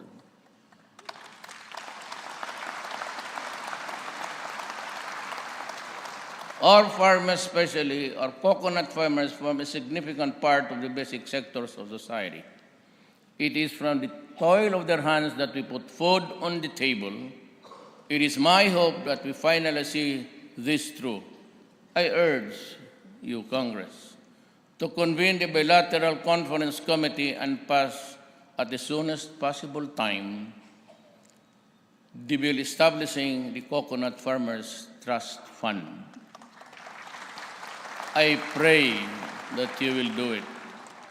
My administration remains firm in its resolve to ensure that the country's telecommunication services are reliable, inexpensive, and secure.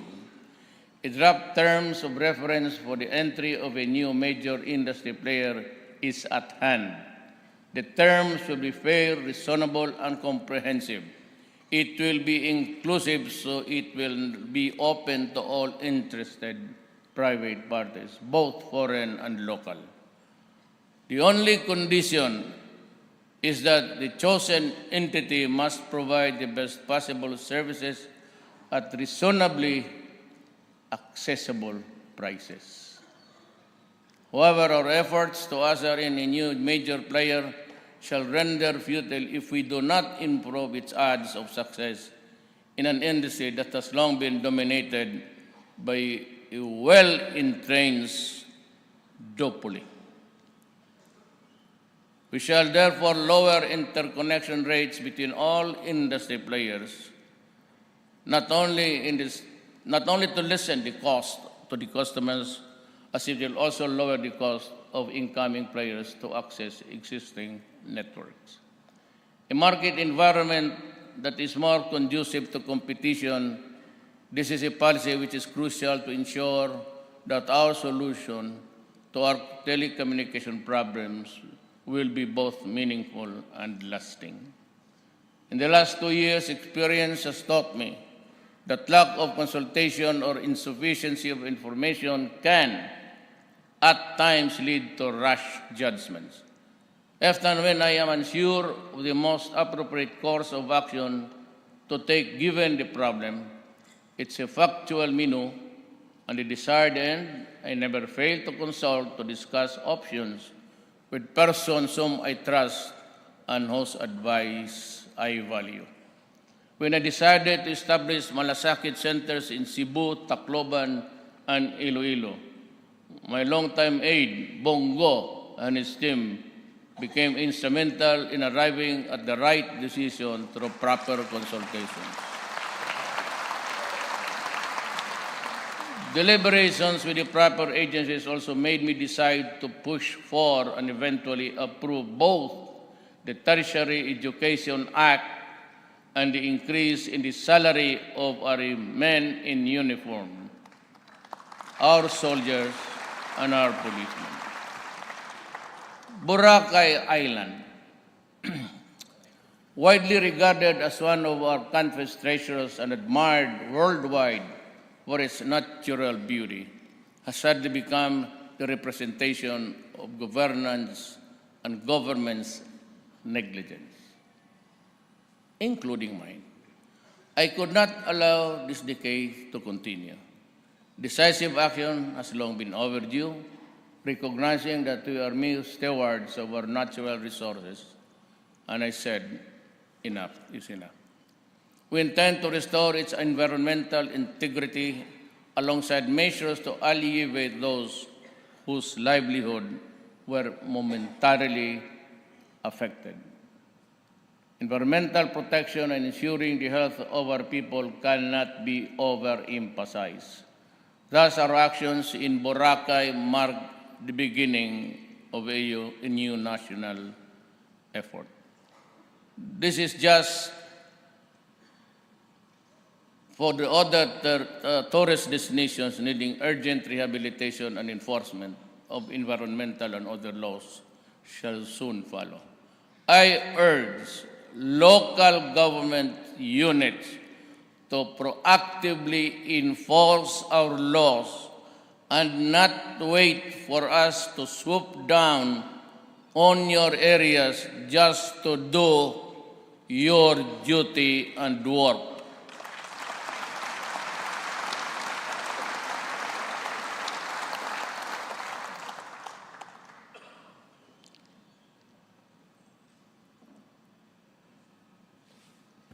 Some other time, I would have to discuss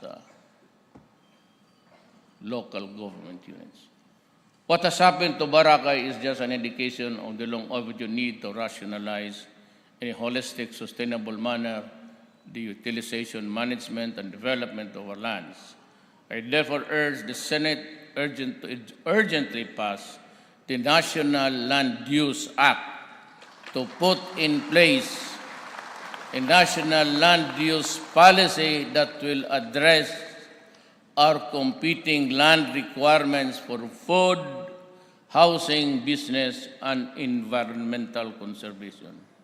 We need to do this now.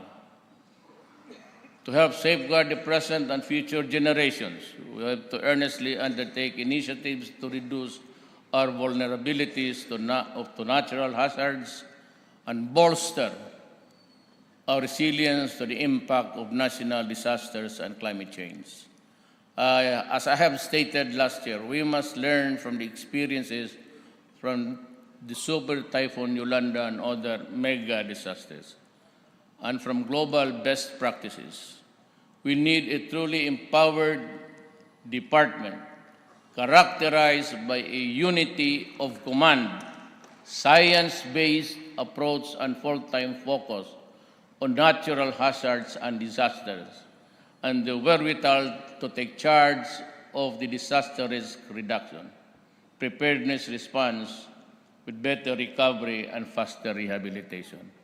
Hence, we in the Cabinet have approved for immediate endorsement to Congress the passage of a law creating the Department of Disaster Management, an interagency.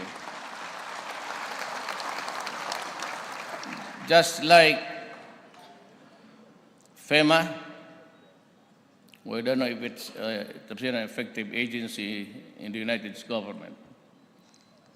An interagency crafted and a high priority measure aimed at genuinely strengthening our country's capacity to reliance on natural disasters. I fervently appeal to Congress to pass this bill with utmost urgency.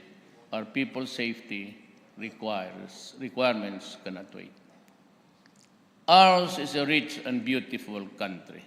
Indeed, add to that a great number of people equipped with technical expertise and professionalism, and you have a country poised to soar and take this place among the world's economic and financial eagles. God willing, inshallah. Nature enjoyed us with its wealth to be taught for the benefit of all generations. My policy in the utilization of these resources is non-negotiable. The protection of the environment must be top priority. And extracted resources must be used for the benefit of the Filipino people, not just a select few. Do not just give me taxes. I can get it from other sources. Give me what needs to be given to my countrymen. To the mining industry, I see this once again, and maybe for the last time. Do not destroy the environment or compromise our resources. Repair what you have mismanaged. Try to change management radically, because this time you will have restrictive policies. The prohibition of open pit mining is one. It is destroying my country. It is destroying the environment. It will destroy the world of tomorrow for our children. I again warn responsible miners along with their patrons to stop destroying our watersheds, recharge areas, forests, and aquatic resources. You can no longer fish in our rivers. It's all contaminated. And the color is not even brown or purple or white. It's black. You want to see it? I will invite you. We can go to the Walwal and the other mining areas. And I'm sure you will puke with what is happening to this country. Expect reforms, radical ones. I do not intend to quarrel with anybody who demanded, but for as long as I am here, I said, you will just have to contend with me. I expect you to do your part in ensuring our nation's sustainable development, starting now. I exhort all concerned agencies and local government units to uphold the concept of intergenerational responsibility in exploring and the utilization of our mineral wealth, protection and preservation of our biodiversity, anchored on the right to a balanced and healthy ecology. I applaud Congress for the timely passage of the train law. You have made funds available to build better roads, bridges, and improve health and education, and strengthen our safety and security. Some have incorrectly blamed our effort towards a fairer tax system for all the price increases in the past months, and some irresponsibly suggesting to stop train implementation. We cannot and should not. We need this for sustainable growth that leaves no Filipino left behind. Train is already helping poor families and senior citizens cope up with rising prices. We have distributed unconditional cash transfer to 4 million people and will help 6 million more this year. Following the 1 peso discount per liter in gas stations, we have also started releasing fuel vouchers to public utility, jeeps, and other valid franchises. Further, we have fast-tracked the distribution of energy rice to provide affordable rice for all. Excuse me. This year, we are giving 149 billion pesos worth of subsidies to the poor and vulnerable. Next year, the amount will be increased to 169 billion pesos. But no amount of subsidy can help the poor if some businesses take advantage of their situation to make more money. I ask businesses to cooperate with us in charging a fair price. To help stabilize rice prices, we also need to address the issue of artificial rice shortage. I now ask all the rice hoarders, cartels, and their protectors. You know that I know who you are. Stop messing with the people. I hate to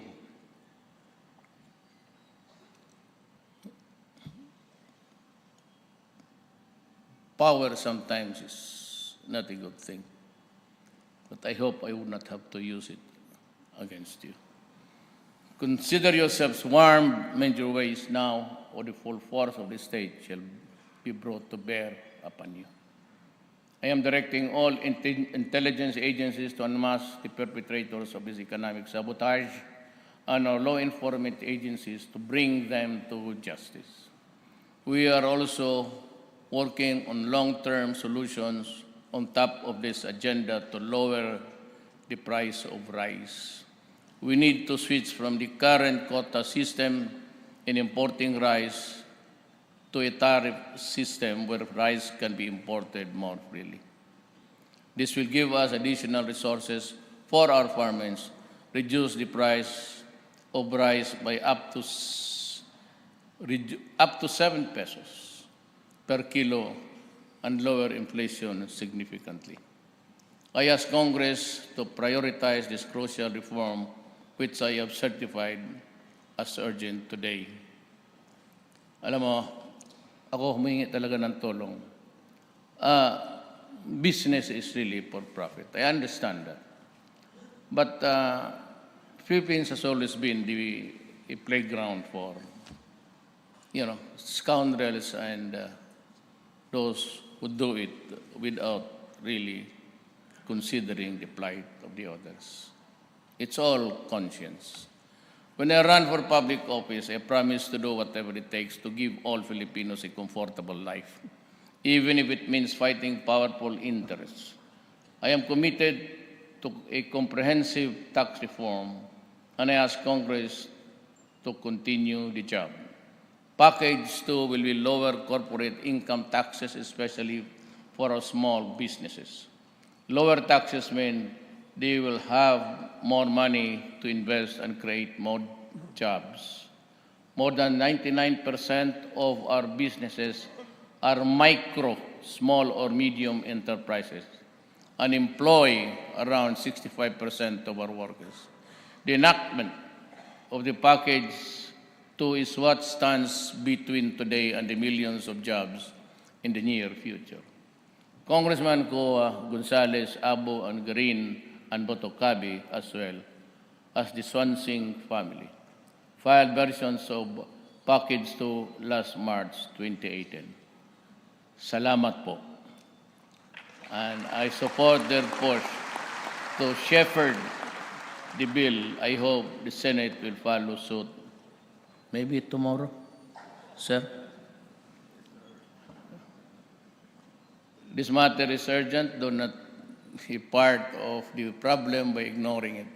I hope to sign Package 2 before the year ends. I urge Congress to pass it in form that satisfy our goals and serves the interests of the many, not just the wealthy few. By the end of July 2018, all 5 packages of my tax reform would have been submitted to Congress.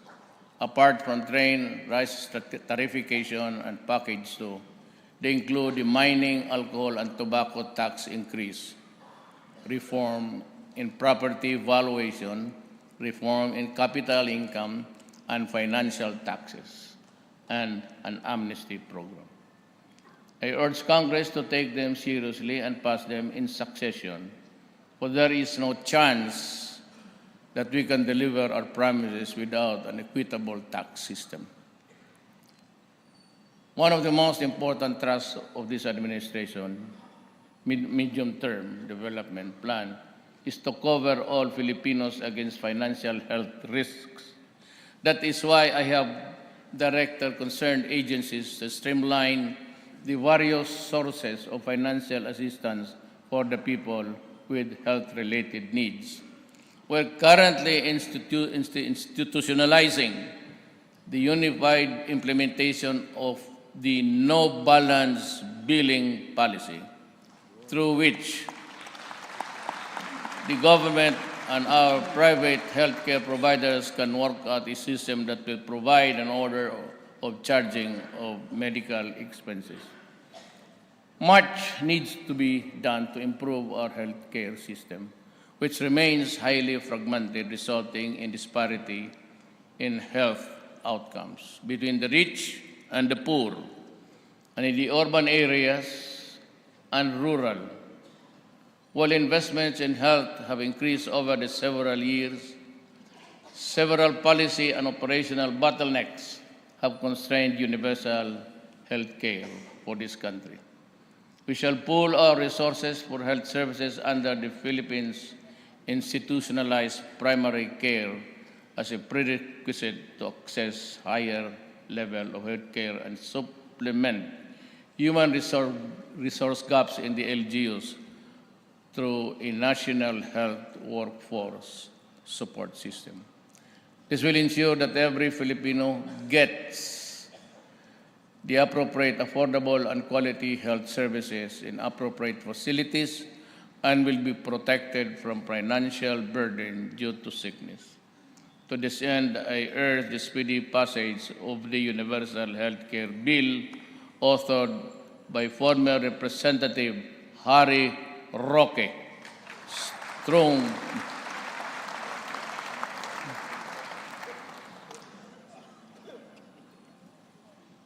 Strong political determination, not political ambition, is the guiding light.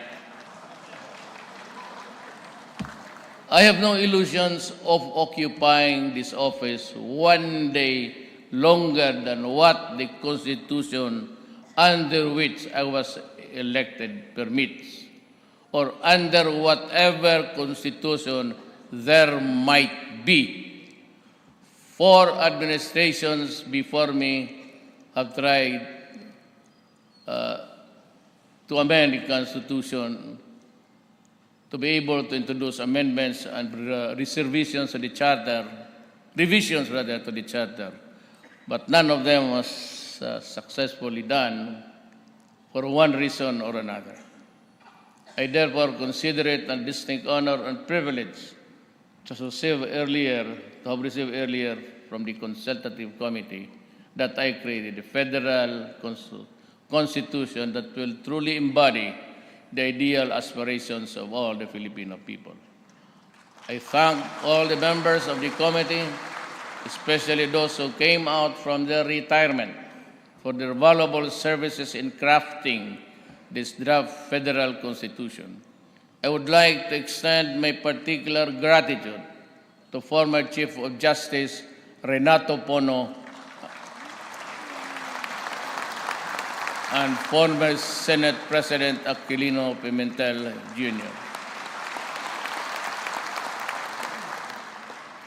I am confident that the Filipino people will stand behind us as we introduce this new fundamental law that will not only strengthen our democratic institutions but also create an environment where every Filipino, regardless of his social status, religion, or ideology, will have an equal opportunity to grow and create a future that he or she can proudly bequeath to the succeeding generations.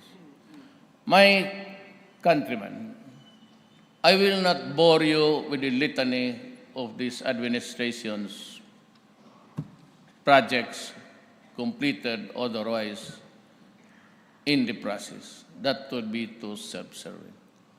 I have instead caused to be prepared a written report on what was and what has been done in the months and probably in the years to come. The report shall be made available within the next few days. I was informed that satellite facilities were set up by the Presidential Communications Operations Office in certain far-flung barangays. So as of today, the residents of these communities can watch the state of the nation and for the first time see you on TV. I hope you'd have enjoyed the experience. In ending,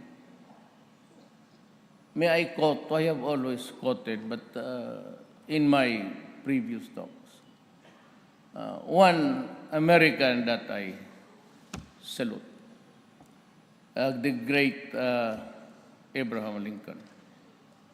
And this has been, I've been in government for the last, if I complete my term, inshallah, God willing, I would have served government for 40 years. And I came across this statement which has been with me since I was a fiscal in the 70s. And he said, if I were to try to read, much less answer all attacks made on me, this shop, the presidency, might as well be closed for any other business. I do the very best I know how, the very best I can, and I mean to keep doing so until the end. If the end brings me out all right, what has been said against me won't amount to anything. But if the end brings me out wrong, 10 angels of God swearing that as I was right would make no difference. Dakang salamat kaninyong tanan.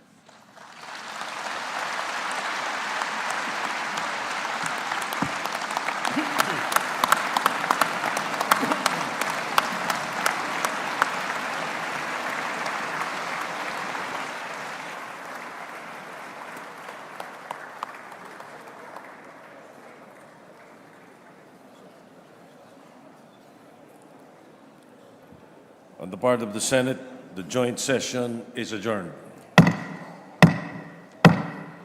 On the part of the House of Representatives, the joint session is adjourned.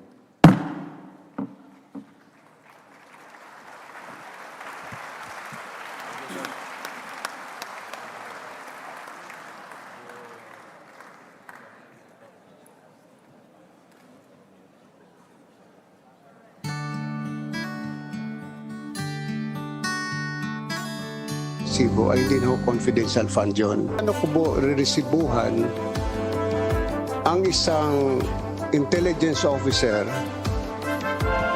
na sinuyo ko tingnan ang isang bagay o isang kaso? Ano ho i-resibo ilalagay ko doon? Paano ho ililiquidate sa akin ng intel officer?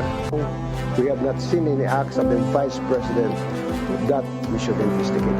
Well, we do not find anything that is in violation of one, the Anti-Graft and Corrupt Practices Act, of any of the offenses in the revised penal code that is in relation to the Anti-Graft and Corrupt Practice. Advise Joseph Andres to shut up, to stop talking about the case, because one of the powers of the Ombudsman is to take over the investigation of the case of any government investigative agency at any stage of the process. Being investigated for ATA, anti-terror law, and grave threats. Yeah. Pag ganun pong nature ng investigation, can you take over? If we find that the grave threats is committed in relation to office. Pasidungog 2023 Award. Noong Hunyo 2023, ipinakita niya ang isang plaque ng pagpapahalaga sa Pasidungog 2023 na kinikilala ang mga lokal na pinuno at ang kanilang mga kontribusyon sa pag-unlad ng komunidad. Ang mga parangal na ito ay sumasalamin sa kanyang pangako sa serbisyo publiko, pagpapaunlad ng komunidad at epektibong pamamahala. Ang pamumuno ni Rodrigo Duterte mula 2016 na hanggang 2022 ay minarkahan ng ilang makabuluhang tagumpay na humubog sa Pilipinas sa iba't ibang paraan. Narito ang isang komprehensibong pangkalahatang ideya ng ilan sa kanyang mga pangunahing tagumpay. Pagpapaunlad ng infrastruktura. Inilunsad ang programang E-Build, Build na naglalayong mapabuti ang infrastruktura ng bansa. Nakatuon ang inisyatibong ito sa paggawa ng mga kalsada, tulay, at mga pampublikong sistema ng transportasyon na nag-aambag sa paglago ng ekonomiya at paglikha ng trabaho. Reforma sa buwis. Ipinatupad ang Comprehensive Tax Reform Program na naglalayong gawing simple ang sistema ng buwis at pataasin ang kita para sa gobyerno. Nakatulong ang reformang ito na maging isa ang Pilipinas sa pinakamabilis na lumalagong ekonomiya sa Asya sa panahon ng kanyang termino. Mga programang panlipunan. Pinalawak ang Pantawid Pamilyang Pilipino Program, 4C, na nagbibigay ng conditional cash transfers sa mga pamilyang may mababang kita. Ang programang ito ay naglalayon na maibsan ang kahirapan at mapabuti ang kalagayan ng pamumuhay ng pinakamahihirap na Pilipino. Kampanya laban sa droga. Naglunsad ng kontrobersyal ngunit agresibong kampanya laban sa iligal na droga, na naglalayong bawasan ang krimen at mapabuti ang kaligtasan ng publiko. Habang ang pamamaraang ito ay nahaharap sa pagpuna para sa mga paglabag sa karapatang pantao, ang mga taga-suporta ay nagtalo na kinakailangan upang matugunan ang problema sa droga. Kapayapaan at kaayusan. Idineklara ang martial law sa Mindanao para labanan ang terorismo at insurhensya, partikular noong Marawi Siege noong 2017. Ang hakbang na ito ay naglalayong ibalik ang kapayapaan at seguridad sa rehiyon. Paglago ng ekonomiya. Sa ilalim ng kanyang administrasyon, ang Pilipinas ay nakaranas ng makabuluhang paglago ng ekonomiya, na ang mga rate ng paglago ng EC ay umabot ng kasing taas ng 6.7% noong 2017 at 2018. Ang paglago na ito ay naiugnay sa paggasta sa infrastruktura at pagtaas ng mga dayuhang pamumuhunan. Pakikipag-ugnayan sa internasyonal. Inilipat ang patakarang panlabas ng bansa tungo sa isang mas malayang paninindigan, pagpapatibay ng mas malapit na ugnayan sa China at iba pang mga bansa na naglalayong makaakit ng mga pamumuhunan at pahusayin ang mga pakikipagsosyo sa ekonomiya. Mga inisyatiba sa kalusugan. Inilunsad ang Universal Healthcare Law na naglalayong bigyan ang lahat ng Pilipino ng access sa mga dekalidad na serbisyong pangkalusugan nang walang kahirapan sa pananalapi. Require niyo po ang isang ahensya ng gobyerno na may confidential fund na mag-submit ng resibo ay hindi na ho confidential fund yun. Ano ko po reresibuhan ang isang intelligence officer na sinuyo ko tingnan ang isang bagay o isang kaso? Ano ho yung resibo ilalagay ko doon? Paano ho ililiquidate sa akin ng intel officer? We have not seen any acts of the Vice President that we should investigate. Well, we do not find anything that is in violation of one, the Anti-Graft and Corrupt Practices Act, of any of the offenses in the Revised Penal Code that is in relation to the Anti-Graft and Corrupt Practice. Advise Joseph Andres to shut up, to stop talking about the case, because one of the powers of the Ombudsman is to take over the investigation of the case of any government investigative agency at any stage of the It's being proceeding. investigated for ATA, anti-terror law, and grave threats. Pag ganun pong nature ng investigation, can you take over? If we find that the grave threats is committed in relation to office. Pasidungog 2023 Award. Noong Hunyo 2023, ipinakita niya ang isang plaque ng pagpapahalaga sa Pasidungog 2023 na kinikilala ang mga lokal na pinuno at ang kanilang mga kontribusyon sa pag-unlad ng komunidad. Ang mga parangal na ito ay sumasalamin sa kanyang pangako sa serbisyo publiko, pagpapaunlad ng komunidad at epektibong pamamahala. Ang pamumuno ni Rodrigo Duterte mula 2016 na hanggang 2022 ay minarkahan ng ilang makabuluhang tagumpay na humubog sa Pilipinas sa iba't ibang paraan. Narito ang isang komprehensibong pangkalahatang ideya ng ilan sa kanyang mga pangunahing tagumpay. Pagpapaunlad ng infrastruktura. Inilunsad ang programang Iniibig.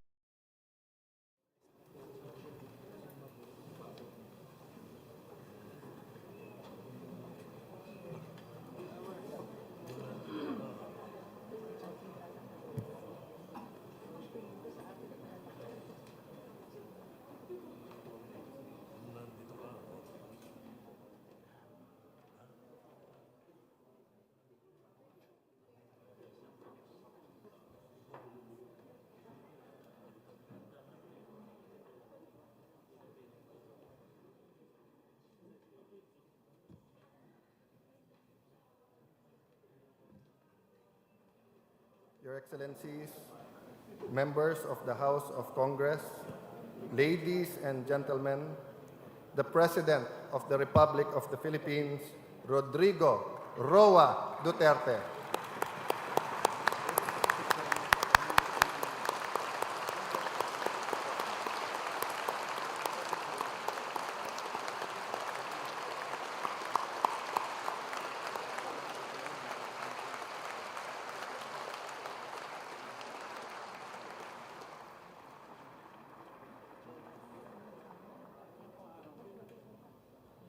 Thank you. Can you sit now? Kumusta po kayo? Senate President Vicente Soto III and the honorable members of the Senate, House Speaker Alan Peter Cayetano, and the honorable members of the House of Representatives, Vice President Maria Leonor Robredo, magandang hapon po sa iyong ma'am at kung nasaan ka. Former Presidents Fidel V. Ramos, Joseph Ejercito, Macapagal Arroyo,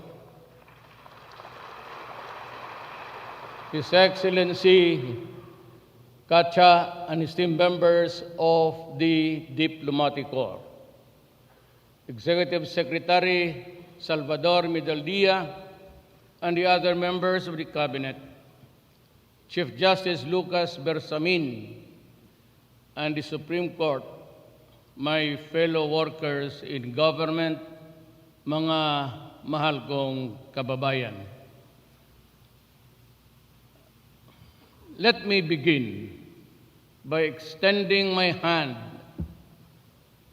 in gratitude to all who kept faith with me in our most trying times. Numbers speak 1,000 words, tell 100 tales, but the landslide victory of the administration candidates, as well as the latest survey result, shows that my disapproval rating is 3%. I hope that the members of Congress, sana hindi kayo included sa 3%, inspires me with determination to pursue relentlessly what we have started at the start of my administration. Few men imbued with the will and the courage to do what he believes is right and just, and whatever be the opposition in terms of numbers and noise, makes a majority. For it is not the eagle in the fight, but the fight in the eagle that matters.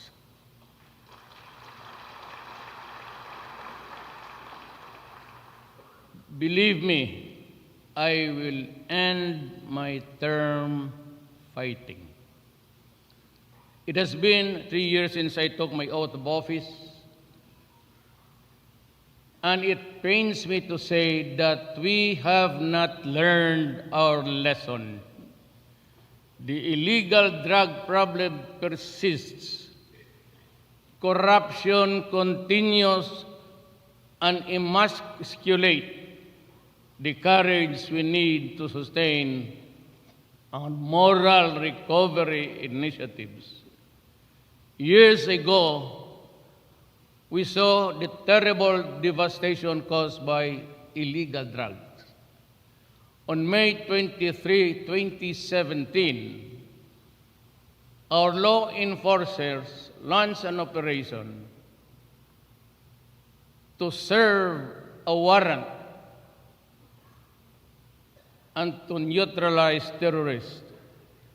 A group of armed men with sophisticated weaponry and aided by local radicalized by extreme dogma and teachings fought our troops for weeks. During that Marawi siege, tons of shabu worth millions and millions of pesos.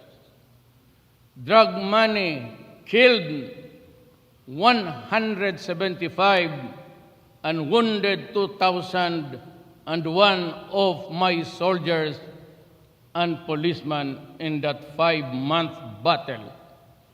I am aware that we still have a long way to go in our fight against this social menace.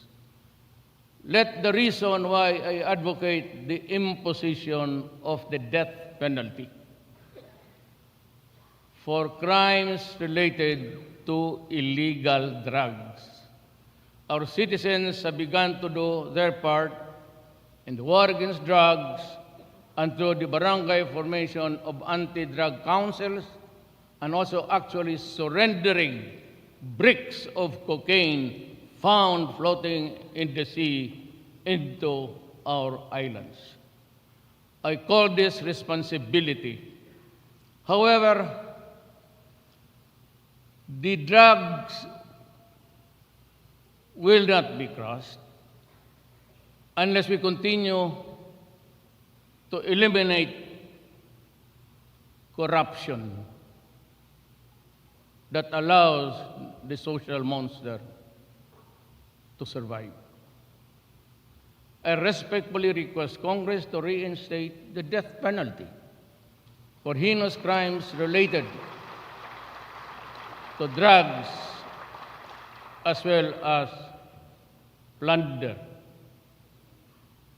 My countrymen, it is a sad commentary that we cannot distinguish our need from our greed, our principles from our prejudices, the real from the fake,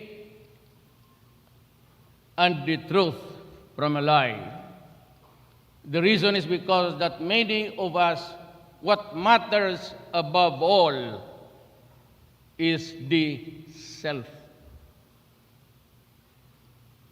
It is selfishness, it's worse for no purpose other than personal aggrandizement.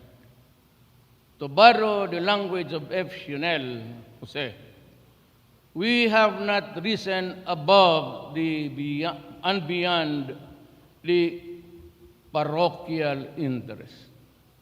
Our warped loyalty to family, friends, and tribal kin continue to exact a heavy toll on our programs designed to uplift the poor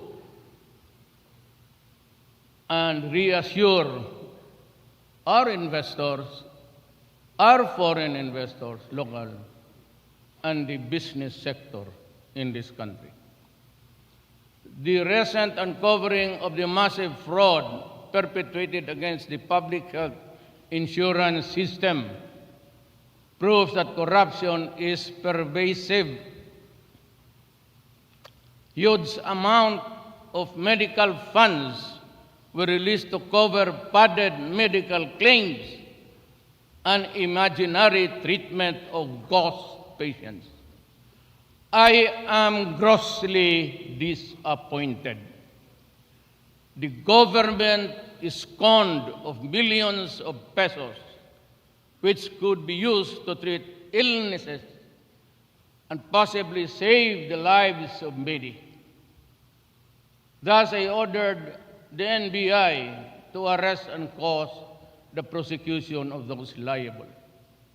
I appointed a new PhilHealth president, whom I know is a man of integrity, a military man, a former military officer, and gave him marching orders to prioritize ridding the agency of corruption. By the way, I commend the Bureau of Investigation for its handling of high-profile cases resulting in the arrest and prosecution of criminals. These culprits will have their day of reckoning in court. I hope it happens during the last 3 years of my term. Concerning the unscrupulous persons manning our ports and scalawags in uniform, we have been unyielding in our reforms to weed them out of public service.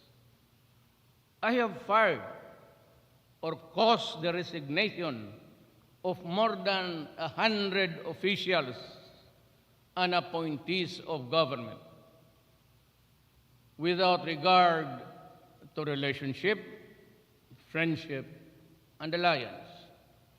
There is no sacred cow, as the saying goes, in my administration. Institutions that are the stewards of our resources and agents of development have long been a major source of public frustration. Drastic reforms within these agencies have yielded results. Our government-owned and controlled corporations, infamous for high salaries and bonuses being paid for their executives and employees, have started to shape up. As of July 9, 2019, we collected more than 61 billion from GOCCs, or government corporations, 32 of which, or 32% is 16 billion from PAGCOR. This is more than the 36 billion collected in 2017. My salute to Andrea Domingo.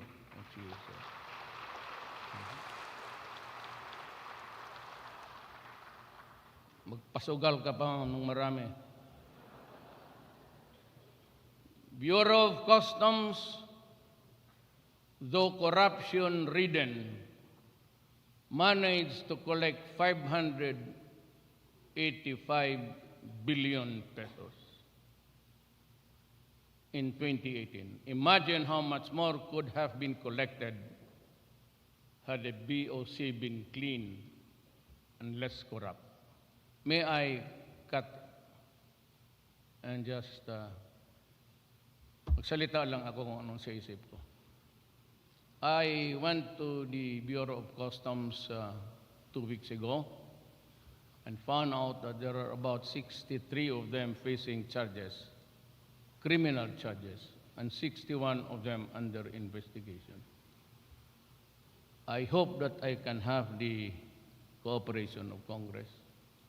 If we cannot abolish their position, and if I cannot dismiss them for the reason that there is a security of tenure, I will just allow them to have their plantilla positions, but they have to report to Congress every day to help me in the huge paperwork that we have to do every day. All of them will go out from the premises of the customs area. I do not want them back. We in government talk too much, act too little, and too slow. I recall saying that before the congressional hearing when I was mayor of Davao City. I say that again to emphasize how little we have changed since then. We have long on rhetorics, but short of accomplishments. It's just that you, Congress, even the executive department, and maybe me. So I am here to rectify my own error. That is why I implore those who occupy positions of power and authority to let your deeds and accomplishments do the talking. Lead by example. Words ring hollow when not followed by positive and prioritized action. Time and again, I have emphasized that, like my fellow workers in government, trabahante lang po ako ng Pilipino. Last year, I signed the Ease of Doing Business and Efficient Government Service Delivery Act, a significant piece of legislation to improve service delivery and fight corruption still until now. However, much is to be done in ensuring our responsiveness to the people's needs based on complaints received by this contact center Bayan, that's in my office. The LTO, SSS, BIR, LRA, and Pag-ibig are the top 5 agencies that need to drastically improve their service. I reiterate my directive to the government and instrumentalities, including the LGUs and the government corporations. Simplify. Andito ba kayo? Simplify. Just like the others. You can do it electronically. You do not have to go to the office. I've been asking that from you since 3 years ago. Pag hindi pa rin yung nagawa yan ngayon, papatayin ko talaga kayo.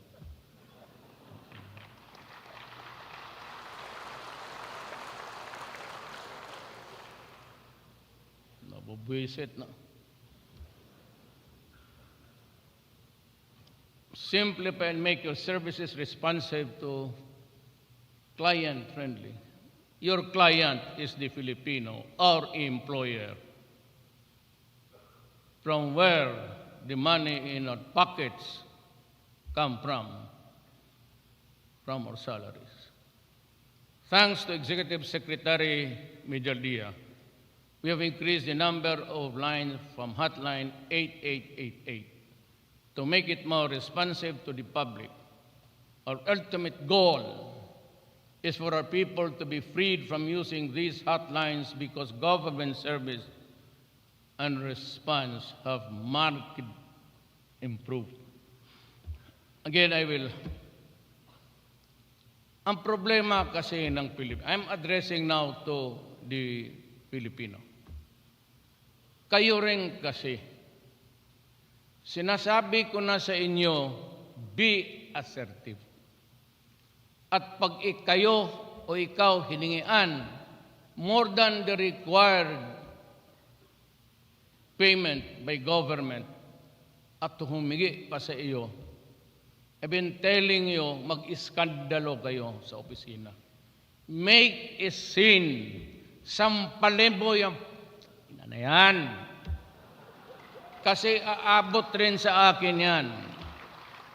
And I have done that. Ako magprangka ako sa inyo. Ako lang ang presidente na hanggang ngayon nagbubugbog talaga ng tao. Yan sa loob ng Malacanang. Pinapakain ko ng pera yung mga yawa na yan. Galit na ako sa inyo eh.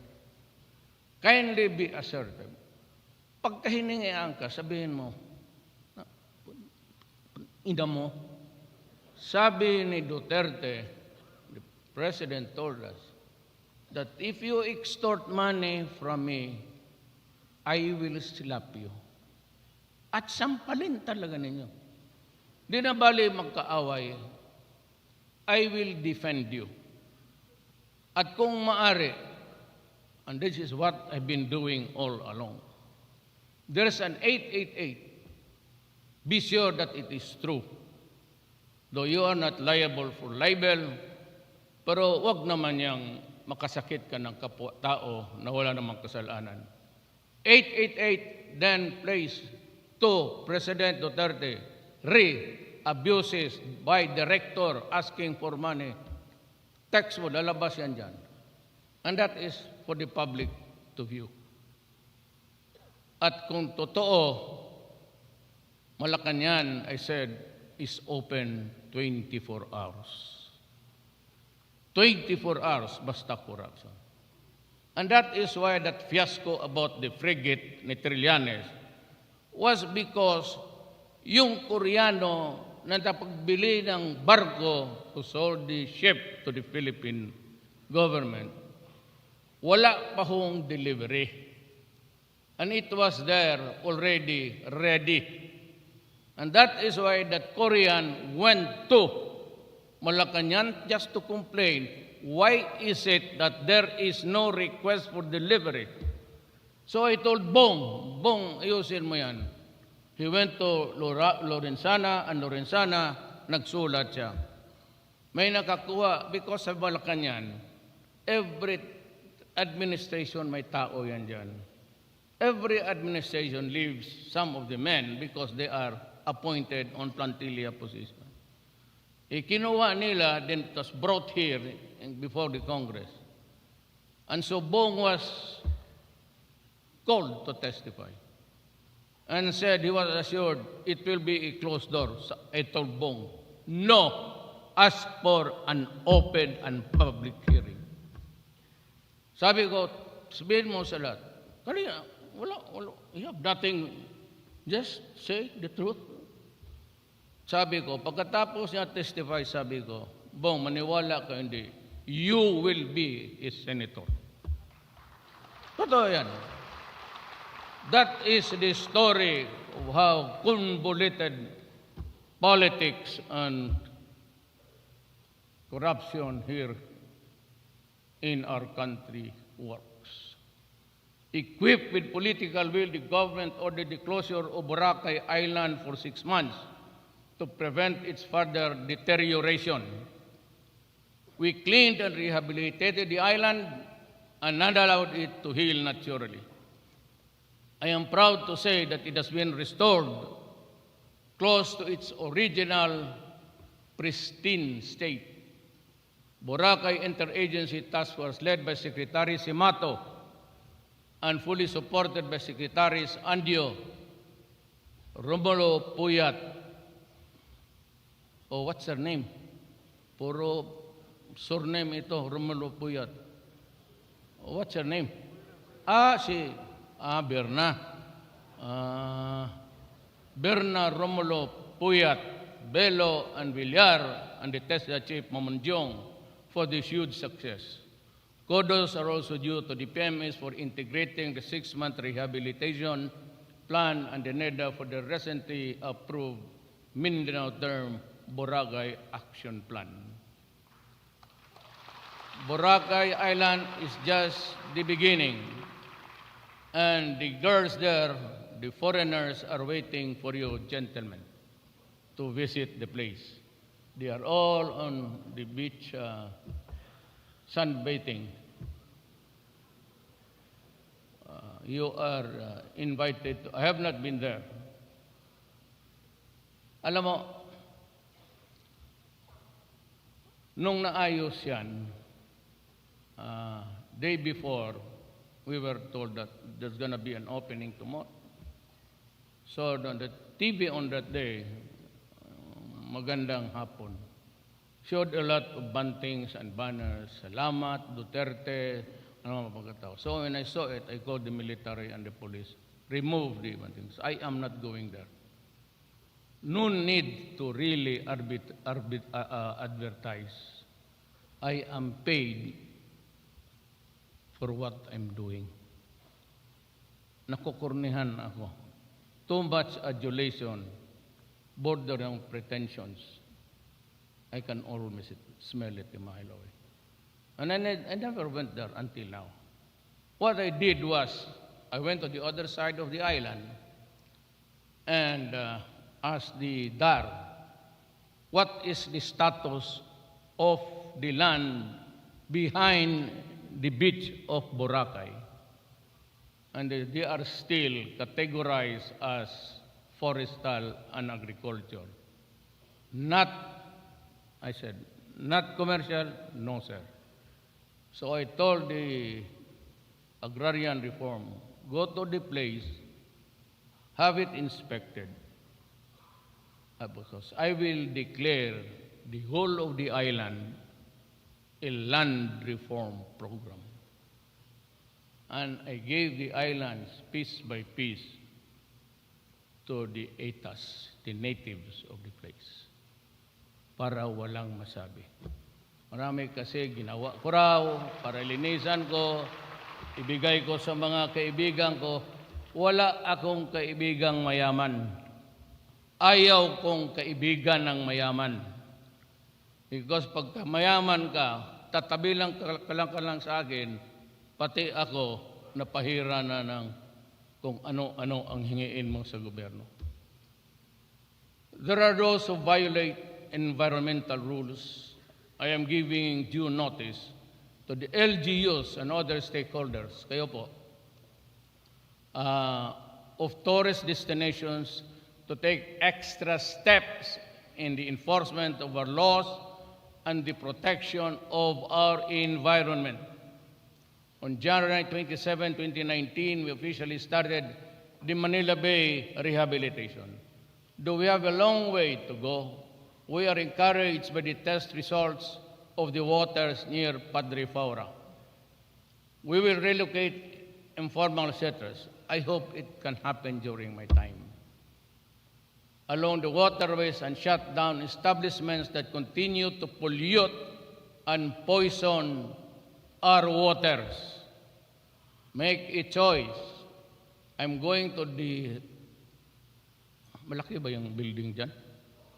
I'm going to dismantle your building or just simply burn it down so that we can have a new setup of environmental friendly, whatever that means.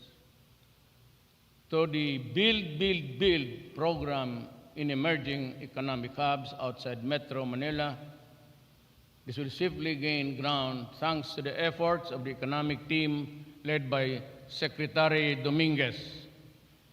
Hard at work in the interconnection of our islands and cities by air, land, and sea are Secretaries Tugade and Villar.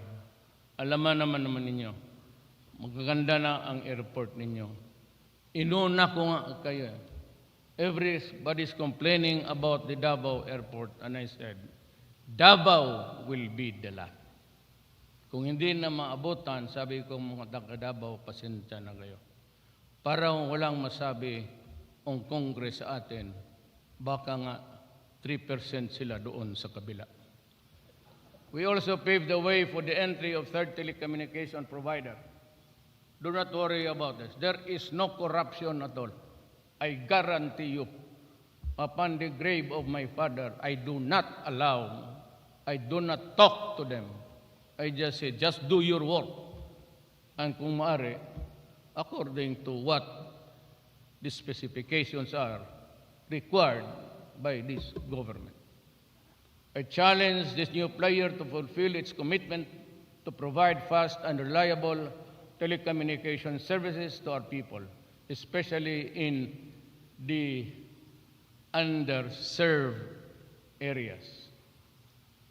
DICT Secretary Hunasan will be the lead man in this endeavor.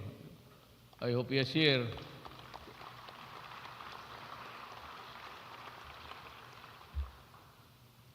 However, developmental gains will not be felt by our people in the countryside if we cannot maintain law and order. Yung peace and security, we need to enforce the law. After almost 2 decades of peace negotiation, the Bangsamoro Organic Law was finally passed and ratified. For decades, our Muslim brothers in the arm have been mired in poverty. My late Muslim brother, Minda Chair Abdul Ghair Alonto, envisioned a progressive, peaceful, and united Mindanao during our lifetime. It is my hope that the Bangsamoro transition will fast-track the establishment of regional government that will secure and comfortable life for Muslim brothers and sisters and all indigenous communities in the Bangsamoro regions. Additionally, I have taken the helm of the National Task Force to end local communist armed conflict and have assigned a cabinet member to each region to harmonize government efforts in attaining national development security. Through the exceptional leadership of Secretary Briones and the DepEd, I am proud to say that this year more Filipino learners are receiving basic education with over 27 million enrollees from kinder to senior high school.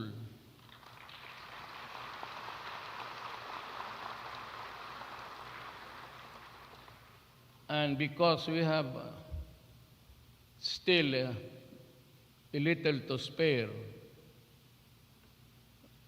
the fastest population growth, one of the is the Philippines. We are so industrious that we are producing more people than.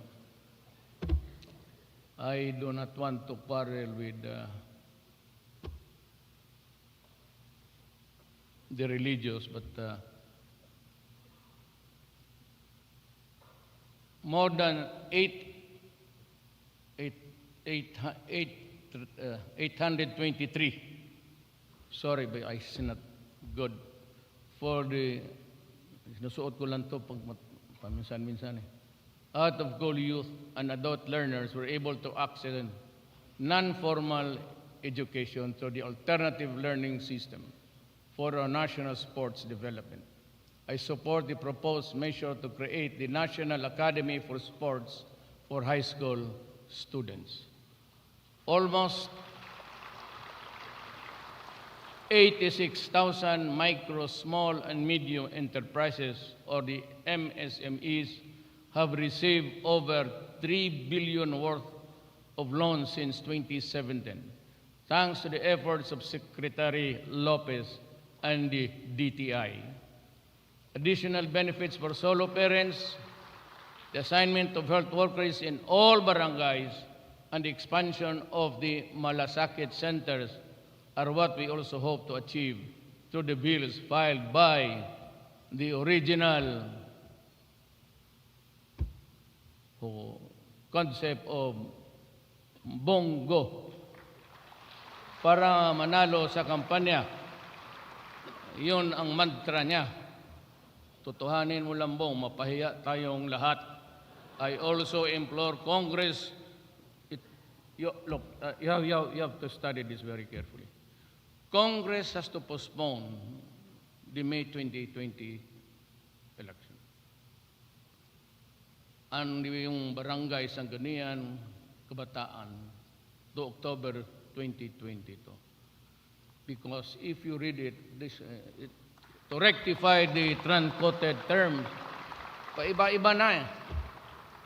The truncated terms of sitting barangays, but also provide them with the ample time to finish the programs and projects. I suggest Congress should also enact the Magna Carta for barangays. This administration's malasakit at Serbisyo program has of course reached the Filipinos who labor in foreign lands. The milestone signing of the bilateral labor agreement with Kuwait in 2018 is a testament of my commitment to stop abuses inflicted on our overseas Filipinos, to ensure their welfare, protection, and their access to government services. The establishment of the Department of Overseas Filipinos will sufficiently address this particular need. Our accomplishments for the past 3 years and the plans for the next 3 are discussed in detail in my midterm report to the people, copies of which shall be made available before the day ends. Let me repeat what I said many times before. Honestly, I have identified the enemy who dump us into this quagmire we are in. I have met the enemy face to face, and sadly, the enemy is us.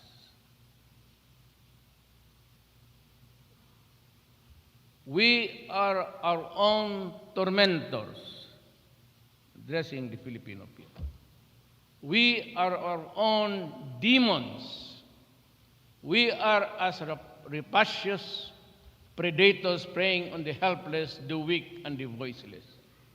We find corruption everywhere in government, when every malefactor watching his cohorts back in blatant disregard of his oath when he assumed public office. Even the language has evolved to soften the wickedness of the criminal act. For the boys, sponsoring an event, or what else have you? No amount of euphemism can trivialize or normalize betrayal of public trust or any other criminal offense. It is an injury laced with insult. It is both a national embarrassment and a national shame. For every transaction,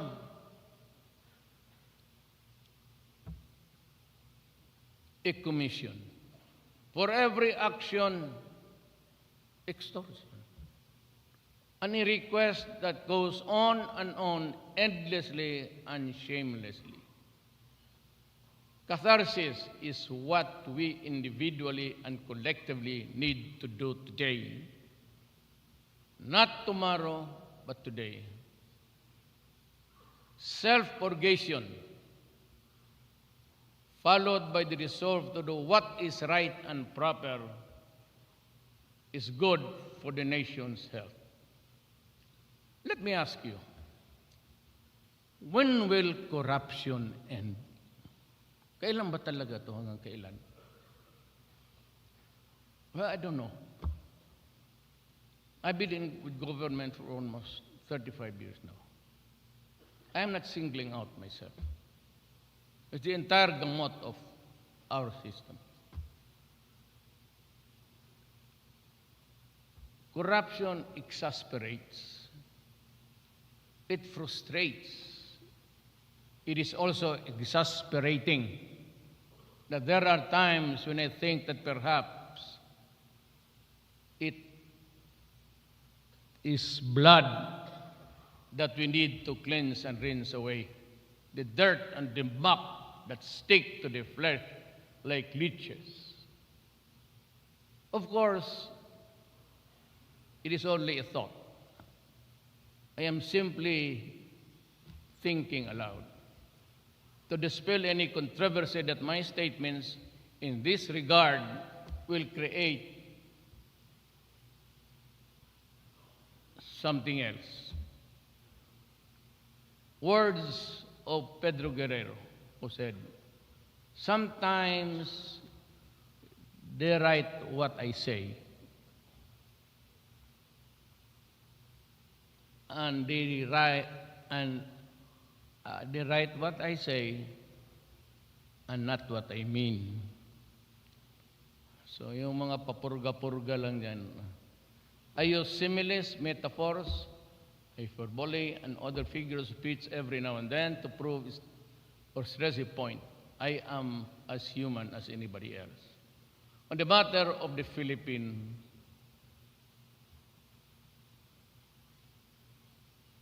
West Philippine Sea, the avoidance of conflict, armed conflict, and protection of our territorial waters and natural resources compel us to perform a delicate balancing act. A shooting war is grief and misery multiplier. War leaves widows and orphans in its wake. I am not ready or inclined to accept the occurrence of more destruction, more widows, and more orphans should war, even on a limited scale, breaks out. More and better results can be reached in the privacy of a conference room than in the squabble in the public. That is why I will do in the peaceful way, mindful of the fact that it is a national pride and territorial integrity that are at stake. Short of expressly advocating a call to arms, there are those who say that we should stand up and stop those who fish in our economic zone. Of course, we will do in due time. There is, alam mo ganito yan eh. When I became president, and when the M16 rifles were canceled by America upon the prodding of the U.S. Congress, I found myself in a quandary because reports were already very ripe na there was the passing of arms in Marawi. And because of the arms were already mostly in the hands of the police, hands me down from the army, were quite old and sometimes the bolt that pushes the bullet flies out, and the barrel has really become loose, and there are no more lands and means to push it into a circular trajectory to maintain its accuracy. So I was forced to go to China. Mabutit na lang na masabi ko sa inyo to. Then in China, we had a bilateral. I brought along the military man, Anyo, the chief of staff then, and all of them. Lorenzana, Esperon, National Security. In that meeting, I said, cabinet members were there, I want to go to my territory to dig oil. That's the word, I dig. Because that is ours. Ang sabi ni President Xi, well, you know, there's a conflict there. Do you think, rather than go there and have a confrontation, not necessarily the gray ships, warships, but, you know, a squabble there could lead to something else. So we just became friends. And perhaps we can talk about this, but not an outright precipitate move, because, you said it softly, it can mean trouble.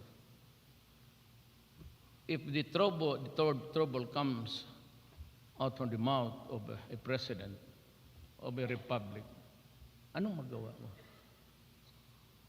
So, what did I answer? Well, then maybe, sir, we can talk about this at some other time. But definitely, before I go, we must talk about the West Philippine Sea. We cannot, you know, have our cake and eat it too in this. You know, I cannot go there even to bring the Coast Guard to drive them away. China also claims the property and he is in possession. Yan ang problema. Sila yung in possession and claiming all the resources there as an owner. We are claiming the same, but we are not in the possession because of that fiasco. Noong dalawang nag-stand off doon during the time of my predecessor, si Albert Ambassador, if I'm correct, I do not know his real name, tayo ang umatras. Pagsabi na umatras, that was a kind of a compromise. Tayo ang umatras. Nung umatras tayo, pumasok sila. Marami na. That day, we lost the Spratly and the Panganiban. Yan ang totoo. Walang bulahan yan. Ngayon, may arbitrary ruling. I said, I could not even ask for the oil, claiming the entire resources of the Muna. Anong sabihin ko sa kanila? Kaya sinabi ko, let us do this mutually. Of course, when she says, I will fish, who can prevent him? And sabi ko naman, we will fish because we claim it. And sabi ko, please allow, because before that, they were driving away our fishermen. Di ba inaabog nila? Kaya sabi ko, do not drive them away because the Filipinos are of the belief that they are also claim it. Now, if you deprive the Filipinos of their, magkagulo talaga yan. And it could lead to one, not really war. I said, we have to, sabi ko, so I said, I allowed. That was on the premise that I own the property. Pero hindi tayo in control of the property. Yan, magsabi sila, of course, I will allow you. Kaya pinabalik Yung disgrasya, yung pagsabi, a mere incident, legal marine incident, yan ang ginagamit sa batas yan. A marine incident happened. Hindi naman sinasabi marine accident. It was just banggaan, wala naman. So they wanted to talk. Tapos ayaw dito. And so, sige, we will investigate and you investigate. And when we are ready, we should meet and compare notes. And let us determine who pays for what damage. Ganun lang. Ipadala ko yung Marines ko to drive away the Chinese fishermen. I guarantee you, not one of them will come home alive. Kung ipadala ko yung 5, pati yung frigate ko na bago, yung pinagkaguluhan nila ni Trillanes dyan sa that made Buong a senator, ubos yan. Because there are already guided missiles in that island. And the fastest that they have installed there can reach Manila in 7 minutes. You want war? Alam mo, asaran yan eh. Supladuhan yan. Kung supladuhan lang, putang ina mo, umalis ka diyan. Kung ganunan lang, bright ako dyan. Hanggang bunganga lang. Pero kung bunutan na ng baril, pwede siguro. Basta 2 lang. But the problem is, whether we do it in a diplomatic way, there will be heated arguments. Sigurado yan. We do it in a confrontation doon, we try to drive them away, it could lead to a violence. Anyway yan. By the way, the President answered when I said, I will dig my oil the first time I went to China. Nakita ko yung tao. So you can more or less draw a profile of his. Please do not do that because there will be trouble. Ano man magawa ko? I go there as the fisheries and besides, I was invoking yung traditional fishing rights. It is in that arbitrary ruling. Ayaw lang ninyo gustong tignan. It is mentioned there that even before countries were in existence, people around an ocean or a lake had already been fishing there for generations. And that is why fishing rights are allowed in the so many cases between Finland and Germany, decided by UNCLOS. UNCLOS is the international law of the seas.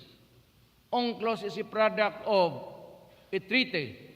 That treaty is also a part of our land because we are a signatory. Dito kung basahin lang ninyo yan ng husto, it is there. You might just say, China and everybody recognizes traditional fishing rights for the natives who were there even before the creation of republics and governments. That law is a human law. So I'm sorry I have to. I promised you 40 minutes. God, you want me to start? Oh, we can go home now. I have exceeded my. There is a time for everything.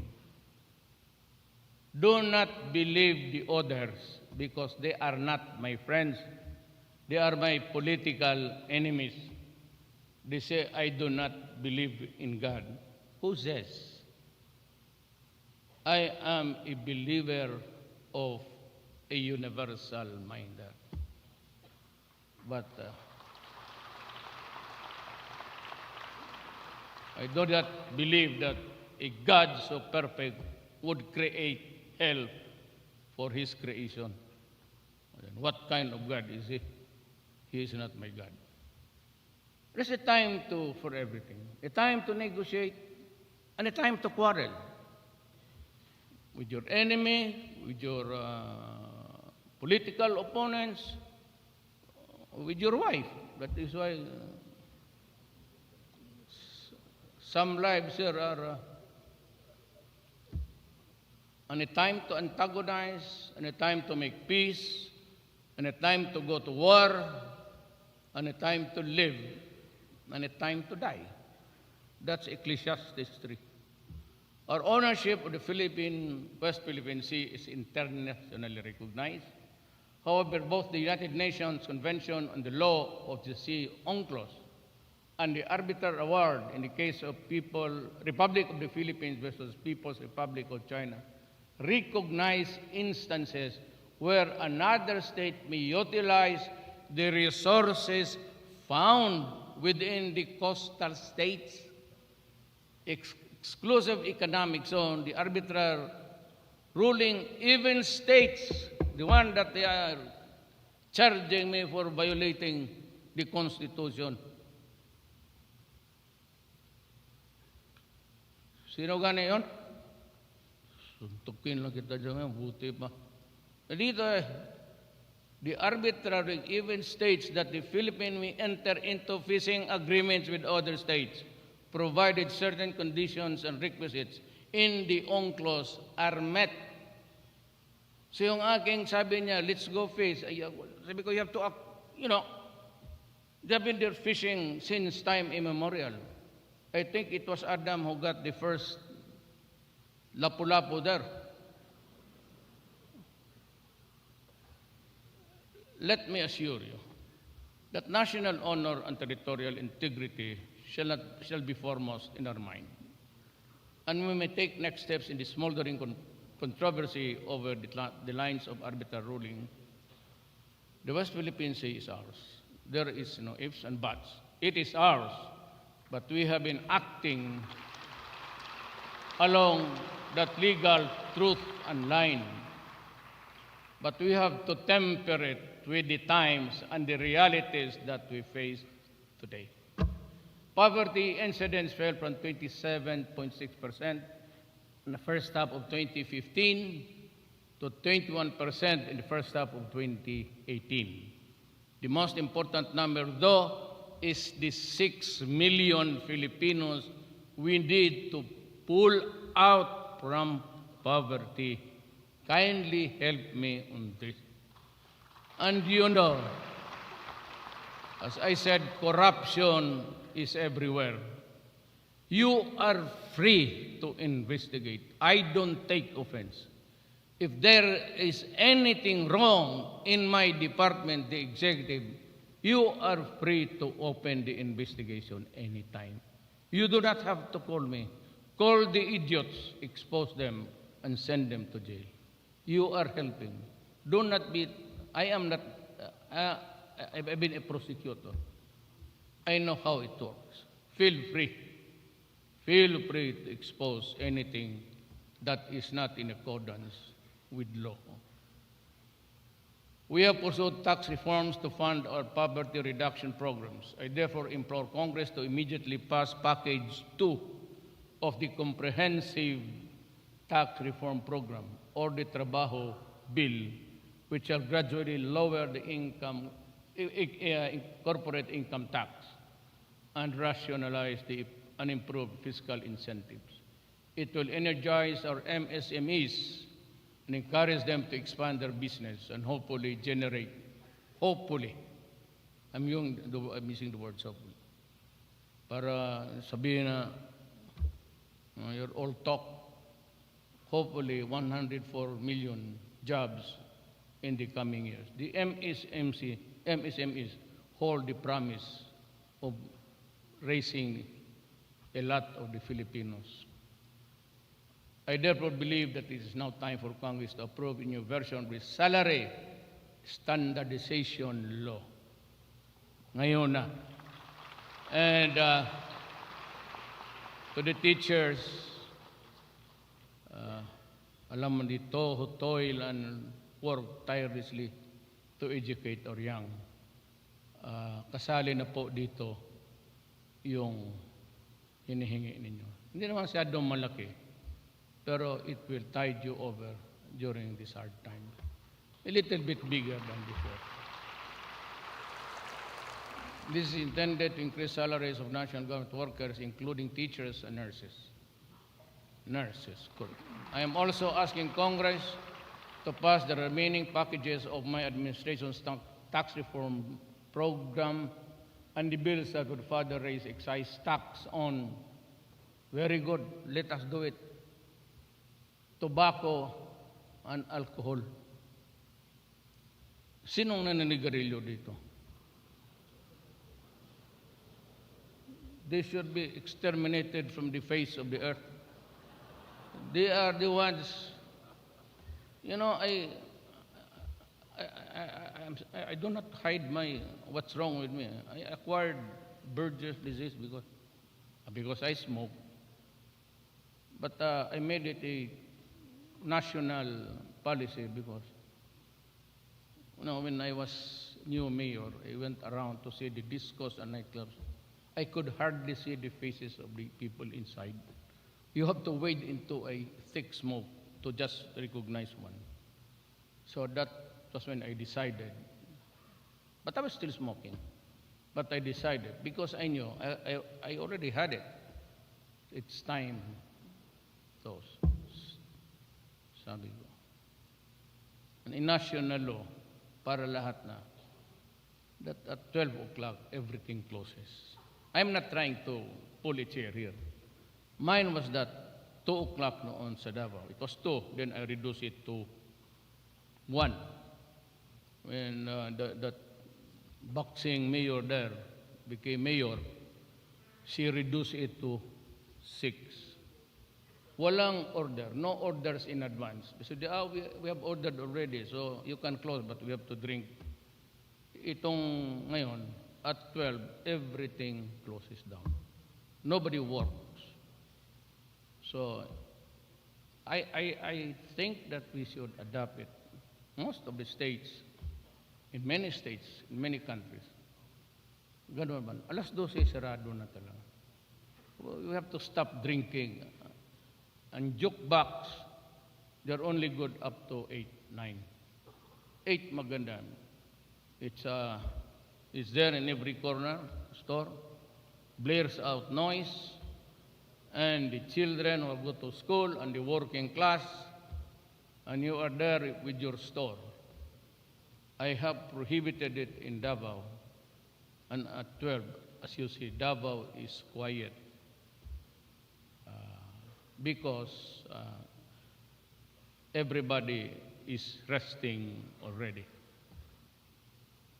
Be it in the memorial parks, cemetery, or in the comfort of their homes.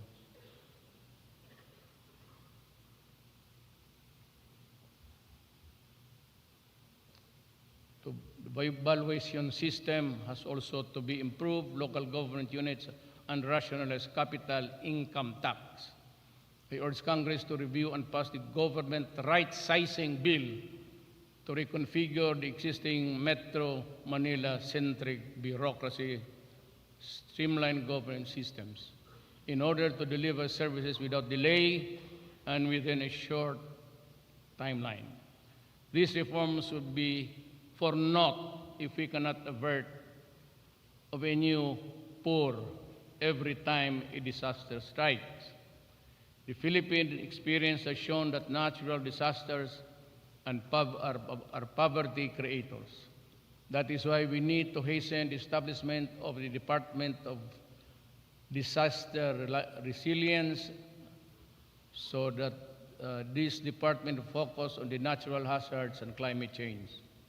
I urge Congress to fast-track the passage of the administration of this bill, administration version rather. In 2017, I reminded all of you of the probable consequence of a catastrophic earthquake in Metro Manila and its surrounding provinces. Since then, I have established a project management office for the earthquake resilience and the Greater Manila area to implement two-pronged strategy on earthquake resilience and mitigation efforts. I just heard, it's not in my speech, I just heard that from a psychic that the first crack when the big one hits will be right here in the center of this.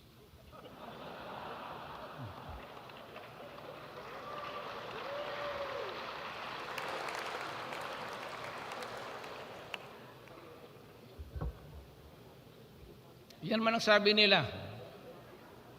Philippines is so corrupt, it's so lousy, that if you kill all congressmen, senators, and the president, we will have a new day. So I pray that if the earthquake comes, it comes now, this moment. Kompleto na tayo. May madamay pa tayo doon sa harap. We weathered one damaging effect of climate change this year. The El Nino wreaked havoc in the agricultural sector and caused water shortage in the Greater Metro Manila area. We need to pass bill creating the Department of Water Resources and Water Regulatory Commission. Alam mo, the agencies and the guys that are handling the entire water work system, you have to change it immediately. You know what? There was this 3-day no water. I was in Davao. So everybody was complaining. And I was even afraid to come here because what if my girlfriend will not be able to take a bath? She will smell like hell. So I said, I'll wait for the water to wash her. Alam mo kung hindi ako nagmura, kung hindi ko sinabi, when I arrived in the morning, there was water. And my girlfriend was fresh.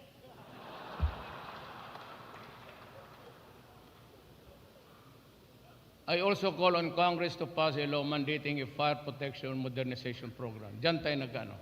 If you go to Davao, you find the best of everything. 911, all the cameras, all the screens.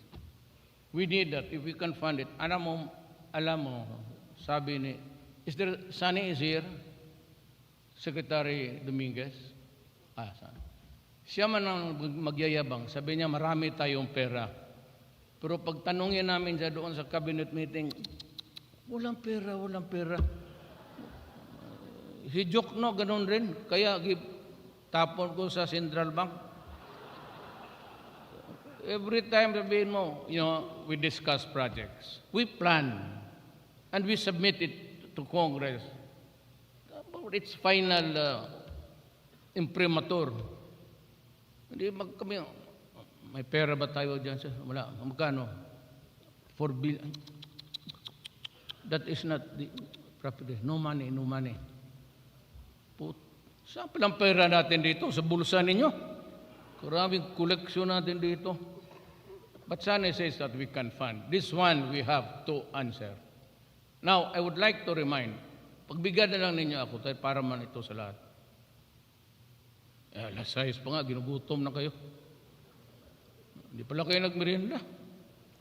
Alam mo, ever since na-integrate yan, you would notice in your cities and provinces the deterioration of the service itself. Wala nang mga truck, luma na, would you believe it in Davao City? I'll show it to you. We have a 1934 Studebaker fire truck. Maganda pa. So we have to do better than this because there are other cities which are utterly without the tools to respond to the challenges of fire. We have to come up with something that is really good. I mean, at this age, it would be a shame if you cannot put up a fire in 2 days, 3 days. My God. We have to set aside. Sonny, you have the money? Oh, yes. O, see? Basta sa maraming tao, mahiya man mag-deny. Yeah, totoo yan. Totoo yan. We have the money, so maybe Sonny can give you a figure that we can set aside. Nakakahiya talaga itong ano natin. Ang Davao meron. Davao has a very good 911. Hindi ako nagyayabang. And we have cameras in every corner, so we can solve crimes immediately. And meron kaming 911. What is your emergency? That's the standard. So it's fire, they call the fire department. Sabi ko, 911, yes. What's your emergency? I seem to have lost my girlfriend since we know you, Mayor. You go back to Manila. There are plenty left there. Go.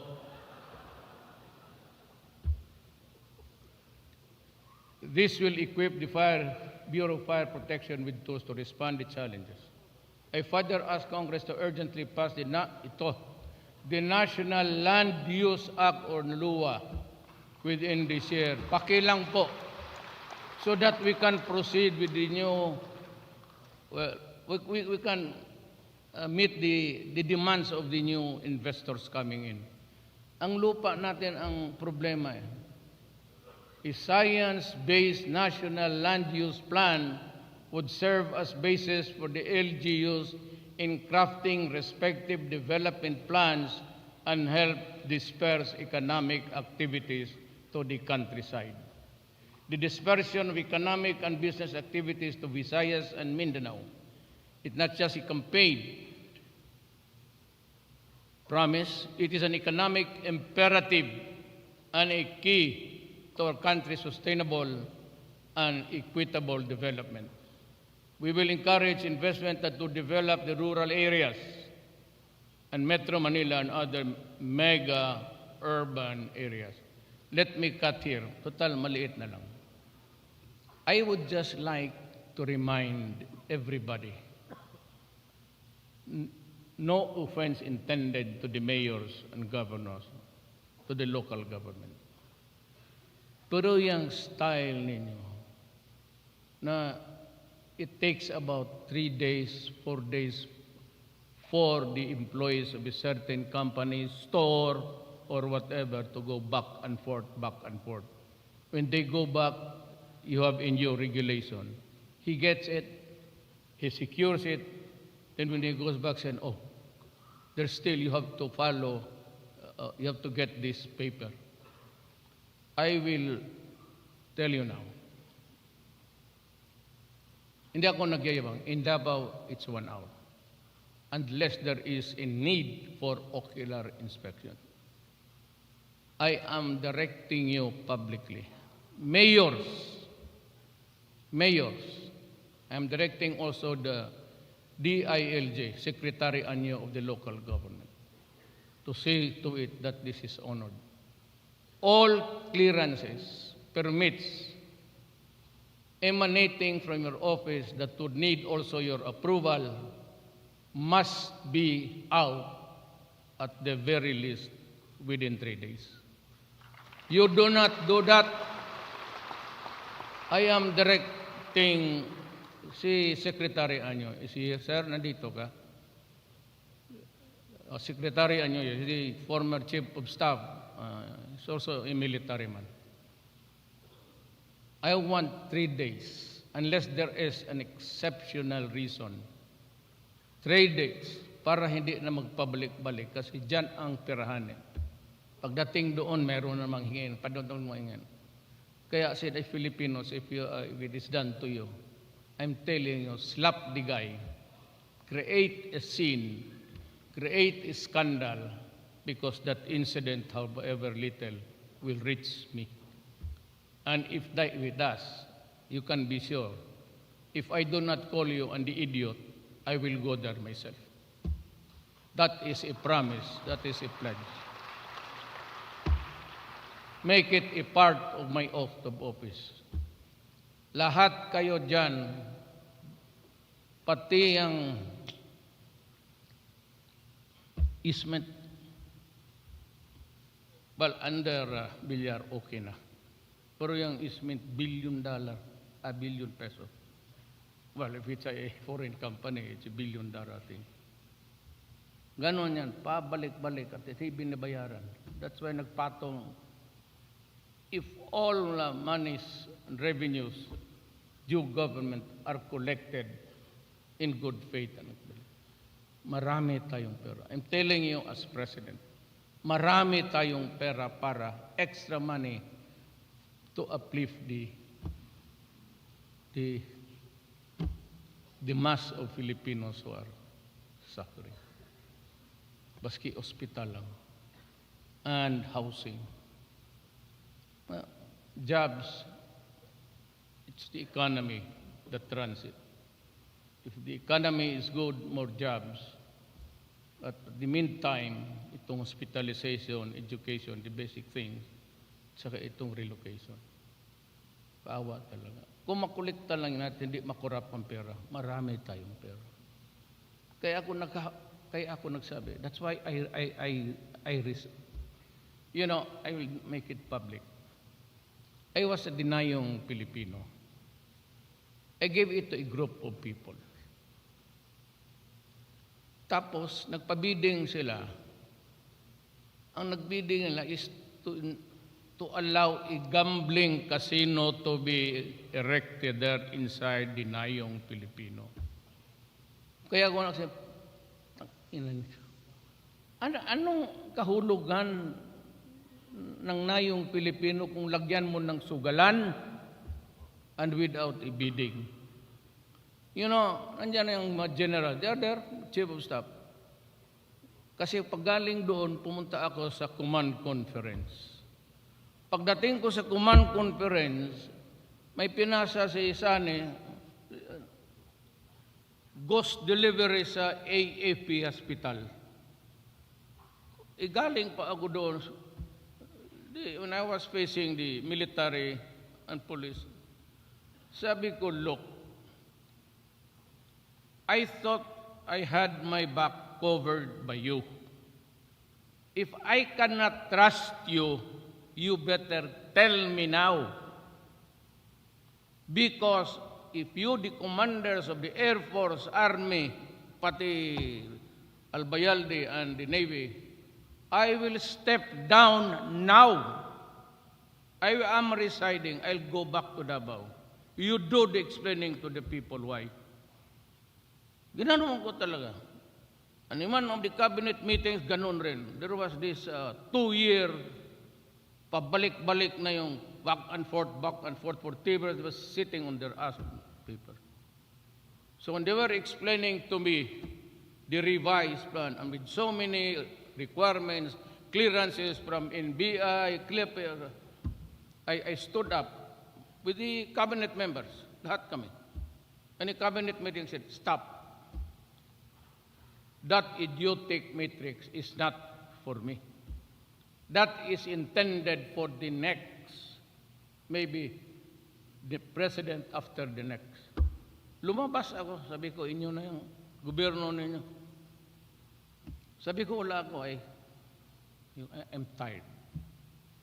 I'm tired and talagang gusto ko na rin mag-resign. But I'm not happy anymore. So anytime, the military said, if you want to take over Kudita, go ahead. Do not bring your armors, do not bring your weapons here. Call me and we'll have coffee. I do not believe. I think Marcos and Estrada were correct. That they did not allow kasi yung gwardiya dito pareho yan. Lahat sila dadaan yan sa presidential command. All of them will be assigned. Mag-iikot yan sila. A taste of everything. hanggang Mindanao. Kaya kilala ko yan sila lahat, dumaan ng Mindanao. Sabi ko talaga, inyo na. Ayaw ko na. Sabi ko, sige, sinong gusto? Raise your right hands. I, duly appointed member of the junta, will now make the Sona next month. Bahala kayo dyan. We treat them about it. If you think that you can run the country better than the elected one, go ahead. That's not my... It's the problem of the Filipino people. Tala sa cabinet na ano, kaya abutan ako ng tupak, magbaba dito ako, may bahala na kayo dyan. I'm going home. One estimate pegs economic losses at 3.5 billion a day due to traffic congestion in Metro Manila. So meantime, I reiterate my directive, my request, my pleading to the MMDA and all concerned local officials in Metro Manila and other cities to undertake immediate action to ensure the speedy and smooth flow of vehicular traffic.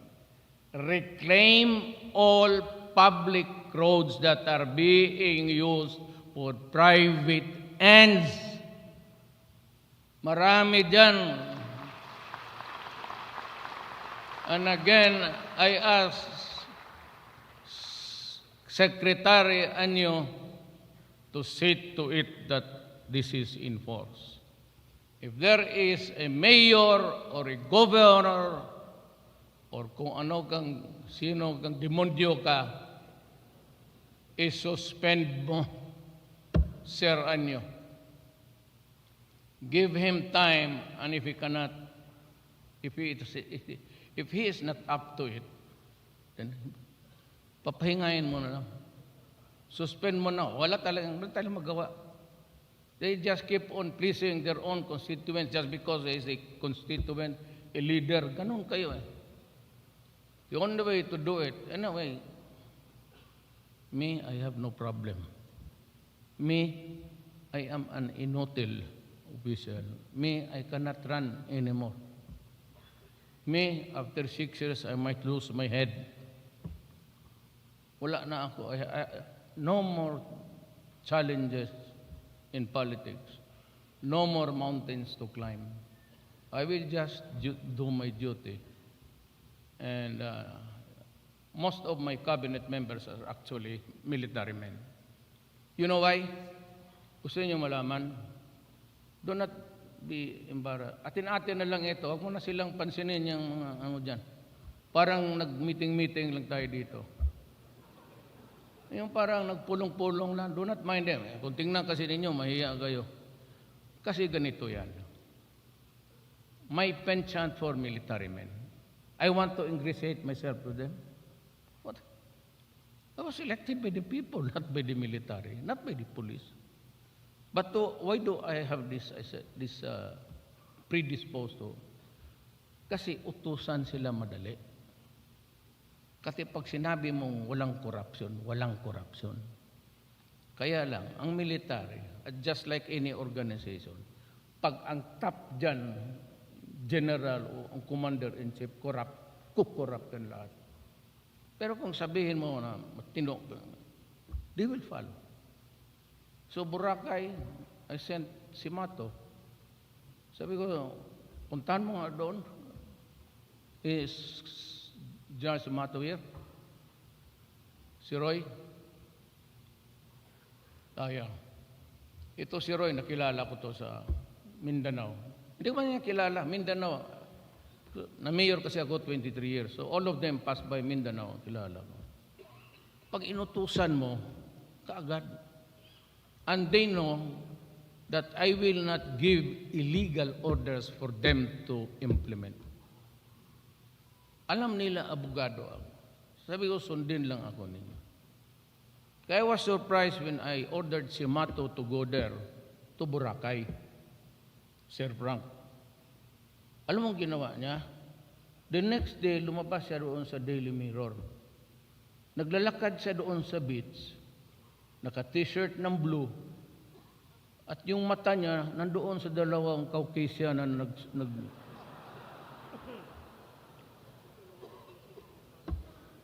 kadamit sa mato.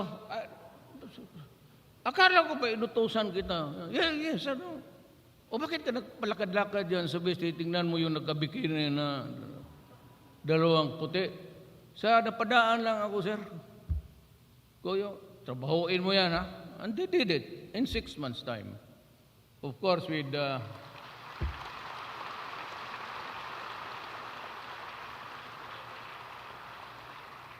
I like si Mato because he mixes pleasure with work. That is the way how to do it.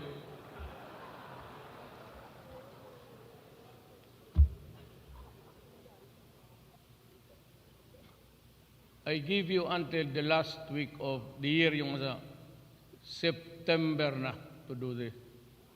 Clean the LGUs. Walang mangyari dito. We shall continue to invest in the countryside through agricultural programs that will increase the productivity and income of the small farmers and fisherfolk. We shall ensure the full implementation of the rice tariffication law, including the Rice Competitiveness Enhancement Fund. This will safeguard the livelihood of small farmers through provisions of modern farm equipment and machineries, seeds and credit, and extension services. I also have not forgotten my commitment to uplift the lives of coconut farmers and further develop coconut industry through the urgent utilization of the Coconut Levy Fund. That is 100 million. Kaya ako very careful until now, wala akong nakuha.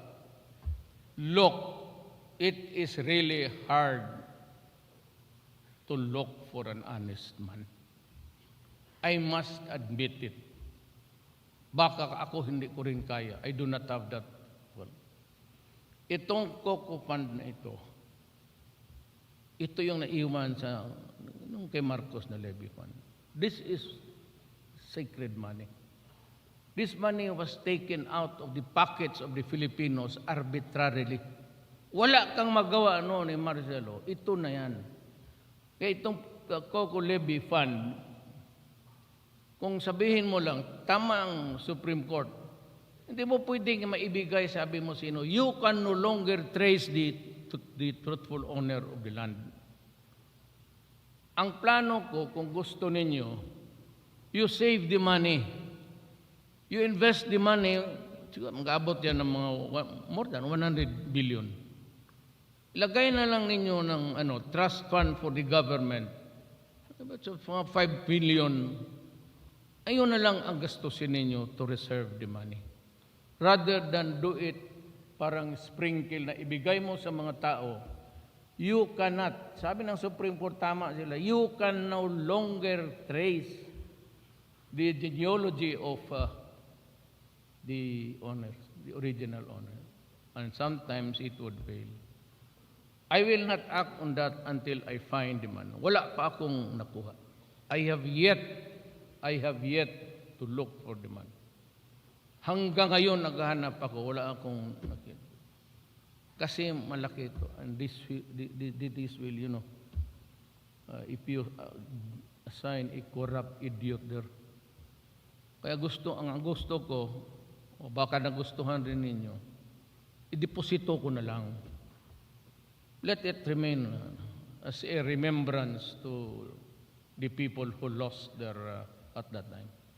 Tapos yung 5 billion, yun yung to improve the improvement sa replanting sa coconut. 5 billion, that's a big money. Pero kung ibigay mo, let it sprinkler, walang yan. Yung magtigabigay, kukuha yan. Yung pupunta. That's why itong land bank na ito, pag hindi ito na, you're called land bank. But you are now the #1 commercial bank in the Philippines. What the heck is happening to you? You are supposed to finance agricultural enterprises and endeavors. Bakit wala? Bakit? Why can't you just buy a few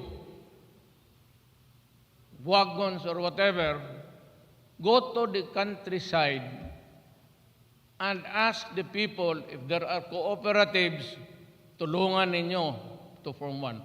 Pag wala,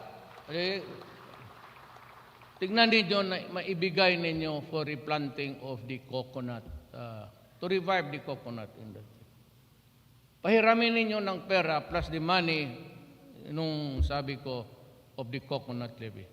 That is sacred money. Land bank should go back to land.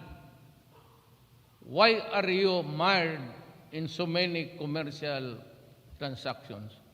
Bumalik kayo where you were created for. And that is to help the farmer. Ilang administration na wala. You better decide on that. I will give you until the end of July to give me a plan. Or else, I will ask Congress to reconfigure you whatnot. Wala kayo. I'm asking now, Congress, pag wala sila, if there is no viable plan for that, for the farmer, and it is just all commercial transaction, might as well abolish it. And give the money to the congressmen for their development funds. O, mas makatulong ba? Diretso eh. Ayaw ninyo? Ayaw doon nila. Sir Frank, mo na lang galawin. I once again urge both houses of Congress to pass a more responsive version of the bill establishing the Coconut Farmers Trust Fund to ensure the accelerated utilization of the Coco Levy Fund for the well-being and empowerment of the coconut farmer. We recognize the urgent need to ensure the sustainability and availability of resources and the development of alternative ones.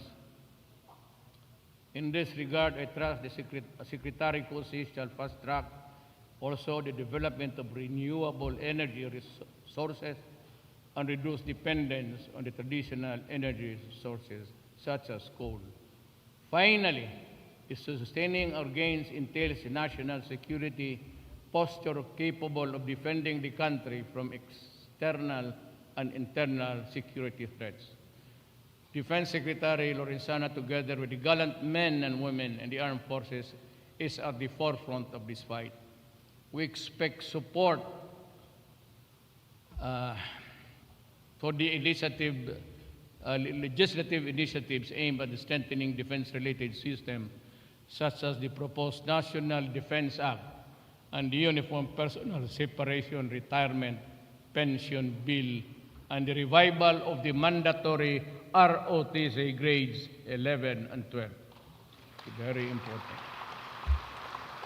Alam mo, pag maggira-gira, 10 out of 10 hindi marunong hawak ng baril to defend even his father and mother and brothers and sisters. Itong mga bata ngayon, they're bereft of the patriotism and the love of country. Balik sila dito. I think military training would be good for everybody. Wala, sige lang. Shabu. Maya, namatay. Duterte, extrajudicial killing. Report to the ICC. Okay. If you can provide me with a good comfortable cell, heated during winter time, I want to go. And an air condition during hot weather. And a conjugal visits unlimited para we can understand each other.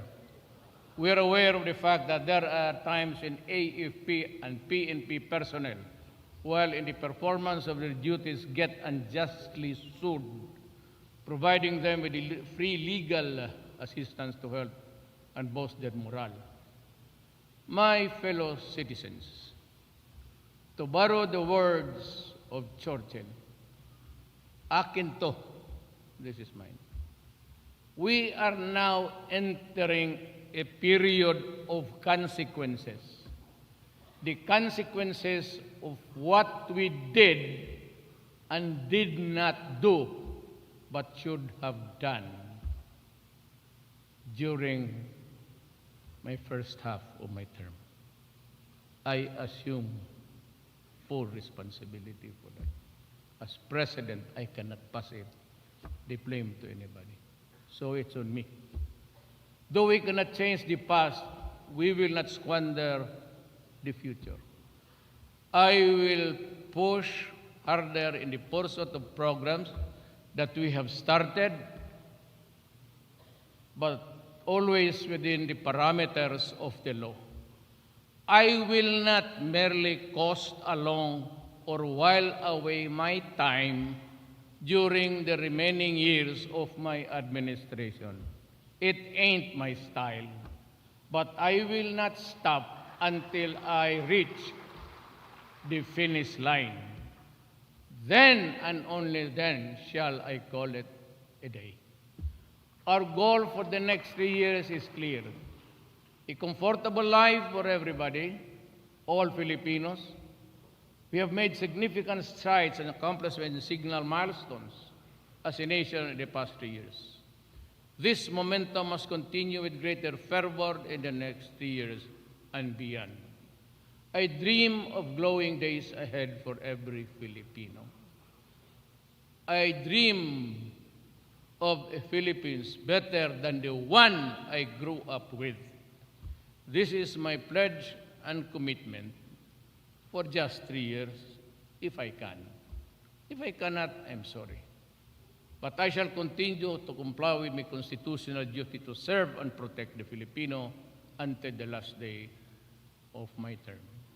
God bless the Filipino. God bless the Philippines. Thank you very much.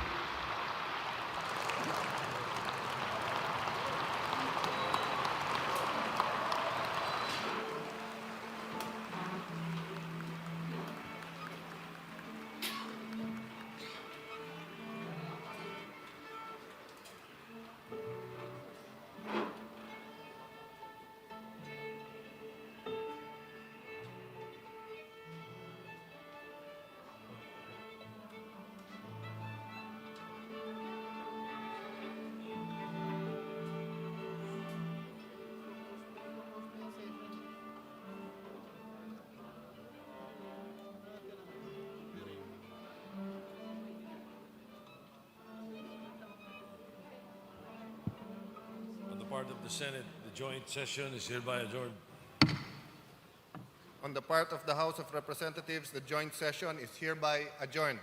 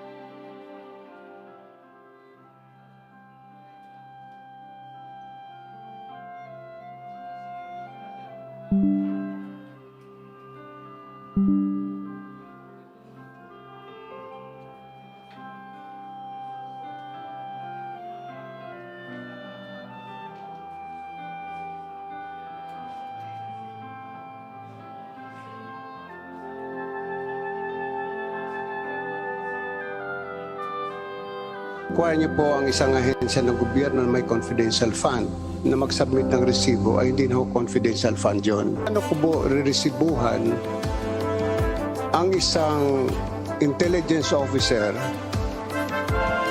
na sinuyo ko tingnan ang isang bagay o isang kaso? Ano ho yung resibo ilalagay ko doon? Paano ho ililiquidate sa akin ng intel officer? We have not seen any acts of the Vice President that we should investigate.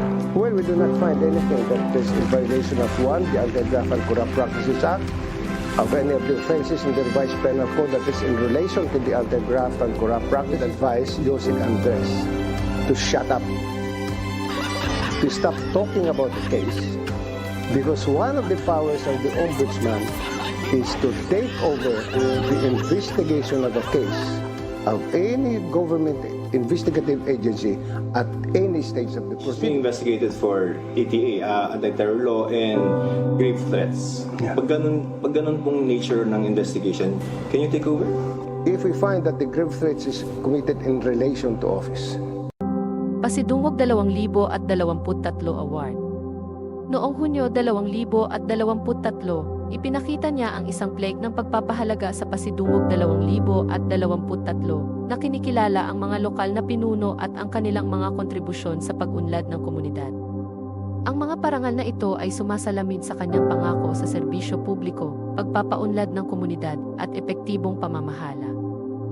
Ang pamumuno ni Rodrigo Duterte mula 2016 na hanggang 2022 ay minarkahan ng ilang makabuluhang tagumpay na humubog sa Pilipinas sa iba't ibang paraan. Narito ang isang komprehensibong pangkalahatang ideya ng ilan sa kanyang mga pangunahing tagumpay. Pagpapaunlad ng infrastruktura. Inilunsad ang programang E-Build, Build na naglalayong mapabuti ang infrastruktura ng bansa. Nakatuon ang inisyatibong ito sa paggawa ng mga kalsada, tulay, at mga pampublikong sistema ng transportasyon na nag-aambag sa paglago ng ekonomiya at paglikha ng trabaho. Reforma sa buwis. Ipinatupad ang Comprehensive Tax Reform Program na naglalayong gawing simple ang sistema ng buwis at pataasin ang kita para sa gobyerno. Nakatulong ang reformang ito na maging isa ang Pilipinas sa pinakamabilis na lumalagong ekonomiya sa Asya sa panahon ng kanyang termino. Mga programang panlipunan. Pinalawak ang Pantawid Pamilyang Pilipino Program, 4C, na nagbibigay ng conditional cash transfers sa mga pamilyang may mababang kita. Ang programang ito ay naglalayon na maibsan ang kahirapan at mapabuti ang kalagayan ng pamumuhay ng pinakamahihirap na Pilipino. Kampanya laban sa droga. Naglunsad ng kontrobersyal ngunit agresibong kampanya laban sa iligal na droga na naglalayong bawasan ang krimen at mapabuti. Ladies and gentlemen, honorable members of Congress, the President of the Republic of the Philippines, Rodrigo Roa Duterte.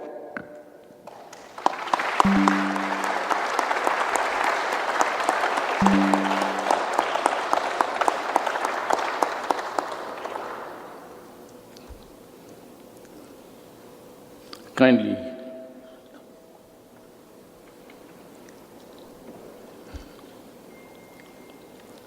Senate President Vicente Soto III and the honorable members of the Senate, House Speaker Alan Peter Cayetano and the honorable members of the House of Representatives, Vice President Maria Leonor Robredo, former Presidents Joseph Ejercito Estrada and Gloria Macapagal Arroyo, Chief Justice Diosdado Peralta and the Justices of the Supreme Court, His Excellency Munter Mahfoud Salim Almantre, and the esteemed members of the Diplomatic Corps, Executive Secretary Salvador Mindaldia, and the members of the Cabinet, mga mahal kong kababayan.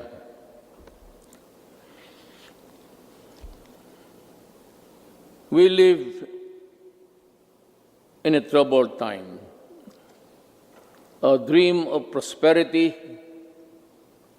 for our country was suddenly snuffed by a pandemic virulent virus. No nation was spared. Neither rich nor poor were exempt from the onslaught of this deadly disease. But let us not despair. The vaccine is around the corner. Sooner and not later, the virus that gobbled up thousands of lives will itself be laid to rest. In the meantime, let us express the nation's gratitude to those who courageously and willingly put their lives on the line to serve the people and country. We share the griefs of their families, and no amount of tears can compensate their great losses. My countrymen, it is sad that while government focuses its attention resources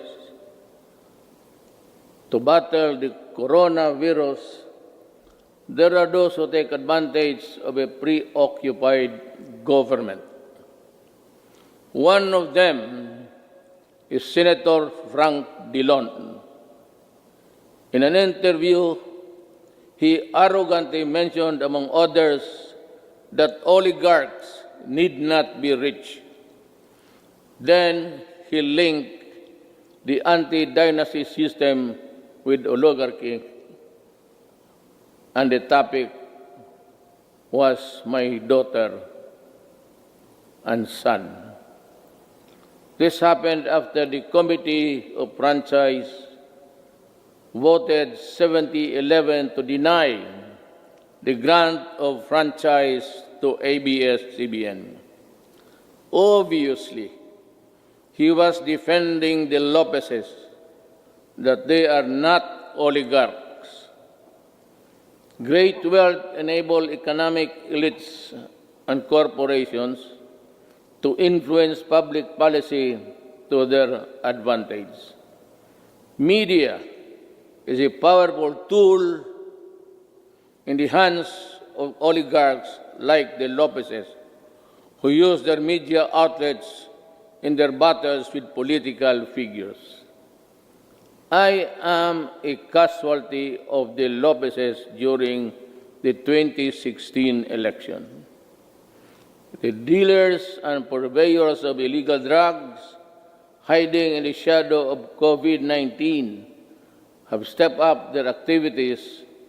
The amount of shabu valued at millions of pesos seized during police operations speak volumes of the enormity and the weight of the problem that we bear. The corrupt, the grafters, and the influence peddlers also take advantage of their fear and confusion that coronavirus generates the financial and material assistance of government to the unemployed, the sick, and the destitute, running into billions of pesos, are not spared from corruption and ineptitude. Even the donations for well-meaning private persons are schemed before reaching their intended beneficiaries. It is like snatching food from the mouths of the babes. The profiteers, overpricers, and the corrupt felons must be laughing while they stash their dirty monies, but not for long. They cannot outrun the long arm of the law. In these regards, the words of former President Ramon Magsaysay ring fresh and relevant today as the day they were said decades ago.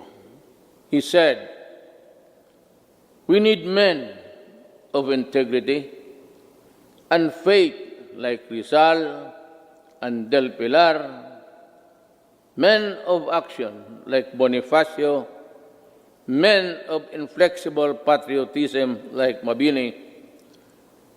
We need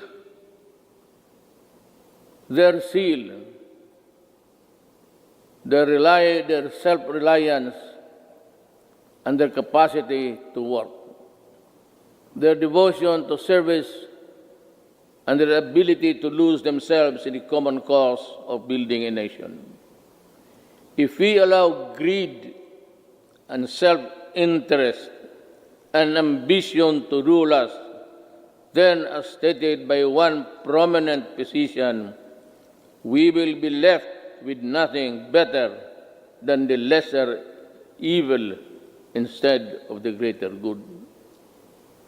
In my inaugural address 4 years ago, I said that no leader can succeed at anything of national importance without significance unless he has the cooperation and support of the people he is tasked to lead and sworn to serve. The efforts and resources which he poured out produced the momentum needed to bring our country closer to our goals. Suffice it to say, we made significant strides over time. Over 4.3 million poor families benefited from the Pantawid Pamilya. Over 92.2 million beneficiaries received subsidies under the unconditional cash transfer program. We also made available tertiary education and universal health care. Public utility drivers were given assistance to the Pantawid Pasada program. There are complaints that some drivers did not receive any assistance at all. I have directed the SWD and DILG to look into this. I welcome the passage of the law postponing the barangay and sangguniang kabataan elections. The postponement saved much-needed government funds and ensured the implementation of projects under the current barangay officials. In the hindsight, it also saved us from holding the polls while we dealt and continued to deal with the pandemic. The Malasakit Centers Act has proven to be a great help to our less fortunate citizens needing medical services through one-stop platform in government hospitals. We commend the initiative and work of Senator Bongo in this regard, as well as other significant pieces of legislation as of today. There are 75 Malasakit centers serving Filipinos all over the country. These centers will be of great help in ensuring that our people remain healthy and resilient during these challenging times. The Salary and Standardization Law of 2019 increases the salaries of civilian government workers. I hope that this law will inspire our government workers to perform better and encourage young, brilliant citizens to join public service. I appreciate the law of establishing the National Academy of Sports. We can now give our deserving student athletes the training and the support they need to excel in their chosen field of endeavors. With the commitment of key members of Congress, the Executive Department, the FISGOC, or the Philippine Sports Commission, and the Philippine Olympic Committee, we're bound together with one vision to host the 30th Southeast Asian Games. Our athletes prevailed. More than that, we fostered pride, patriotism, genuine sportsmanship, and camaraderie in our South Asian brothers and sisters. Indeed, we won as one. To our business community and the general public, we assure you that the landmark ease of doing business and efficient government service delivery act has been gaining momentum. We are closer to eliminating over-regulation in government services. Frontline processes, including consular services, processing of building and business permits, and the services of overseas Filipinos and seafarers were streamlined. Passports and driver's license validity were lengthened to ease the burden of the public. We received a BBB plus credit rating despite ASEAN credit rating downgrades and negative outlook revisions in the worldwide.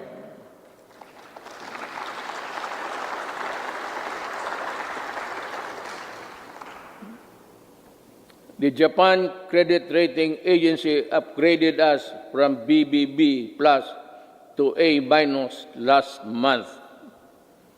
Meanwhile, Moody's has affirmed and maintained the country's ratings at Baa2 rather.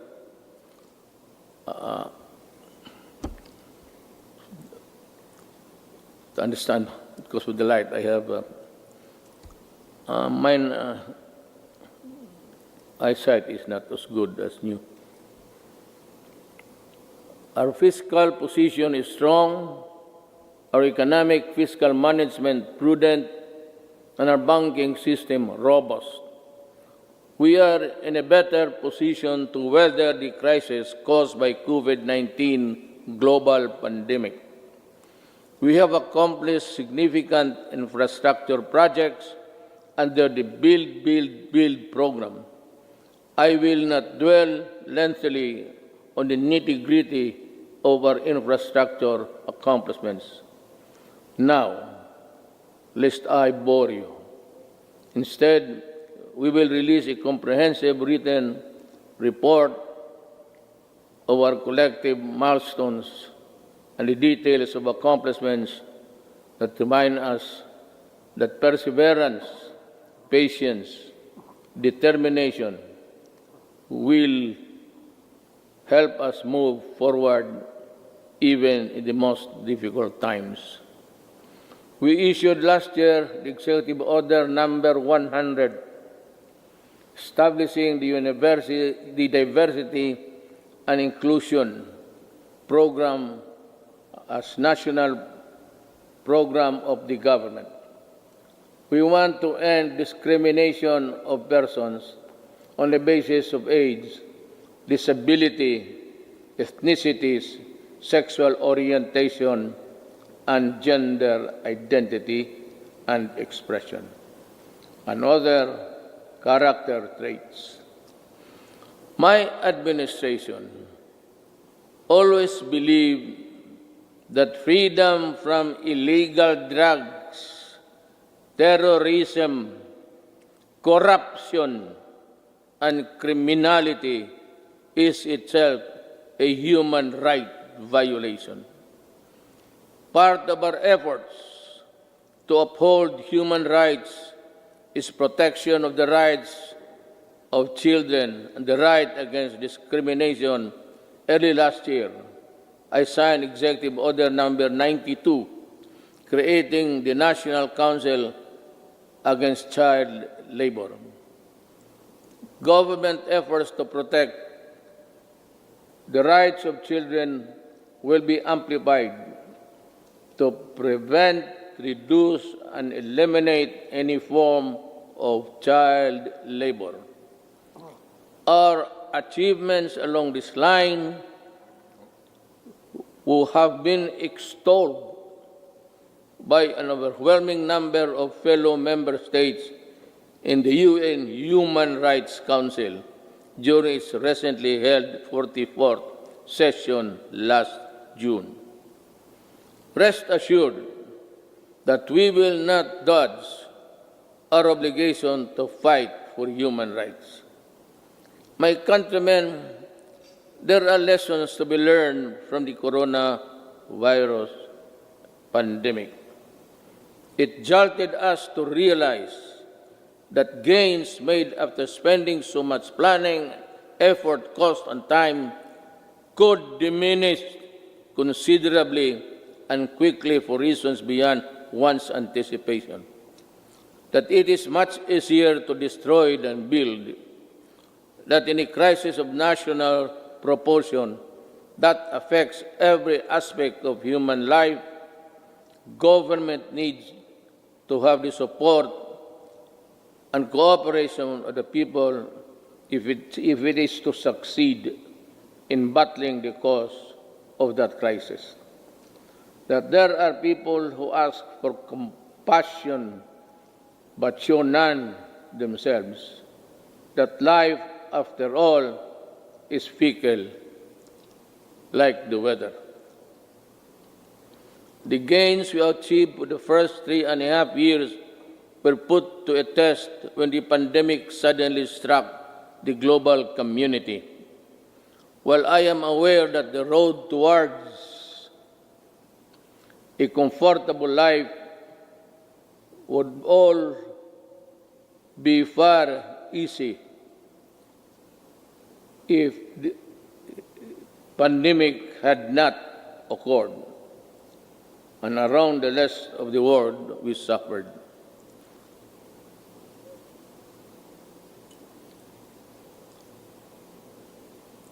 The global scale and socio-economic impact of COVID-19 pandemic has been unprecedented.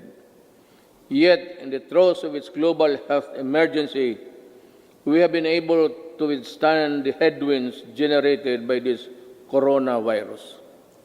In this regard, I would like to express my gratitude to all those who made possible the steady supply of food, water, basic utilities of our households.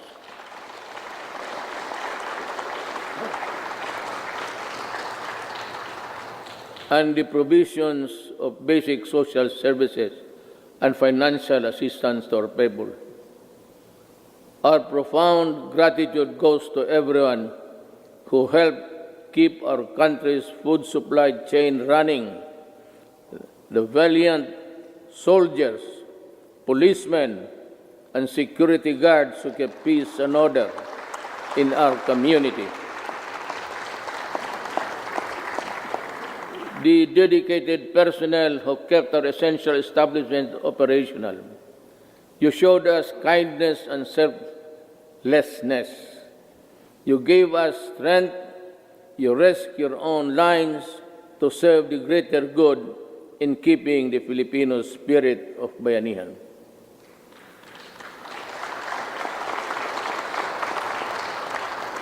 I also thank the men and women of the Interagency Task Force on Emerging Infectious Diseases and the National Task Force Against COVID-19 for all the countless hours it spent to keep the pandemic in check and for all the efforts it made to ensure the safety of our people.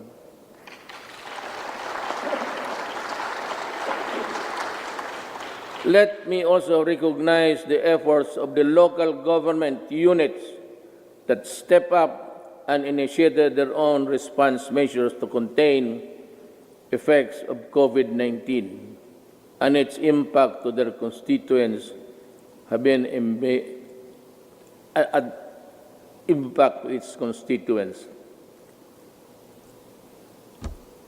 The shadow says it's a period there. I know exactly the difficulties you are undergoing. I pray that the officials of each LGU in our country, from the barangay to the autonomous regions, would set aside partisan politics and selfish interests to do what is right and good for all. Likewise,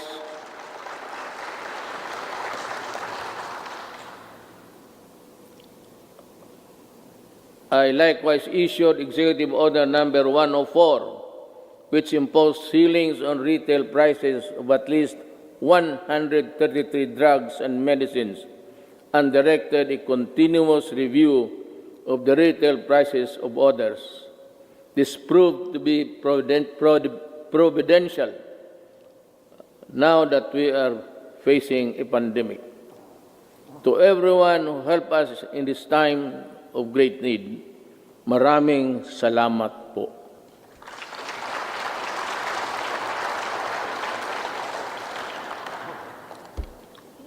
Let me say that the strength of a nation rests in the hands of the people acting as one with government. In the pursuit of common goals and objectives, when the pandemic struck, I decided to prioritize life over other considerations according to experts. The intervention that the government had put in place prevented as much as 1.3 to 3.5 million infections. To me, even if the numbers were much lower, it would still be and would have been worth the sacrifice we made. Buhay muna bago lahat. We initially encountered difficulties ramping up our testing capacity. We now have 93 accredited testing laboratories nationwide, and we are aiming to conduct 1.4 million tests by end of July and ensure a quick turnaround time of 48 to 72 hours. Under the Social Amelioration Program, we allotted 2.5 billion to 2.5 billion for poor and low-income households who were affected during this pandemic, who thrive on a no-work, no-pay arrangement. Admittedly, our implementation of the Social Amelioration Program was not perfect, and some opportunists turned crisis into opportunity. We will catch up with you sooner than you think.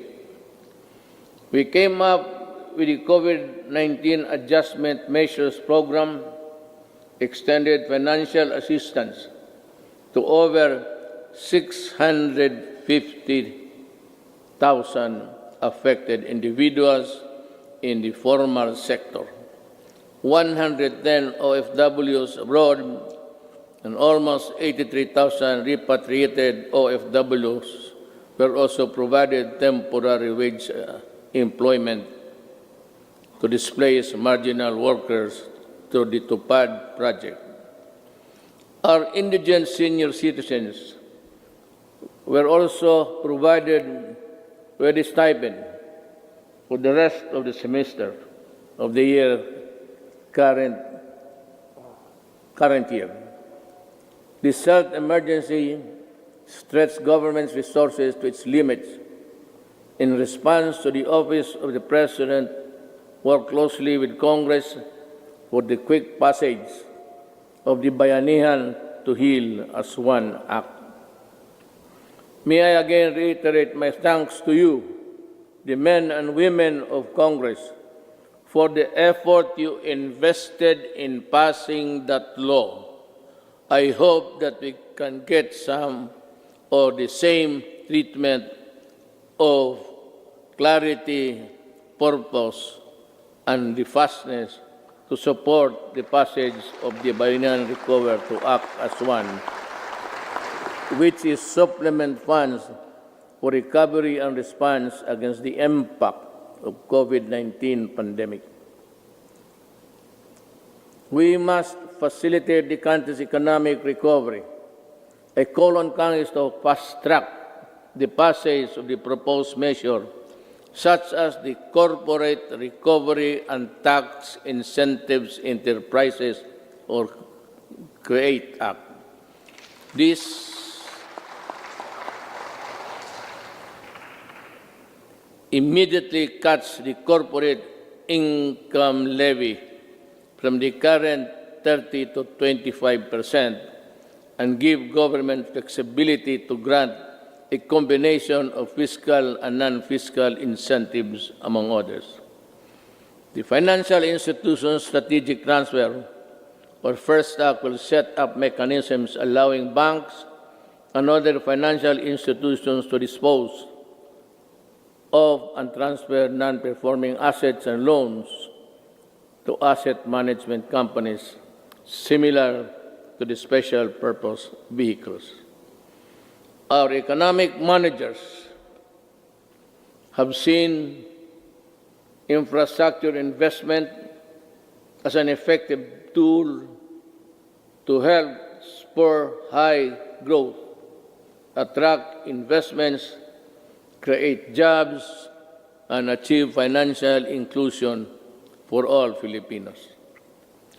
The DBP has resumed the construction of the North Luzon Expressway Harbor Link, the NLEX-SLEX connector, the Cavite-Laguna Expressway, the Metro Manila Skyway Stage 3, the R1 Bridge Project, the Tarlac-Pangasinan-La Union Expressway Project, and the Subic-Freeport Expressway Project, to name a few.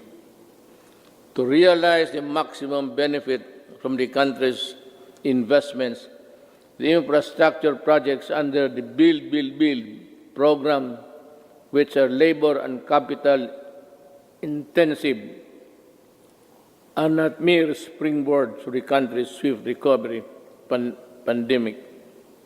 They are economic benefits to be distributed to all corners of the country and push sustainable stability in the urban centers, particularly Manila.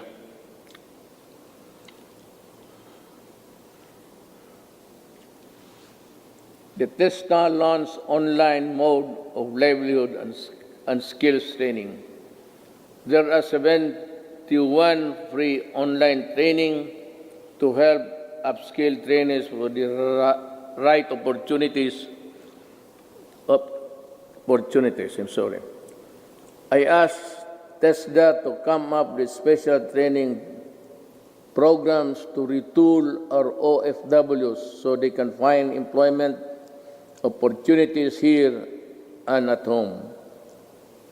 I am also calling on the Prrd for scholarship programs for the qualified dependents of our OFW.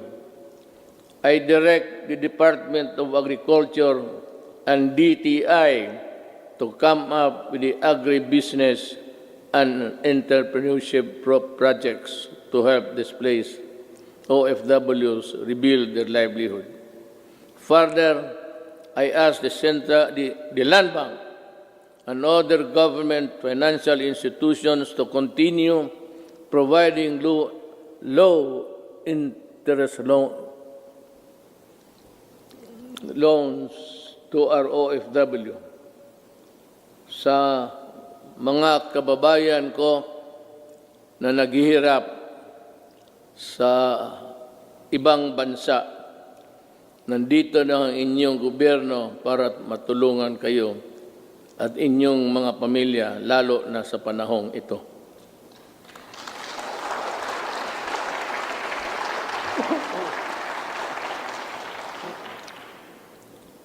The government will intensify its efforts to help businesses, especially micro, small, and medium enterprises, or MSMEs, by providing responsive government assistance and services capitalization and business operation support as we adapt to the next normal. Nananawagan po ako sa ating mga lessors. Nananawagan po ako sa ating mga lessors.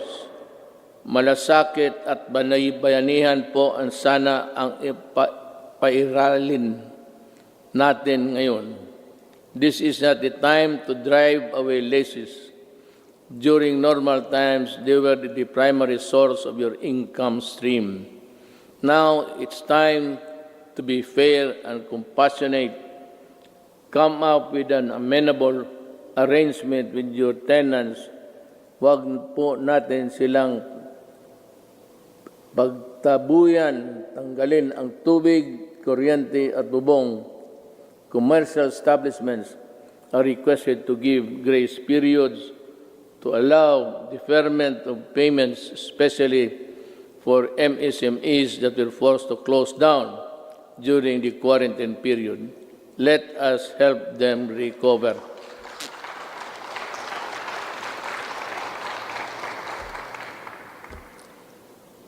We pump-prime the recovery and rehabilitation of the MSMEs. The DTI to the Small Business Corporation set up the Philippine 1 billion COVID assistance to restart enterprises or CARES program to provide zero-interest loans for MSMEs affected by the pandemic as of July 10, 2020. Over 2,600 loans applications worth more than 182.5 million have been approved. We are optimistic that this initiative will help our MSMEs stabilize and recover from their losses.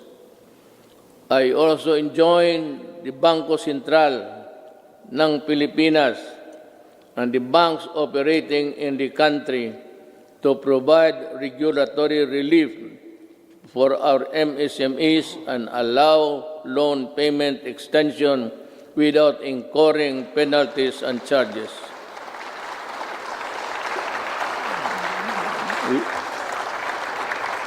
We need your help to prevent the collapse of companies saddled with accumulated amortization and payables caused by closure of their businesses at the height of the strict quarantine periods. As we embark on this effort towards inclusive recovery, we should acknowledge that all forms of government support will go to naught if the new MSMEs do not thrive because of lack of consumer support. Ito ang panahon para suportahan natin ang ating mga kababayan na nagnegosyo at gumawa ng mga produktong sariling atin. In the same manner, in tourism and recreation industries, which are among the hardest hit by the pandemic, count on our full support while we slowly try to put the fun back in your local travels. The national government agencies and LGUs must harmonize their policies to boost tourism, ensuring everyone's well-being. We enjoin our people to help boost the economy by traveling locally.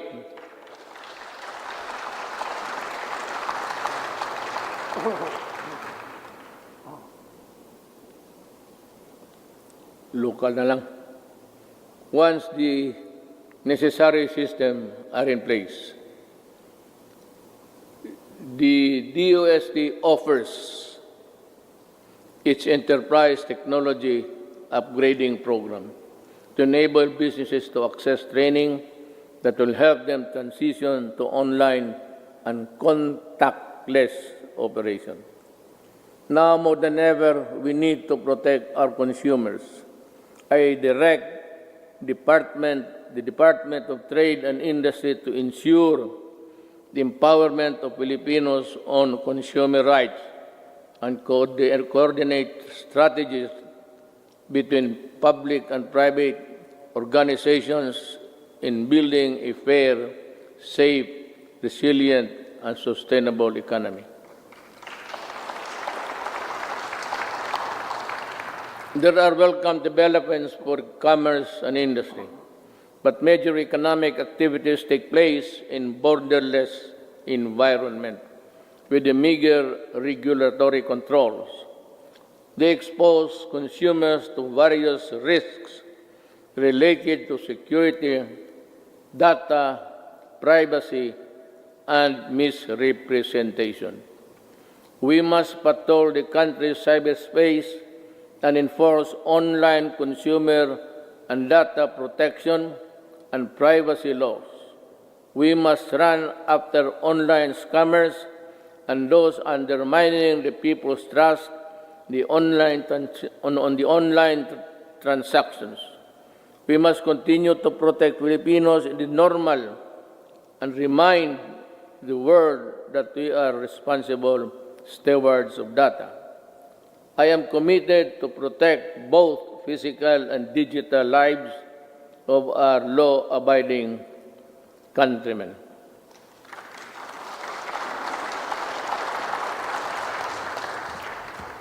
The national government shall lead the way in our transition to online systems.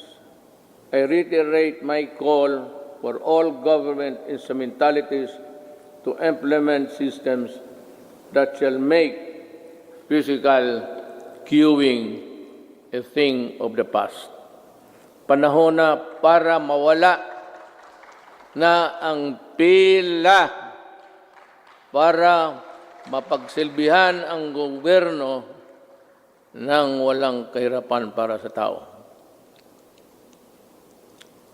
The DILG, DBM, and the ARTA, along with all agencies and instrumentalities of government, are hereby directed to make full possible services available online.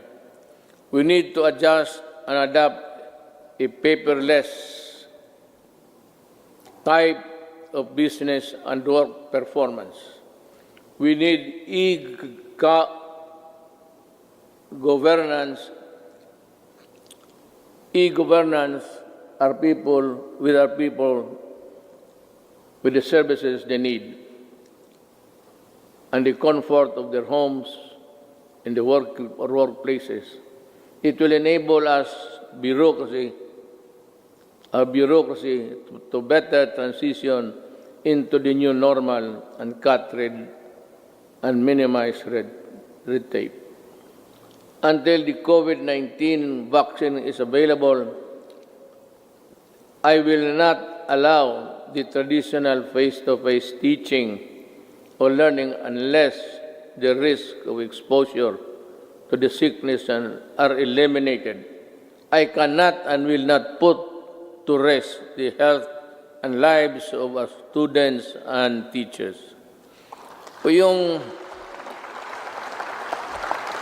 About 2 weeks ago, I seem to have said that I would allow the face-to-face classes to resume. But we were talking actually of January, because my thinking is that by September, we would have the vaccine. How to get it from the producers or from other governments is really something which we have to deal with, because everyone, it's a global need, and everyone would go for it. But let me just mention it in passing that about 4 days ago, I made a plea to President Xi Jinping that if they have the vaccine, can they allow us to be one of the first, or if it's needed, if we have to buy it, that we will be granted credit so that we can normalize as fast as possible. Life that is lost is lost forever. Courses that are not substantial can be supplemented. Education that is delayed can be recovered. We must implement online learning, modular learning, and TV and radio-based broadcasts, which students coming from different backgrounds can avail. DepEd will provide the printed modules for those who cannot afford online learning. In support of the learning continuity program through blended learning, we plan to increase the number of schools with ICT equipment in the coming months. The DepEd and the DITC are building up the public education network or PEN that will connect all public schools and DepEd offices nationwide. We will prioritize the connection of all last-mile schools and those with no electricity supply can have it via satellite and energized via solar panels. By 2022, before I step down, the pen shall be realized.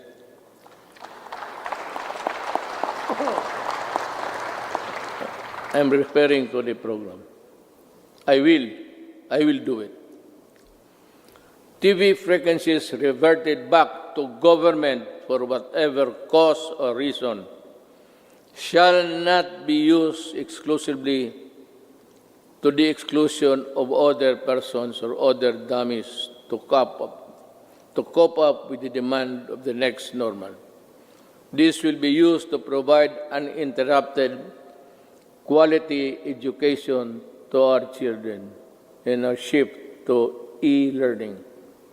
I am directing Secretary Guevara, Secretary De La Peña, and Secretary Onasan, in collaboration with Secretary Briones and Secretary Abisado, together with Secretary Dominguez, to come up with an integrated program and implementation mechanism to ensure that these TV frequencies are fully utilized by government through the facilities of the PTB4 for the utmost benefit of the Filipino people.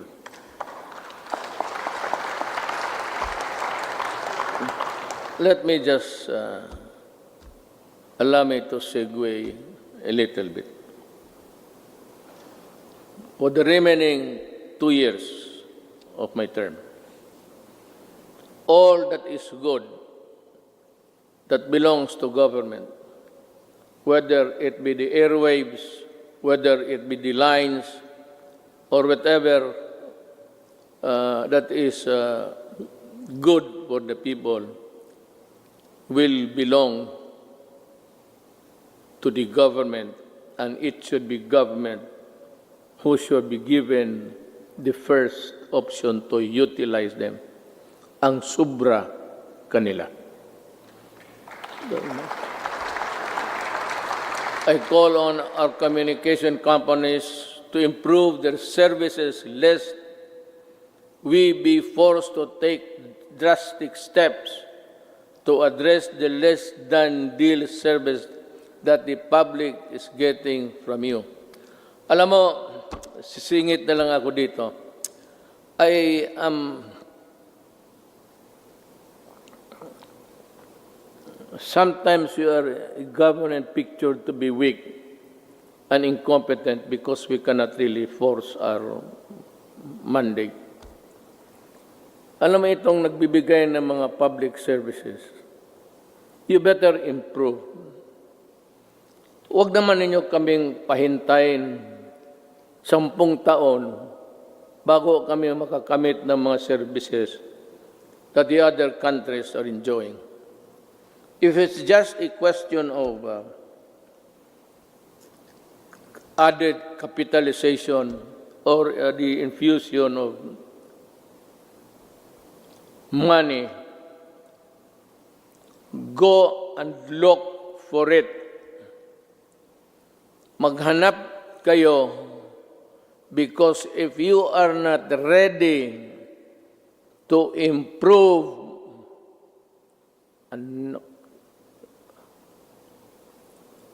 I might just as well close all of you and we revert back to the line telephone. At kukunin ko yan, i-expropriate ko sa gobyerno. Alam mo itong,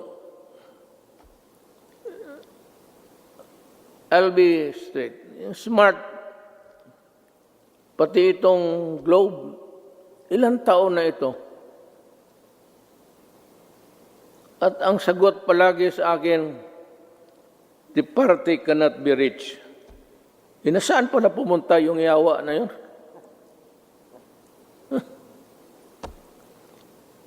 Kung ganun lang naman ibigay ninyo sa amin, we are a republic, a sovereign country.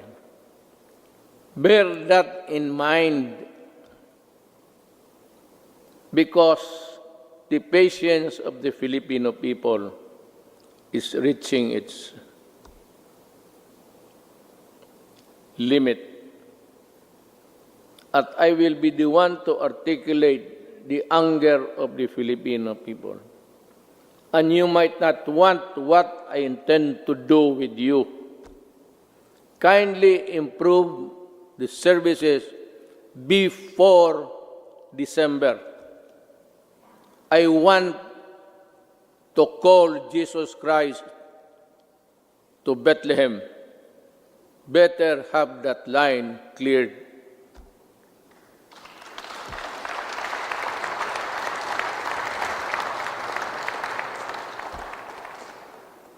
Alam, sa totoo lang, Adre, na po, na ako sa inyo.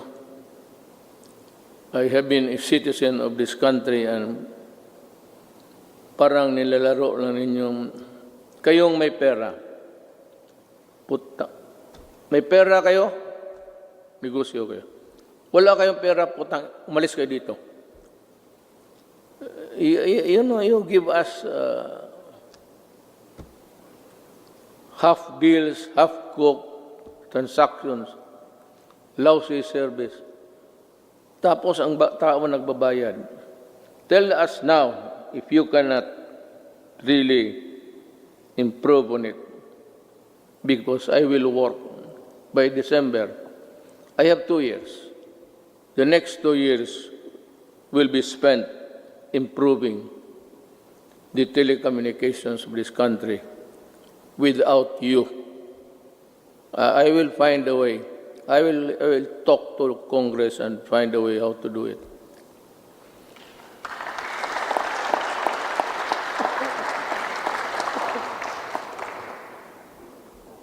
Last year, I said that distributing economic business activities is imperative to our country's sustained and equitable growth.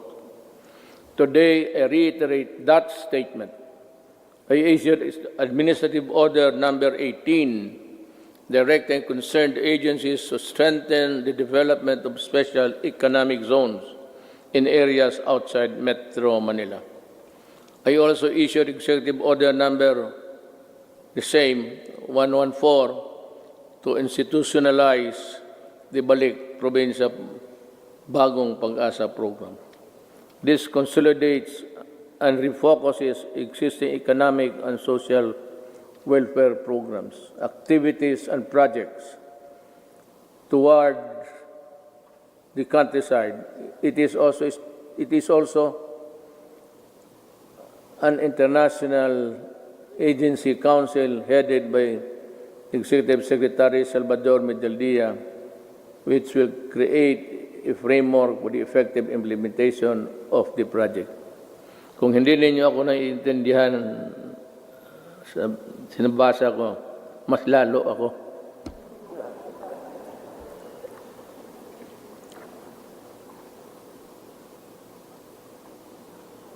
In 2021, we aim to increase access to healthcare services by continuously hiring and deploying more than 20,000 health professionals.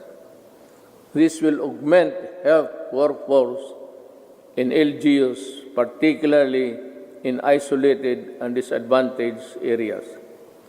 We will implement projects to establish and improve barangay health stations, rural health units, and other healthcare facilities. And we will need to address internal security. We are pursuing a whole-of-the-nation approach to bring peace and order, development in the countryside. We need to provide intervention and implement the barangay development program.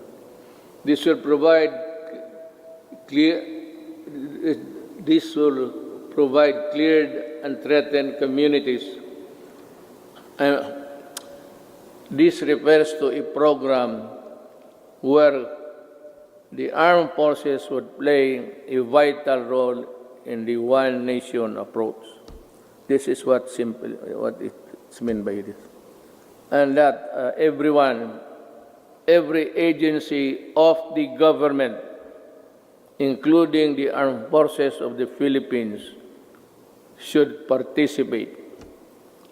And I am aware of the skirmishes and the assassination of our soldiers.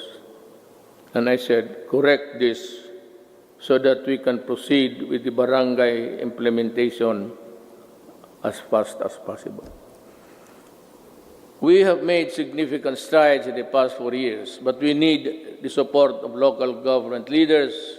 We need your help to implement the barangay development program. Certain sectors expressed concern when I declared martial law in Mindanao and its extension 3 times. But 2019 ended without my office requesting any further extension. Martial law in Mindanao ended without abuses by the civilian sector, by the police, by the military. And only because this time I know that they know how to love the country. I thank Congress for the support to these administration programs. Congress has been very productive, but much more remains to be done. You know, actually, my speech, if we followed it carefully, it's all a plea to Congress to do this, to do that, to make a law or craft a whatever. And this one, I strongly urge Congress to pass a law establishing the Department of Overseas Filipinos solely on addressing the concerns of Filipinos abroad and their families. I reiterate this swift passage before this. Kawawa kasi itong ating mga overseas. If it's only an office there in the labor department, they are overworked or for whatever reason, their needs, their pleas are not really attended to with dispatch and with care. Yung OFW, pati itong ano ngayon, ito yung sinabi ko kanina, I will go for it. We will need it to help them. I reiterate the swift passage of a law reviving the death penalty by lethal injection for crimes specified under the Comprehensive Dangerous Act of 2002. I did not hear so much clapping, so I presume that they are not interested. Wala kang... Someday I'll tell you the story of what happened to the Philippines. Hindi ngayon. But when sabihin ko sa inyo ang totoo, bakit nagaganito yung druga ng Pilipinas? Why the drug syndicates continue to operate just like the countries of Colombia, Mexico, and it is being played inside the national penitentiaries. Para tayong talagang binababoy tayo. Sabihin ko sa inyo. But this is not a time for storytelling. Sona kasi ito. So, dito na. This law will not only help us deter criminality, but also save our children from the dangers posed by the illegal and dangerous drugs. May I be allowed with the indulgence of the body? Itong bakit talaga ako galit sa droga. Let us make this a semi-formal speech. Alam mo kasi,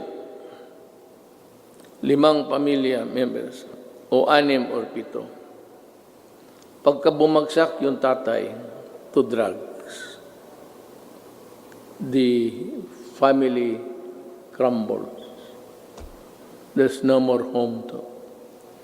Druga, and if he's receiving his salary, nagtatrabaho sa pantalan, 300 a day. Tapos ang shabu is sold at 2. He has about 100 to bring home. Kaya pagka gano'n, nag-aaway-aaway na. Ang mga bata hindi nakapag-aral. Ang iba, ligaw na mga babae into early prostitution. Kung ano-ano nangyari. Hindi lang alam nitong mga na this is happening all over the country every day. And what is really very tragic is this. When the family starts to crumble, there's no more family home. And invariably, the wife would look for another husband would look for a job, usually, easily, doon sa abroad. At yung asawa, aalis, yung lalaki na sa droga, yung mga anak iniiwan sa pagkapitbahay, sa kapatid. And the ferocity of the loss of the Filipino family home has been destroyed. Kaya kung anong mangyari nito, the wife works in the Middle East. I am not zeroing on any particular country, mind you. But alam naman, there are tribes in the Middle East which would allow rape as part of the territory of being a house help. Kasama yan. Kasama talaga yan. So yan ang mahirap dyan. You have a wife there being crucified, being used, magpadala ng pera, tapos ang mga anak, asan nasa Cebu na rin. Kasi these are the guys that the Cebu people would really, stick by them until it crumbles, the resistance. And then you have plenty of this all over the country. Nila alam. Yung sinasabi nila ng misery sa itong human rights, plus 10 yan. Not to count the victims of crimes perpetrated by people addicted to Cebu. That is the reason why I'm so vicious in my galit talaga ako. Kasi nilalaroan tayo. Well, I don't know. Any other president might. Pero ako ayaw kong lalaroan ng Pilipino. Do not do it in my country because I will really kill you. That is a commitment. Owning safe, decent, and affordable housing is every Filipino's dream. But the housing market remains inaccessible to most of our countrymen. I renew my call for Congress to pass the National Housing Development Bill and the Rental Housing Subsidy Bill. These will enable all Filipinos, regardless of social status, to live in decent homes where their families can lead meaningful lives. I also call on Congress to amend Republic Act number 10912 for the Continuing Professional Development Act of 2016. In this time of great pandemic and forthcoming reconstruction requiring professionals to undergo seminars is burdensome and not realistic. This must end. Ito pang isa. May mga profession. Singit ko na lang lahat to tell this is to inform the nation. May mga profession na they would require, I think it's the nicest, they would require them to come to Manila to retrain and for another round of expenses. Itong mga seminar na ito, dapat mahinto. I don't know in other provinces, but during my time sa barangay expeditions ng mga opisyal, hininto ko rin yan. And which reminds me, I will act on this also in due time. We hail our health professionals as heroes. Now is the time to pass the Advanced Nursing Education Act and the law instituting the Medical Reserve Corps. COVID-19 will not only be the last pandemic. We need to create National Disease Prevention Management Authority to better respond to future outbreaks. we count on Congress to full support. You can just let it remain for a while in the Department of Health kung wala pang pera, but you have to expand the services. It would also entail a little bit of money, but not really as much as expensive when you set up a department. In the long term, we are looking into the creation of the National Disease Prevention and Management Authority to better prepare for the pandemics, protect lives, and allow development to proceed even in the worst of times. We are counting on the full support of Congress for this critical, important endeavor.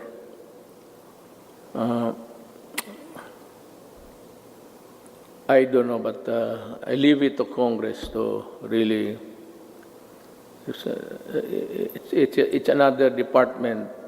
There seems that it could be a multi-layer, redundant thing between the health and the proposed department.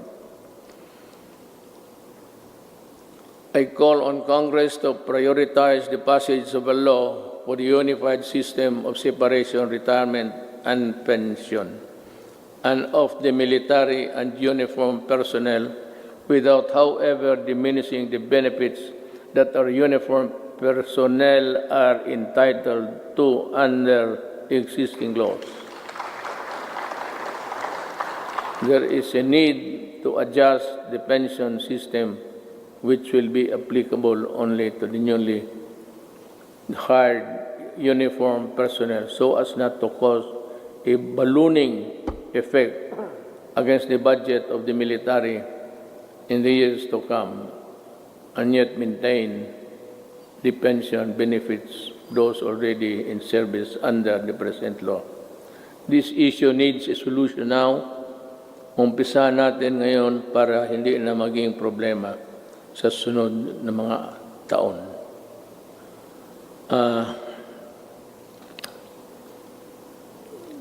I want to, one of the, this is not politicking, I am not running, I cannot run anymore. Yung dinoble ko yung sweldo ng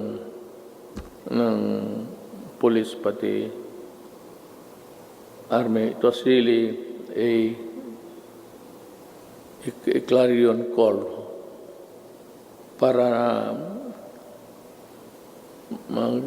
for them also to have a decent life and that they're able to get the things which ordinarily cannot be reached by any government employee. Ang akin doon is yung corruption. That maybe it might be a vain attempt, but maybe dagdagan ng sweldo para it would be a hedge against corruption. We must also modernize the Bureau of Fire Protection and the Bureau of Immigration with urgency. Alam mo, sa Davao, and if you go there, I can show you. One of the serviceable trucks, fire trucks, that we have in the city of Davao. Of course, ang city meron ng sarili, aside from the Bureau of Fire, which is really national. Meron yung Bureau of Fire, would you believe it, serviceable still. Ang pangalan ng truck is Studebaker. Ang katawan, ang talagang matatag ang katawan. Kaya ang makina isuso. Pero okay pa rin. It can put out. Totoo. This is how this Bureau of Fire issue medyo na overlook natin ng matagal. I emphasize the creation of the Department of Disaster Resilience and our people's safety, which cannot be delegated to any council or commission. Equally important is the establishment of evacuation center in every city, province, municipality throughout the country. We must act before another major disaster shakes into action. Problem is disaster and even a fire. This cannot be made a study for projection when the earthquake would suddenly come and make a big crack there. Hindi natin alam talaga. Ang ibig kong sabihin, this will require more than just one brain work kung paano talaga itong how to prevent or avoid disaster. It would be, by the way, just before starting, I was tempted to say it, pero baka magtindigan kayo. It will be all right for me if Bongo will just stay. Wala akong problema. Kasi sabi ko na this piece of speech of mine would be one of the longest sonas that I will deliver. Nakita ko yung page pagbigay sa akin. Yung ibang input akin. Pati yung iba lahat. Ang nangyari po, binalik ko sa kanila. Make it short. Pagbalik sa akin, mas makapal na. Nandyan na ngayon. Ito na ngayon. The responsible extraction and equitable distribution of natural resources remain among my non-negotiables. I reiterate the need for the passage of the National Land Use Act, which has been pending for decades. Pakisilip lang ho ninyo yan. For the rest of my term, I hope to see concerted efforts in protecting the environment. The rehabilitation of Boracay Island showcased our resolve to safeguard the environment.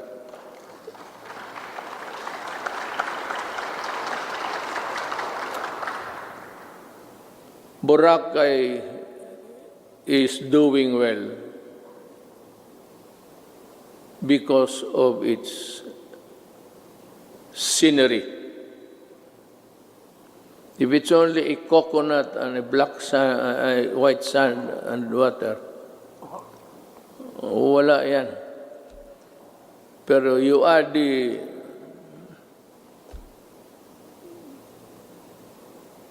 visitors there, then it becomes a very tempting destination. We have seen remarkable emergence of the island back to its former glory. I want this sustained. I ask Congress to enact a law creating, importante ito, the Boracay Island Authority, or BIDA. We need it. I cannot stress enough the importance of agriculture. The growth of our economy depends on a robust agricultural sector. We must utilize the coconut levy for the welfare of our coconut farmers and the development of our coconut industry. I urge everybody, both of the executive department, pati ito, that ito yung pera na nakuha doon sa sequester. And itong perang malaking ito, gagamitin ito for the welfare of the farmers. The problem is, we can no longer trace who are the farmers of yesterday. Marcos is a distant star. We do not know. Ako alam ko because we had a little piece also that was covered by the land reform. Hindi na natin malaman kung sino ang may-ari. So I think Congress should look again and try to sort out how best the money can be utilized. I will not make any suggestion, but I leave it to Congress to decide what to do with it. I once again urge both houses of Congress to pass a version of the bill establishing the Coconut Farmers Trust Fund. Tulungan natin ang ating mga magsasaka pagka hindi mawawala yung pera, bilyon yan. Diyos ko po. Well, anyway, we have learned so many lessons along the way. The Filipino nation claims its rightful place in a community of sovereign states. Thus, we will continue to pursue an independent foreign policy. Let me be very clear about this. May I cut my prepared speech? Alam mo, I read a little over 3 weeks or last month na the Americans intends to go back to Subic. I'll just put on record my thoughts. I have nothing against America. I have nothing against China. But if you put bases here, you double the spectacle of a most destructive thing. Just like Manila during the Second World War, during the retaking of this city, it was one of the most devastated cities in the world. Ayang maglagay-lagay ka ng base at this time. This will ensure, if war breaks out, because there would be atomic arsenals brought in, this will ensure the extinction of the Filipino race. We work without fail to protect our rights in the South China Sea, neither beholden nor a pawn to anyone. We broaden the boundaries of Philippine diplomacy. We build productive ties with everyone willing to engage us on the basis of equality and mutual respect. And we redefined our relationships with our most important partners, placing the country in a far better position to advance our interests in an evolving regional order and emerging global problems. Now,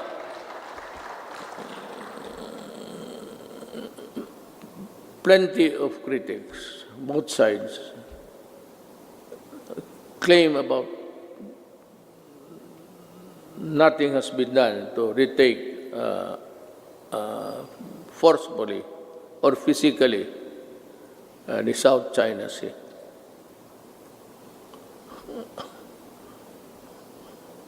Alam mo, unless we are prepared to go to war, I would suggest that you better just call off and treat this, I said, with the diplomatic endeavors. China is claiming it. We are claiming it. China has the arms. We do not have it. So, it's simple as that. They are in possession of the property. you remember property, your lawyer property rights. It has nothing to do with the Philippine laws on property. But it's akin to, they are in possession. So what can we do?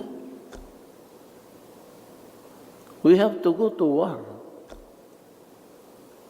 And I cannot afford it. Maybe some other president can, but I cannot. Inutil ako dyan, sabihin ko sa inyo. And I'm willing to admit it. Talagang inutil ako dyan. Walang magawa. I cannot. The moment I sent my Marines there at the coastal shores of Palawan, tinamaan ng cruise missile lahat yan. Hindi pa nga set sail yan eh. Sabog na. Let me see again that the victory in a global battle against COVID-19 would take longer than we expect. Everyone's cooperation is needed. I know that the Filipino people, have sacrificed a lot, but we have no other choice but to work together and to do even more. I must admit that our actions have been far from perfect. Totoo yan. I admit it. And there could be improvements here and there. But all of us in government, including myself, assure you that we will not stop until we get things right and better for you. I know that many of you are worried not only about health and safety, but also about our ability to move around and ride public transportation.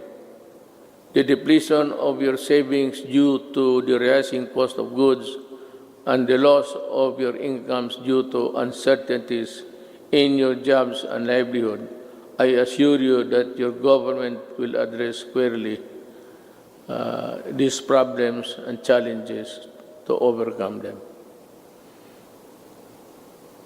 and proceed to a new normal. Marami ho talagang mawawalaan ng those for a middle income. They buy a car on installment basis. You cannot keep up with the amortization. You lose it. You lose the car. And you are forced to ride on public utilities. Concomitantly, didiretso rin itong mga kriminal na rarami at crimes will increase. But let me assure you, for as long as I am president, there can never be a runaway crime in any of our cities. Hindi ako papayag na. I can assure you, we will remain peaceful. Relatively peaceful. Hindi naman very peaceful. Pero kung sabihin mo na kagaya ng hold up dito, hold up, alam naman nila kung anong mangyari. You know what will happen to you. I am addressing myself to the criminals. You commit hold-ups, you commit rape, you commit all sorts of things, and you harm the public, then kaaway mo na ako. Pag bumalik kayo sa dati, kagaya noon, patong-patong na naman ang patay dito. Sigurado, hahanapin ko kayo. Do not ever go back to your old ways. Maghanap na lang kayo ng anong trabaho dyan. Magtiis kayo. To open up the economy to pre-COVID-19 levels at this time is not an option because whatever good it can produce will only be gobbled up or be outweighed by the bad it will generate sometimes. Haste makes waste. The recent upsurge of infection, when you open little windows of resumption of business, is proof of that. I am happy that I have talked to you today. You know, in other places, they opened up too early, too soon. America is one. China, well, fortunately, it was arrested on time. China and the rest, for those who open up, and those who do not follow the protocols of at least the World Health Organization, they are suffering. And they have at least 140 deaths. And America, kukulang sila lahat. No nation on earth was really prepared for COVID. No amount of preparation, because that kind of microbes visits about once every 100 years. Wala man yung mga tatay natin, what they suffered was Second World War. But tayo, we are not ready, and therefore we will not gamble with the lives and health of the people. Certainly no one would want to end up in the negative side of the equation. Not me, not us. All I ask is that you continue to put your faith in your government and work with us in achieving what is best for the country and our people. Together, let us do, mahirap basahin kasi dito, the most that we can to ensure that this health, safety, and well-being of every Filipino, especially those severely affected, are taken care of. Together, we shall fight this pandemic with the same fervor as our campaign against illegal drugs, criminality, insurgency, and corruption in high places, and entrenched parochial interests. As a government worker, I am addressing each and every Filipino that the government cannot do this without your help. More than ever, we need to reinvigorate the deep-seated Filipino spirit of pakisama and malasakit within each and every one of us. We are being tested as a people and as a nation. Worse times loom ahead. But I do hope that this spirit of solidarity, aid, unity will serve as a drumbeat to which we shall march in unison in our quest for the light at the end of the tunnel. I appeal to each and every Filipino, let us take care of one another. Ito ang panahon para magtulungan, hindi panahon para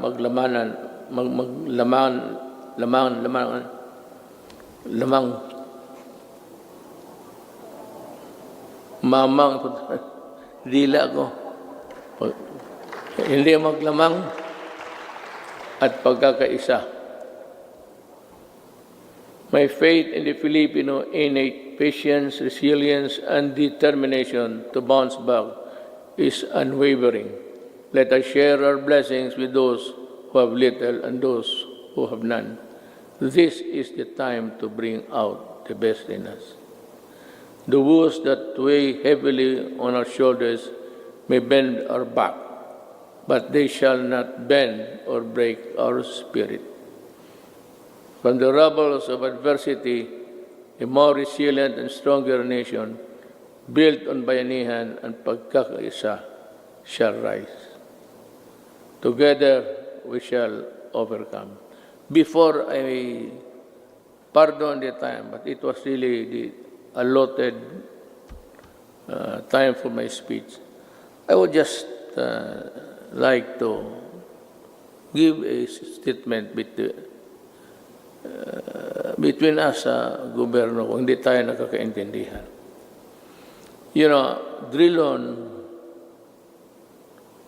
extended, he was defending.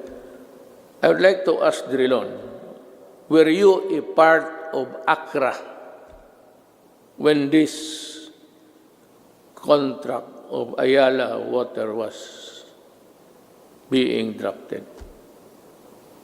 And why are you fumigating? Bakit kasi ikaw lang ang galit? Nasabi mo na dynasty. You are a hypocrite. You know that you cannot pass an anti-dynasty law. Ikaw nandyan sa Congress, ikaw ang mauna dito. But you know, to take it against me for protecting my country is something which I really resent. Alam mo, you describe using the dictionary the synonym ng mga oligarchy, kung ano. Then you proceeded to characterize everyone, every name, and then said that oligarchy is not bad at all, because not all oligarchies are bad. True. But ito, to my countrymen, the oligarchy that exists in this country is the oligarchy that existed during the Spanish time. And the Spanish lands and the friar lands and all the benefits that were passed on to the insulares who did not go back to Spain or to the Spaniards and into their... But that was long ago. It has been forgotten. This is the oligarchy that controls the Philippines by what? By taking control of the water and the electricity and power. Yan ang oligarchy mo, Drilon. Wala nang oligarchy dito except that they have control. Look at how can you now craft a new contract? Because I would insist that you pay the billions and billions that you collected. For example, water treatment. Oh, nandyan sa kontrata. It's in the billing. They've been collected. Since 1997. Ilang bilyon na nga wala ni isa. Not even a faucet was built for a water treatment facility. Yan ang mahirap sa... You do not protect the oligarchs here. You are the one. Ikaw lang mag-isa. And I suspect that you were also the one or help when you were there in the Accra. We do not even know ang mga abogado sa public documents. Hindi nga alam. Hindi natin alam kung nakagraduate ba o hindi. Wala. Would you think Iaalay would get the services of those? Iaalay got Accra. Accra did it. Ikaw galing ka doon. Most of you, more successful lawyers sa corporation. You handle big corporate. Yan ang mahirap. O, bangga tayo dito. Hinawakan ninyo eh. Hindi ka pwede kayo. Kita mo, noong nag-increase, walang tubig, pinuputol yung tubig. Ang tao, bumigay kasi hindi pwede yung tayo hindi maligo. Hindi uminom. Electricity, ayaw mag-increase. O ayan, wala ka. Palaging brown out lahat.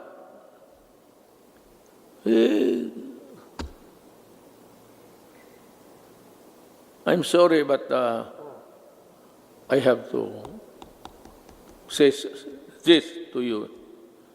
I do not like it. It's not the time for it. But since it is the time for the Sona, for people to know and people to really get the facts, then, and the right of the people to be heard. Tayo na naman ang tao magsama.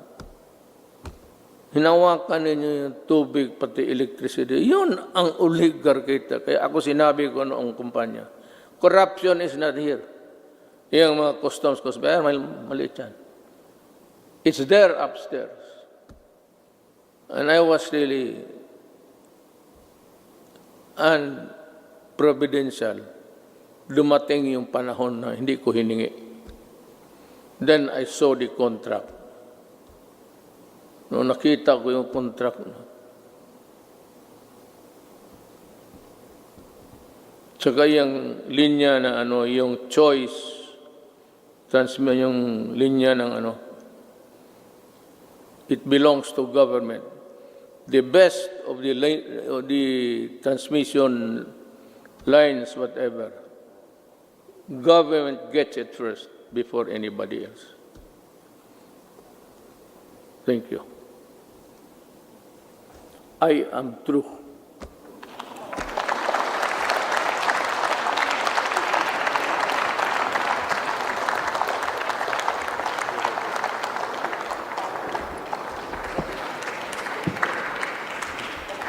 On the part of the Senate, the joint session is adjourned. On the part of the House of Representatives, the joint session is adjourned.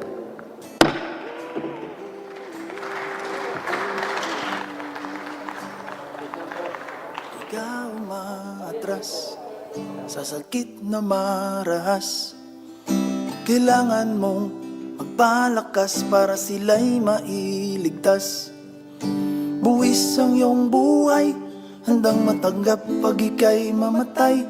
Asawa't anak na hindi masilayan. Ng resibo ay hindi naman confidential fund yun. Ano ko po reresibuhan ang isang intelligence officer